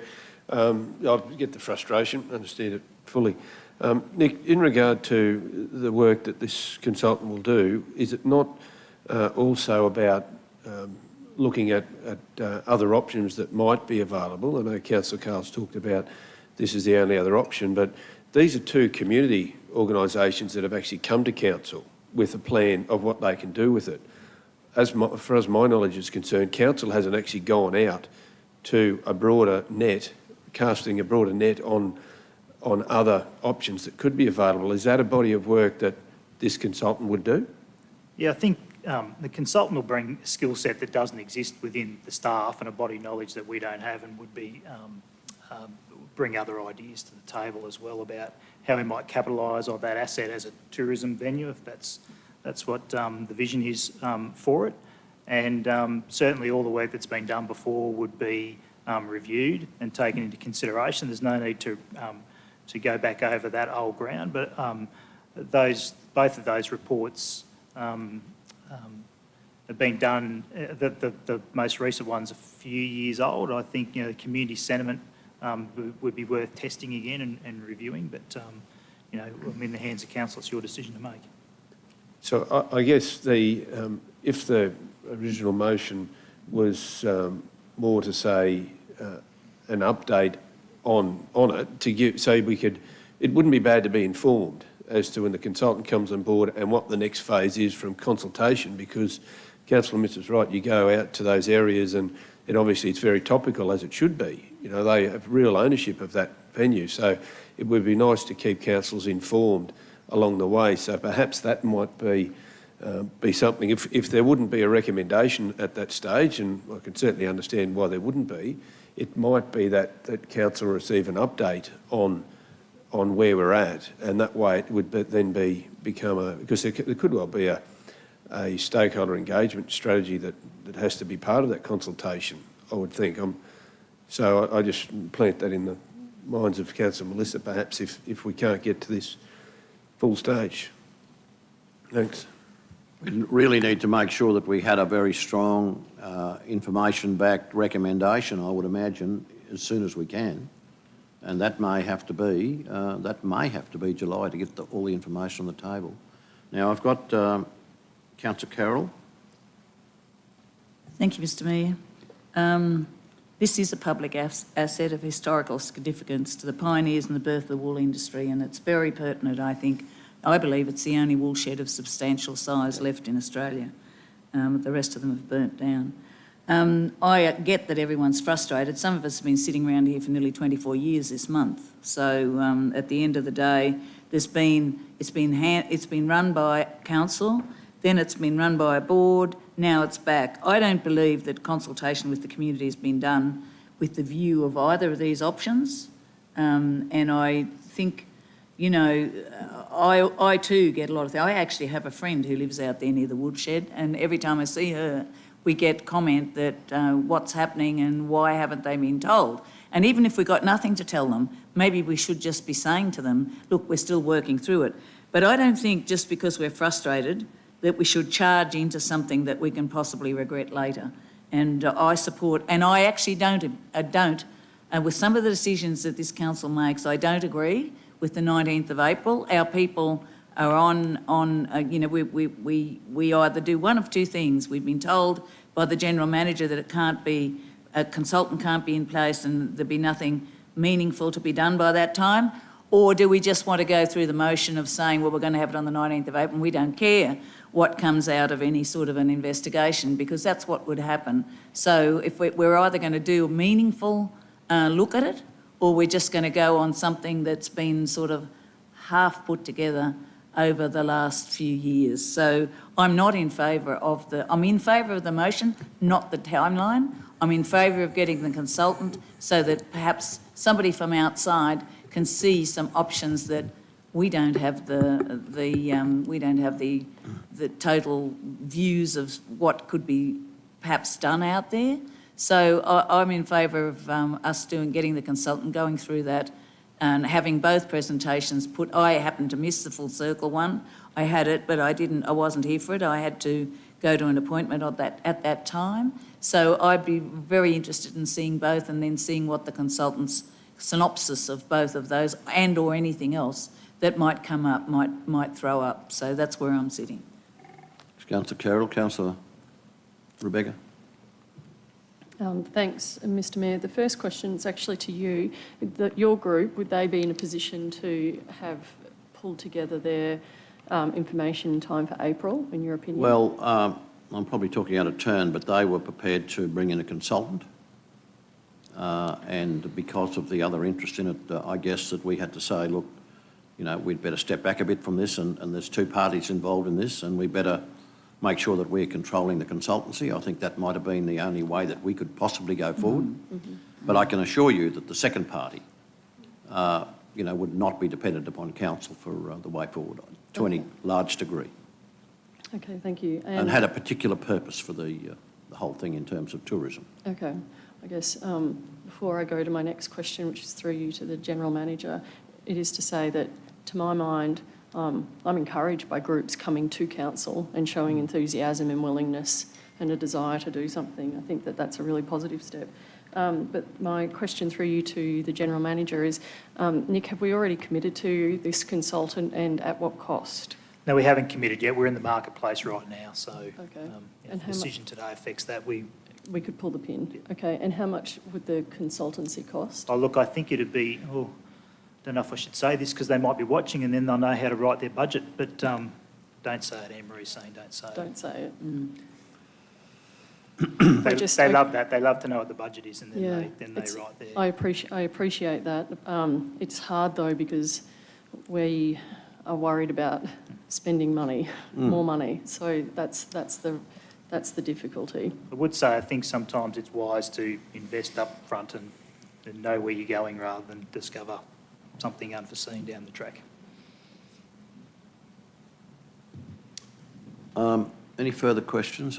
We do have an amendment, proposed amendment, not seconded. Sorry? You foreshadowed. I was told it was an amendment, but that's okay. So are you prepared to compromise at all, Councillor Melissa, in terms of the outcome of that? I think there's evidence around the room that, you know, whilst it might take a little while, all the facts on the table would be a good place to start. And certainly understand your comment, Mr Mayor. But, you know, I don't think 24 years is charging at a decision. If we've been sitting around the table talking about this for 24 years, we're not charging a decision. And I just wonder how many updates we need and how many more options we need. The willingness and enthusiasm of entities in our community that are really interested in John Dairy and Woolshed is heartening. And if people are putting their hand up and want to embrace that amazing facility with all its heritage, I think that is so heartening for the community. I don't see where we as council should, and I'm not debating it, I'm just saying I don't see where we should actually take it on ourselves. Operating a tourism venue is not our purview. That is not our skill set. And if we've got community organisations in our community that want to embrace that and have the funds and the ability and the skill and also the impetus of private enterprise, and we've been told that local government is a slow churning machine, you've got community organisations that are out there that are willing to get in and get it done, then I think we should embrace that. And I think the longer we leave it, the longer, or the risk we take of those organisations losing interest. And then we're left with a beautiful heritage environment that will be lost because we won't have the funds or the skill or the impetus to restore it to what it deserves to be restored at. So the longer we leave it, the less enthusiasm there is from these organisations and the more anger and frustration from the community. I love the John Dairy and Woolshed. I have the best memories of going out there as a kid, as I'm sure most of us do. That's why I want to get this on the table and I want to drive it and I want something amazing to happen for the John Dairy and Woolshed, for our community. Yes, it's a community and public asset, and that's why it deserves this motion to be put up and done as soon as possible. Okay, I can take that as a part of the debate, I'd imagine. Anyone wishing to speak against that? Councillor O'Shea. Thanks, Mr Mayor. And Councillor Taylor, I do share your enthusiasm for it, and I applaud you for bringing it forward, because I think that exact intent and what we see and what we want from the John Dairy and Woolshed, I'm sure if you asked every person around this room, they would share that same vision. This council's always had a vision of this facility being everything that it can be, talking about the historical value that it has, the spiritual value that it has, the opportunity that lies within it. So I think we're all aware of everything around those lines. I acknowledge the frustration and the anger. I don't deny that. I've heard it on several occasions from several people. So I'm very, very, very, very aware of the situation that lies out there. I've had several conversations with different people within the community. If I could sit here and, from the information I've received today, be able to confidently say to the community that I think I can make a decision with the information that's before me by April 19, I would happily support this. But the information that I've heard today is that the General Manager has indicated that that's not possible. So, but we're talking August, what's that, 4 months? So, in the scheme of things of how far we've waited, I mean, we're talking about a 4-month difference to do the proper due diligence on a facility that means so much to so many people, and all everyone's waxed lyrical about it so far. All of those reasons it's been pointed out. We're interested in what this facility looks like, not by April 19, not within 4 months, but 4 months after that, and 14 months after that, and 24 months after that, and right into the future. So it's about sustainability, and it's about what is the best model to ensure that this amazing site has the best possible opportunity to be everything that we want it to be. So if we're not willing to wait 4 months and have an extra body of work done towards that, I just think it's irresponsible of us to make a decision without further information that we know that we can gain within 4 months. And finally, this is something I've said to a number of people who've rang me about this particular topic, and they've talked to me about the errors of the past, or things that have gone wrong in the background, or what council's done wrong, or what's failed with this. I've said to them, I think the important part about this, and why council is doing everything it can and undertaking the due diligence that it needs to, is so that we're not having this same conversation in 12 months' time. I'd much rather, at the end of this process, go to the community and say it was worth the wait, as opposed to going to the community and saying, look, we made a decision that we wanted to in a rushed time frame, when we knew we had the opportunity to do further due diligence and further information to ensure that we get the best possible outcome for our community. So that's why I'm comfortable with and I'm heartened by the General Manager's information that we can have the relevant information by August. So I think by doing this same process with the time frame of August, allows us again to ensure the best possible outcome, and making sure the John Dairy and Woolshed for our community is well and truly worth the wait. Is there a speaker for the motion? Councillor Carl. I support the motion on the basis, the number one premise of my support for the motion is not about being irresponsible. There is no new information that I believe, meaningful information, that will be uncovered by this consultant or any other consultant that we engage into the future, in all the while spending $800 to $1 million, which is 1% of the general rate contribution. That means mums and dads are contributing 1% to John Dairy and Woolshed as it is now. Not sustainable. Not sustainable. In addition to that, council is incurring additional operational expenditure because we are now staffing and ensuring that things are being upkept and run, in addition to whatever structure was there or is not there now. So I don't believe it's irresponsible. I don't believe there's any new information, there has been a multitude of ideas and approaches to state bodies, to commercial and private enterprise, to the extent that the major sponsors, and I won't name those, they're in our community, major sponsors have long since stepped away from this entity, long ago. So I think it's a time, it reminds me of the old saying, a bird in the hand's better than two in the bushes. And that's not being irresponsible at all. We have willing proponents who, one of whom we're told has the capability to take this on and ensure that it continues into the future. And it's their investment. And whether that's shared across with the rate base of TRC in the future, or whether it's completely they take that on their bat. I think we should be unpacking those models. And I don't think that we need to spend another amount of money, significant amount of money, on another consultant to tell us the same things. Those things have been unpacked ad nauseum over many years now. That's the premise on which I support us bringing this forward in the time frame that Councillor Melissa wants to.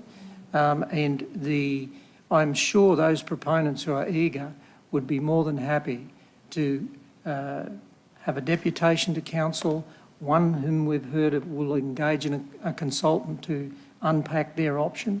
I think we should investigate. A bird in the hand is better than two in the bushes.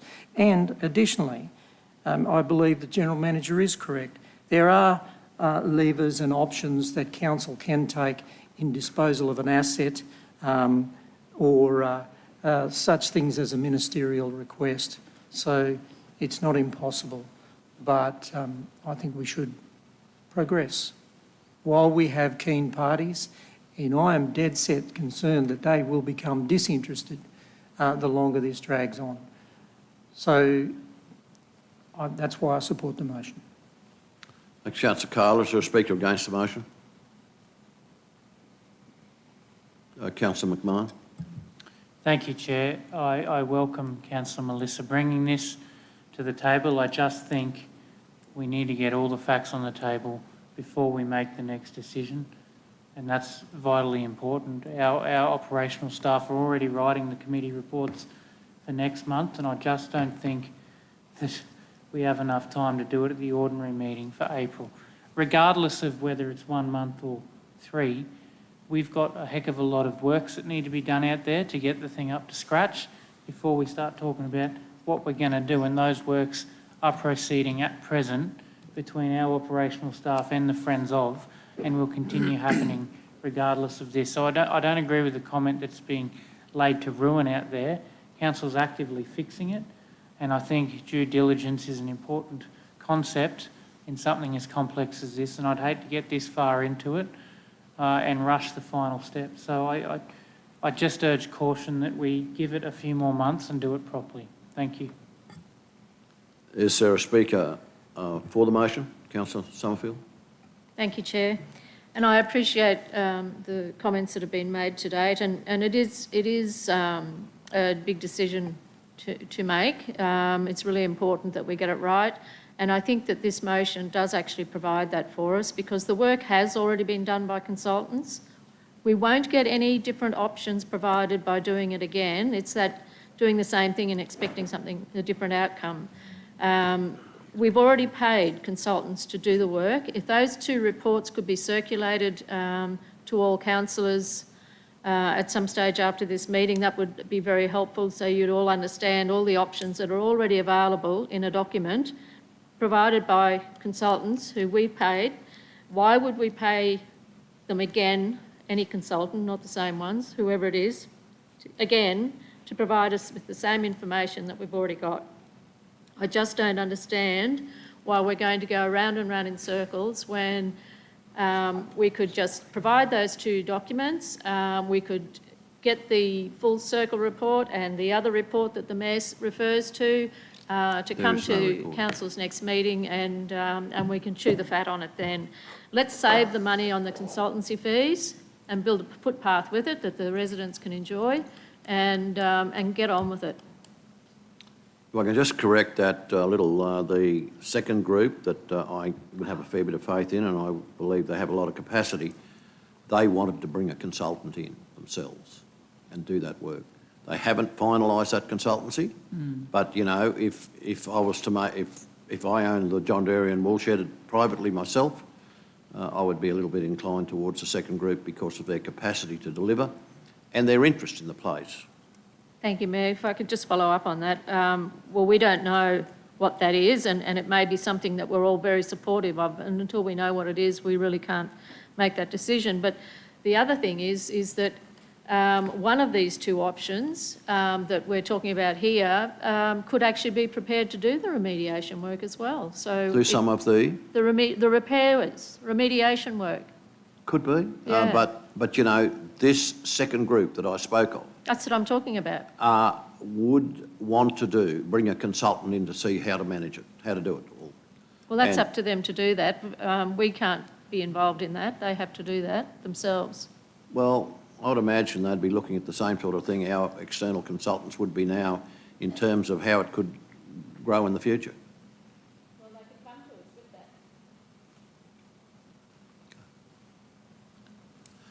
Right, is there anyone else wishing to speak?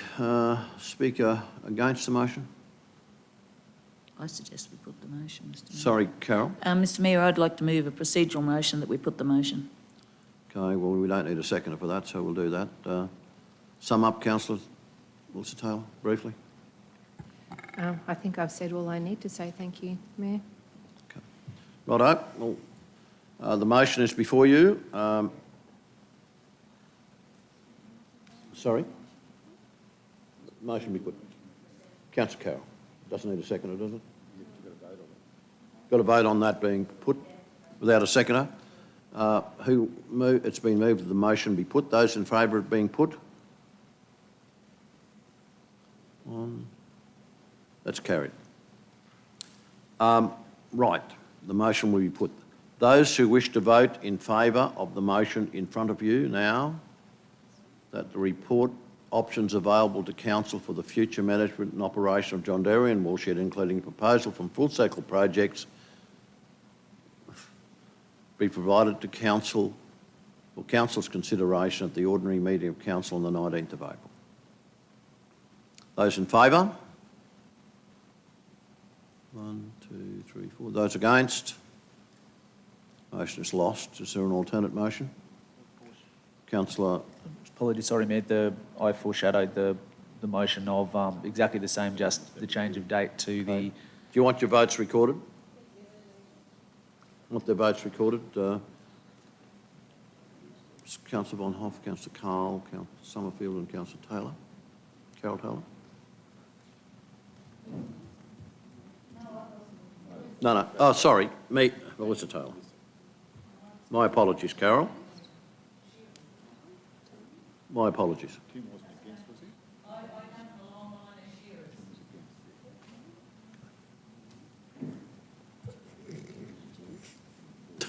Not sure what that exactly means, whether. Right. The alternate motion. Sorry, Councillor O'Shea. Mr Mayor, yeah, I foreshadowed I'll just seek clarification from the General Manager. Would it be Environment Community Committee or ordinary meeting of council? I would assume it... Sorry, General Manager, so I'm assuming it would be at the Environment Community Committee meeting. Is that correct, or leave it at... It's got to go through both anyway, in some way or another, so... Okay. I think it would be appropriate that there be regular reports on the progress of it come forward on a monthly basis. Sorry? I guess that there probably won't be anything happening till the consultants are in place and then something's done, but I guess that perhaps we could ask the General Manager. Yeah. Is that possible, that we be kept informed of the progress that's been made. But that's entirely... Councillor Summerfield, you want to make a statement, or you? No, it's quite all right, Mr Mayor. I was just saying that if we can see the ones that have already been done, we'll be able to compare the pair. Compare the what? Compare the pair. Right. Well, I think it would be appropriate that we were informed of the journey, quite honest. Right, the motion is before you. Do you want to go into debate? Seconder, please.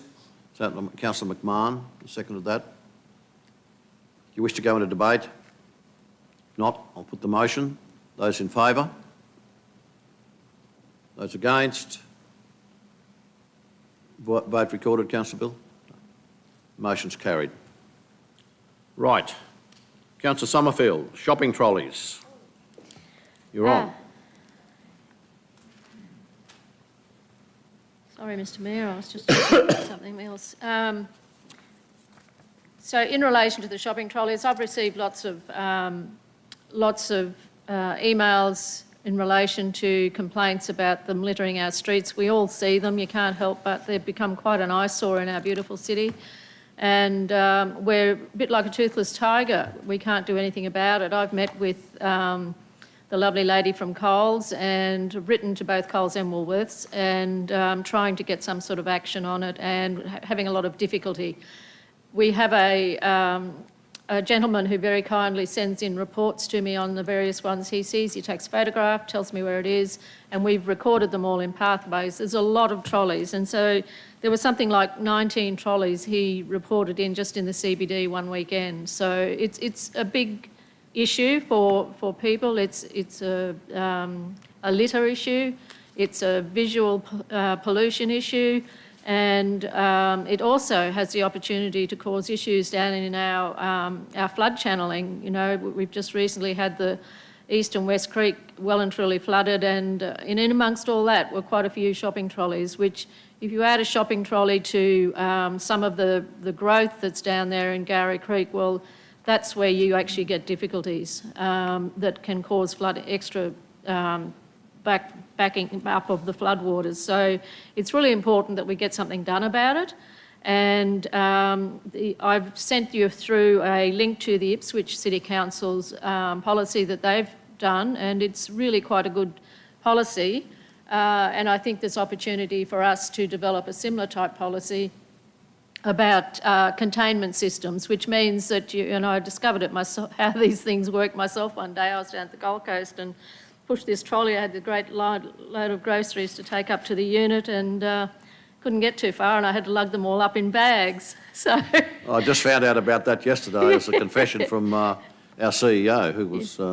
Yeah, it was quite the struggle, I can tell you, to get all my groceries up to the unit when I realised I couldn't go so far and it stops. Take the trolley any further. Good idea. So, and maybe the responsibility's back on some of the people who own the trolleys. well, this is what the policy will do, is that any business that has over 20... This is I'm talking based on the Ipswich City Council one, and what we develop will be up to the staff to bring forward to us to consider at a later meeting. But the Ipswich City Council one, if you've got over 20 trolleys, you have to have the containment system. Everybody who has trolleys for their customers also has to have a sticker on them, clearly defining where they're from, whether they're from Bunnings, Woolworths, Coles, wherever, and contact details for where they can be reported to. So any resident found taking a trolley away from a shopping centre is fined $260. For that to work, though, we would need to ensure that we've got staff resourcing to be able to do the fining, because if you don't do the fining, it may as well be sitting on a shelf somewhere. So it needs to be effective. What else can I add? I think that's it, actually. Oh, the other thing is the containment systems aren't 100% childproof, foolproof, whatever you want to call it, because, and I probably shouldn't be saying this when it's live streamed, but people have found a way to jump it over the containment line. And so some of them do still get away from the containment line. I wish I'd known that when I was trying to get mine up to the unit. But, so it's not 100%, the containment system, but it makes a big difference. So I'd really encourage councillors to give support for our staff to be able to go away and develop a policy that will give them the teeth to be able to do some work around tidying up our city from these trolleys. Thank you. Do we have a seconder for that motion? Councillor Bonhoff. Anyone wishing to speak against the motion or make any other points? Councillor Tim. Thanks, Chair. Just a question, Councillor Summerfield. I certainly don't think this is a bad idea. I just was wondering about the Coles scenario that you mentioned in the motion, where they send out a vehicle once a week or more often if reports come in. If it were the case that people reported the shopping trolleys to places like Coles, who could send out the vehicle rather than us, spending more ratepayer money on local laws and people to enforce it, private enterprise taking responsibility for their own shopping trolleys rather than council fitting the cost. I suppose I'm not clear on how that would work. Could you explain that to me? Yeah, absolutely. When I met with the lady from Coles, she explained that they do go around once a week, but they often don't find them. Unless one's been reported in a specific location, they don't find it. And if staff see a resident walking home with a trolley, which is obviously what's happening, they're walking them home, or youth being funny, if they're taking them home with the trolley and then just leaving them out on the footpath, which you see quite common in residential areas, unless they're reported, they don't get picked up. So we need a system, and I'm not saying that this is the bee's knees. If everybody else has got other suggestions, let's work on it and try and develop up a proper policy. But we do need something that gives our staff teeth to be able to help reduce the trolley litter around our city. Okay. Anyone wishing to speak? Councillor Carroll and Councillor McDonald. Thank you, Mr Mayor. I'm not necessarily speaking against this. I think they are an eyesore and they can be a hazard on footpaths and everything else, but I'd just like to remind councillors that we do have some people that are disadvantaged who can't afford to have taxis, don't have vehicles, and take their grocery shopping home in their trolleys. And rather than not be able to find them, I can take you to one place, not too far from here, where there'll be 6 on any given day, and where there are a lot of flats and other things. So whilst I agree that we need to have some sort of a local law, and in fact I thought, through you to the CEO, I thought Toowoomba City did, and then when the model local laws came in, I think that was actually thrown out. But I'm not sure about that. But I'd just like to draw councillors' attentions to be careful here, because I do know that, there are a lot of people who cannot afford to have a lift back to where they live, and they do take their trolleys home because they don't really have any alternative.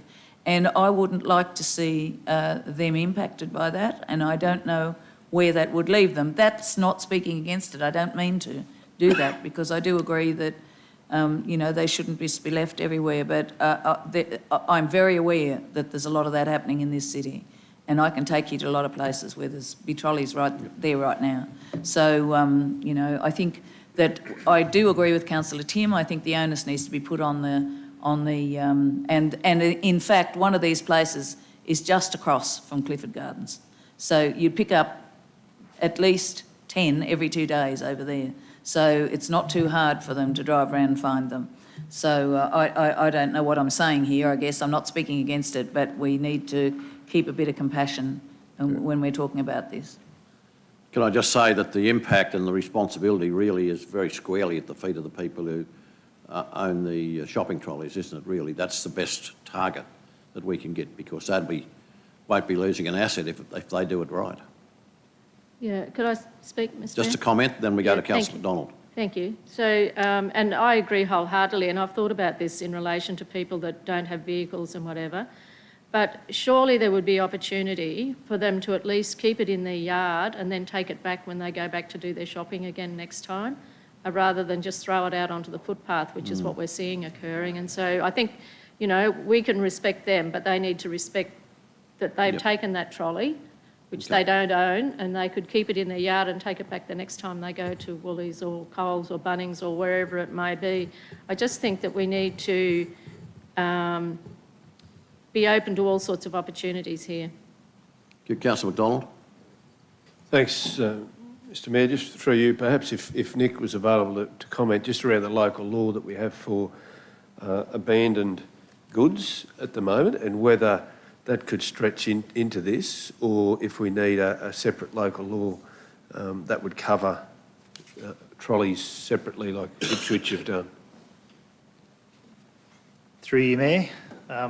The only mechanism we have available to us at the moment under local law is abandoned goods, and it's quite a cumbersome process. We have to seize the goods and then try and identify the owner and contact them and ask them to collect it, and if they can't, then we've got to dispose of it. It's really quite cumbersome and time-consuming, so an amendment to the local law to explore other options is probably help us. Terrific, thank you. Just while Nick's there, if I could, what does council do now? Because we often, I would imagine, we would get calls that would come to us and not to the proprietors. What is the process now? Because if we to draft a local law, this will take a couple of months, I'd imagine, to get back here. So, what's the course of action for the community to do now? Well, I understand there's a trolley tracker service, and Councillor Summerfield alluded to it. I think they're contracted to Coles and Woolies and whoever, whatever they're called and whoever they're contracted to, and those supermarkets or the owners of trolleys like to recover them. I think they cost a few dollars each to buy, so they do that service proactively and also respond to any complaints coming in. So typically if we get complaints about abandoned trolleys, we refer them on to that service and they collect them and return them to their rightful owner. Okay, any other comments around the room? We have a mover, we have a seconder. If there's nobody wishing to speak against the motion or anything of that nature, I'll put it to the vote. Those in favour? It's carried. Move then to item 13.3, which, and I've just got to thank Mike Brady and the team for putting all this together. I originally went to Mike with some concerns about national highways and connectivity, and he's done a brilliant job on putting everything together, and everything from our local roads right through to the national highway. I'm happy to move that. Councillor Carroll has seconded that. Are there any comments? I think this is just a clear description of a whole lot of things that we need to do in this region. We need to put on the table to see if we can get funding. And no doubt, the fact that it does include even the challenges of soil conservation, that kind of thing, I think it's been put together well. Councillor Summerfield. Thank you, Chair. I'd just like to congratulate the team as well. I think it's a great list there that we've got. But I just wanted to get clarification on 1D, which was review and update the Garry Creek catchment flood models and support the implementation of potential flood immunity improvements. Can you clarify, does that mean sorting out Garry Creek, getting it all cleaned out so that it operates better, particularly in relation to flood events? Mike, would you like to comment to that, please?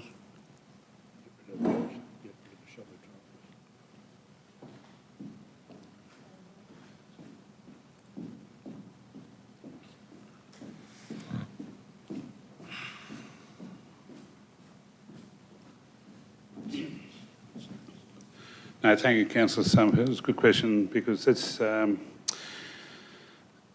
review and update of the catchment flood models is more in respect to post the 11 event. We undertook holistic modelling of East and West Creeks as part of Garry Creek, and sections there was a fairly, what we had as an organisation prior was in very much bits and pieces. That collectively brought it into a model that was completed around about 2013. And since that time, we've done, again, disparate little sections of upgrades to the model that we use for reviewing impacts on the creek and how flows run through it as we do various projects. What we're looking at here is we're nearly 10 years on, as you know now. from when that, and there's a fair bit of development in the models. And I mentioned this morning the changes with Australian rainfall and runoff and taking in consideration climate change. So our current model is not based on its pre-climate change considerations. So that's about getting support and funding to update to current day standards, I suppose. So it's about 10 years on. And then out of that, there is a number of localities through the creek systems that we'd like, to probably do a little bit more detailed work on. One of those obviously is in 1C, which is, again, we discussed this morning around Russell and Victoria Street, but another example is the Gog Street drainage confluence at West Creek. There was a lot of damage through a lot of turbulence and velocity through the event. So I'd like to put a bit more work into that to see how we can make that a little bit more resilient. Also, for that matter, councillors may not be aware some of the work that Grand Central did just on the upstream side of the Margaret Street culvert has received a fair bit of damage. There's also some work on adjacent to the Neil Street culvert, but we'll probably save that for that when we do that project. So there's these little things that we'd like to be able to, if we can get some support to, put a bit of work to. I did want to add a V to the list too, if I could, Mr Mayor. But you want to add a few more? One more that came to mind today, amongst other things, but I can get to that in a moment if you'll allow me to. Okay. I'm happy. Seconder's happy. We're pretty happy with it. I think it's a very logical, I went to you with the idea that we ought to do something about the Gore Highway, and that was predicated on the fact that I'd been talking to Lawrence Springborg, and they got 45 million for one part of the Wayagga Creek upgrade at Kilburnie. Is it Kilburnie? Kilbrawny. Kilbrawny, righto. Wasn't far out. No, not far. And so they got $45 million for that. So that's upgrading the stability in flood times of the national highway. So I thought that we better dip into this one too. And of course, the moment I gave it to Mike, a two-liner made a three-pager. And Mr Mayor, if I could just make a comment there. Cambodia has been isolated three times in a week, and we've got all these things are needed. So that's right. I think that your motion and Mike's work and the team's work on this sends a message to our community that we haven't forgotten any one of them. Right.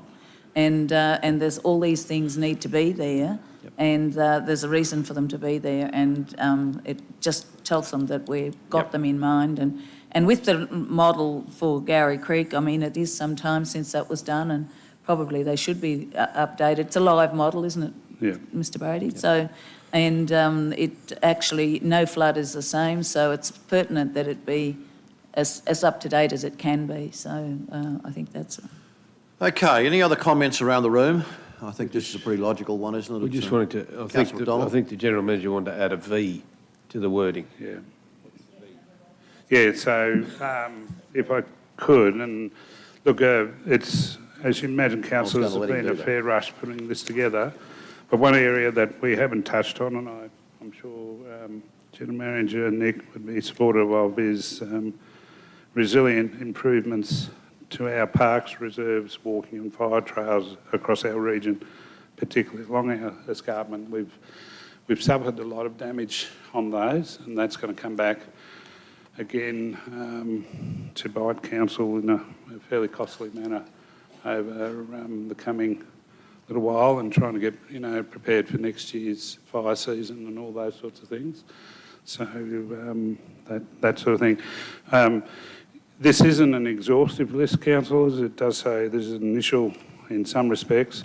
Just as of today, we've still got up to 20 roads still closed. 80 odd hazard that we've got to open, but we've got hazards and down in speeds, those sorts of things, and So there's potentially a need to, this, if anything, this list would lengthen over coming weeks and months. Okay, well, I think it's a good one. It's a good list to have, and you didn't quite get to Z, but you got to V. Yeah. It's a pretty big effort. Any other comments around the room? If not, I will put the resolution. Those in favour? That's carried. Thank you, councillors. Now, council, would you want to? I don't think we need to stop now, do we? I think we'll keep going. Would someone like to move the meeting be closed to the public, please? No? Oh, is there any other general business, by the way? Anyone wishing to move a motion that would require a motion of council to bring it forward? There you go. There was an assumption that was right. Would someone like then to move that we go into the meeting is closed to the public? Councillor Carroll and Councillor Kerry. Those in favour?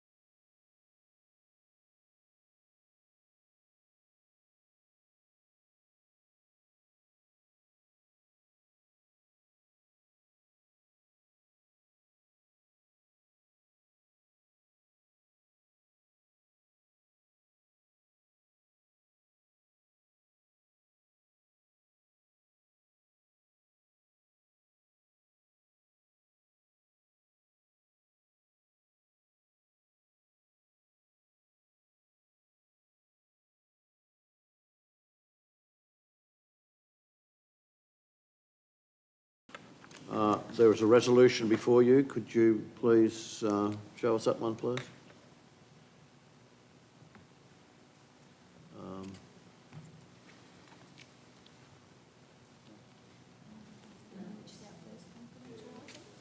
Sorry?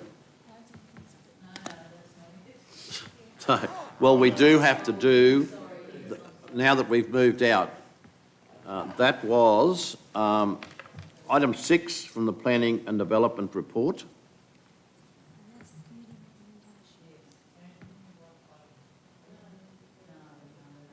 We've moved away from our previous discussion. We're now dealing with 3 issues. One is item 6 from the Planning and Development Report, and it's the item as it's been moved by Councillor Megan. Second.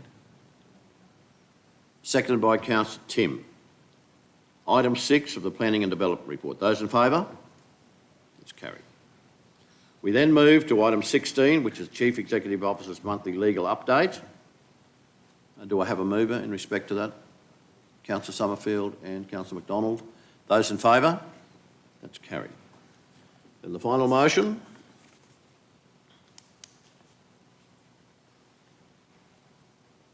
It's before you.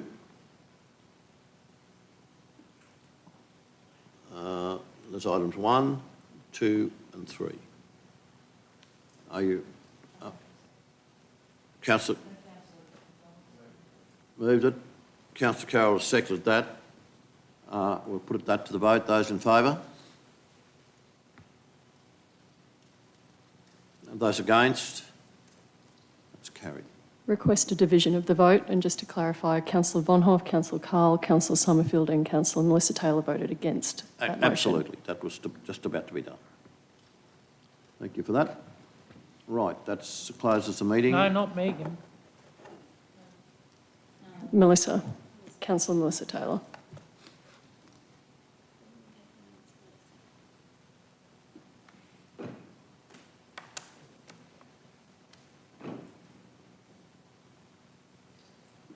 Okay. That concludes the business of the meeting. I'll declare the meeting closed.